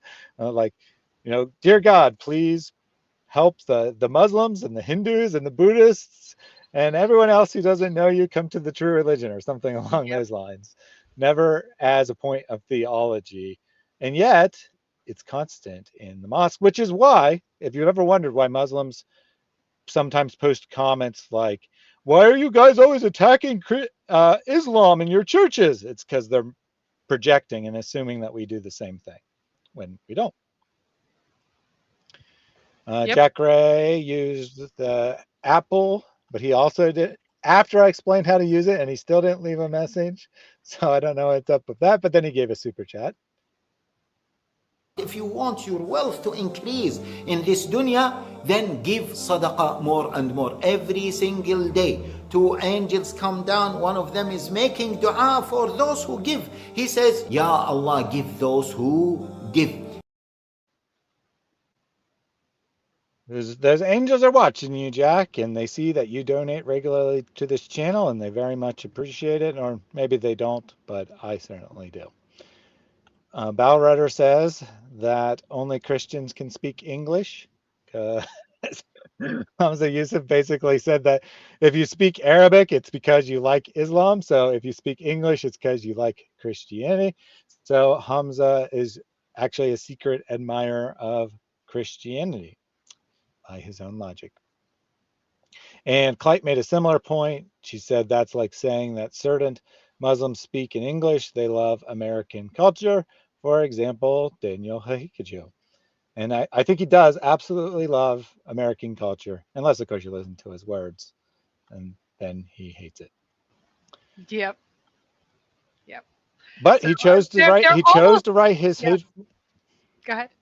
He chose to speak and write his hateful things about American culture in English. Therefore, he's He. basically the same. Yep. Elizabeth says, if you're a Christian, you may want to learn more about the religion of Islam and how you can effectively reach out to Muslims with the word of our Savior. Amen to that. Amen to that, Elizabeth. And I hope that's what these broadcasts do. I mean, I do try to make them entertaining. I do hope that you enjoy them and you're entertained. But what I most want you to do is to learn things and put it into practice. Use it in conversations with Muslims. Two more here. Balrudder said, show me a Muslim who does not sin. And of course, I can do that. It's Muhammad. He was without any sin whatsoever.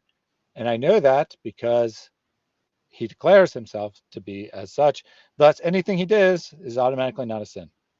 You cannot argue with that circular logic. I won't allow it.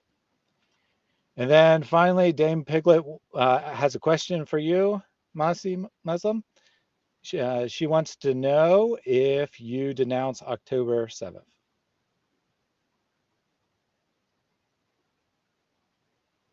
Of course, October 7th, not only October 7th, it's the charter of the Hamas that they want to eradicate Israel, of this. And if they have to start with denounce, saying, okay, we are not taking away the charter, we would accept Israel and learn how to coexist. So I strongly, uh, you know, what they did on 7th October needs to be denounced, killing of innocent people. I also denounce the killing of innocent Palestinians. Okay, it's been done, but they could have used special forces, they could have used other tactics, but innocent life is innocent life, be it Palestinian, Israeli, or anybody. So I do condemn their action of, Excellent. so. Yeah, and I figured you would. I had no doubt that that's what you would say, and I appreciate that. So we're going to wrap Now, up now. Well, I'll give you a I chance for a closing thought. yeah, I did since the lady brought up Hamas and their action. Years back, I wrote up. Did I share a poem with you, Thaddeus, in the past? No, I don't think so. I wrote a poem. You might have. I wrote a poem to do with Palestine. And Oh, well, yeah, you definitely didn't share that. So I see. by all means, go ahead. And this was written years back, really. And it says, terrorist is the name they give me. Terror at times I spread. For what is mine, this world won't give me my land to earn my bread. An orphan child would search for love, the love he has lost. This world may put the highest price, he'll get it at all cost. My cause is fair, so I don't care for the tides that rise at night. For what I fight is for my right. Tell me, is this unfair? Let them have what is theirs and give me what is mine. If we live on equal rights, all things shall then be fine. So this is I wrote years back because, and I've dealt with Palestinians in Dubai. Uh, in fact, the people who hired me from Pakistan, they hired a group of people, and I was among the 8 people hired. And it was a company, very big company with 3,000 employees. run by Palestinians, and the Muslims. We were a group of 8 people. I was the only non-Muslim there, and after a few months of treatment with the Palestinians, they started saying, "Oh, these guys, what they're getting is because the way they treated the Pakistanis like they were garbage, you know, and they had no respect for them, and they said, oh, they are what they are getting is they deserve it because they don't know how to treat people." So this is the but at the same time, I mean, I had very good my boss who was a Palestinian. He was an excellent guy. He treated me very well. He treated the other guys very well. And but most of the Palestinians, they have something to do with the attitude towards other, which makes them like they are the only smartest people around, you know. And I don't know, it's maybe it's the reason they are getting this is and it's in the form of religion, and this has become a religious matter, but of course it was not a Muslim thing in the past. It's the attitude. The Palestinians have to change the attitude towards others, and once they do, things will get okay. That's all I want to say. All right. Thank you very much for that. Thank you for the time, Thaddeus. Thank you. Absolutely. So Dean Ehawk says he graph all. I had no idea what this meant, but Mary figured it out. He apparently was saying that I am grifting my followers. At least that's the way Mary interpreted it, and I think that's probably accurate. But I would prefer to just think that I draw graphs. You know, and I chart out numbers and I put them on a bar graph or a line graph, or maybe if we're getting crazy, a pie graph. I graph everything. Any closing thoughts from you, Mary? Yeah, his excellent Arabic here. It's sadaqah. He's arguing that it's sadka. It's sadka, not sadaka. Yes. I challenge you, go to Google search and just type in sadaqah, and you will find out that in fact that it is sadaqah. I just checked to make sure that it would do the autocorrect. So yeah. But well, he's using a non-standard transliteration not, system or something. No, he's just not. Or it's just it's the I'll trust me, bro. Well, it's the thing is system. That they just borrowed words from Arabic into like hadith instead of hadith. They borrow words and then mispronounce them. So, I mean, you could say that about borrowed words into any language. But it's particularly funny because Allah only listens to Arabic. So, well, I mean, it's not English. It's not Arabic. It's probably what it is rendered into in Urdu. That's probably what they say in Urdu. So. Yeah, well, so he failed utterly when he tried to come up and dispute with us on actual material matters. So now he's disputing the spelling of the Arabic word. I don't really give a crap how it's spelled. The standard English pronunciation has the extra A sound. So I'm speaking English. I'm not trying to speak Arabic. I really don't care how you pronounce it. Just listen to what all the Arabs said. Like literally, when you give sadaqah, they say, shame on them for like pronouncing it correctly. So here is Islamic Relief. Yeah, I mean, shame on us for using the standard Muslim pronunciation of a word. This proves that we know nothing about Islam, and this is something that goes against the required elements of the Shahada.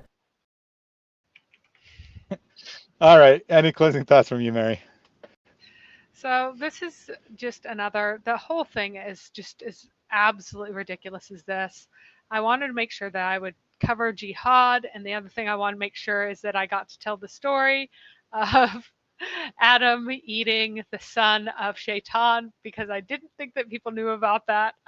So I think that we've hit what we mainly have come to talk about this time.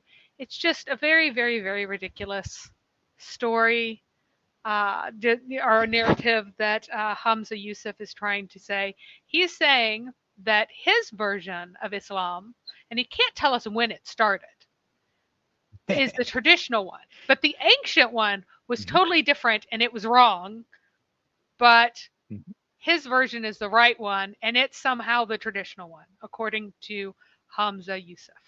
So I think I figured it out. Hamza Yusuf is a translinguist.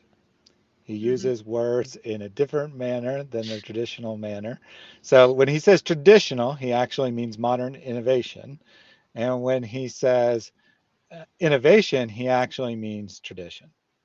sounds about right. All right. So we will wrap up here. I hope you guys enjoyed this.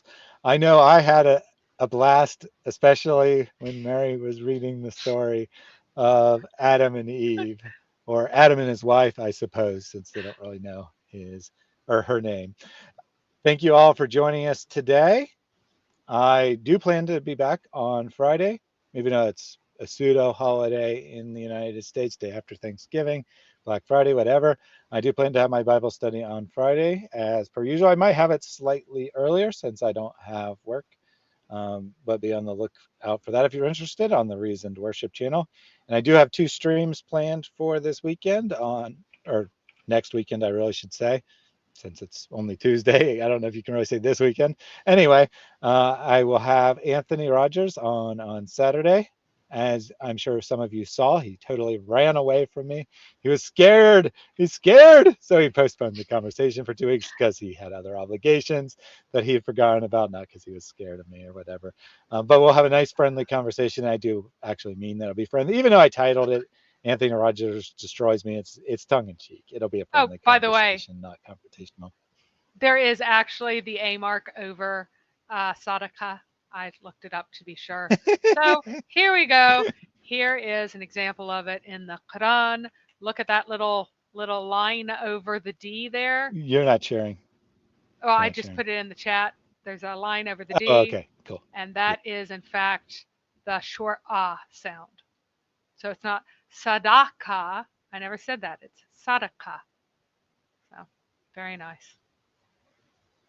All right, and then on Sunday, Anam and David S. will be back to continue the discussion on beauty as it relates to God. This time, the first time we focused primarily on the generic argument for how beauty proves the existence of God, and this time we'll get into discussing whether Allah is beautiful, or whether the Muslim conception of God fits with David S.'s thesis. So that should be very intellectual and very interesting for people who like that sort of thing. If you're just looking for, a mindless, fun stream, I'm sure David Wood will be streaming on Saturday and Sunday, and you can just tune into one of those.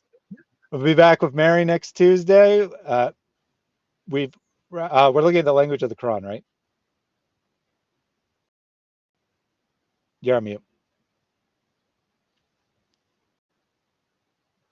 You're muted, Mary. No one can hear you. Oops. Yes, we're doing that. We're finding out what language it was written in, what could it have been written in, what language was spoken where, because there are some major misconceptions about what language was spoken where and what the languages were. So it's super important. All righty. So lots of stuff coming up. Hope to see you on one of those streams live and interacting with the chat. I always enjoy the chat. Adds a lot to the stream, I think. So I appreciate you guys who tune in live. Until we meet again, go and serve the Lord. God bless everyone.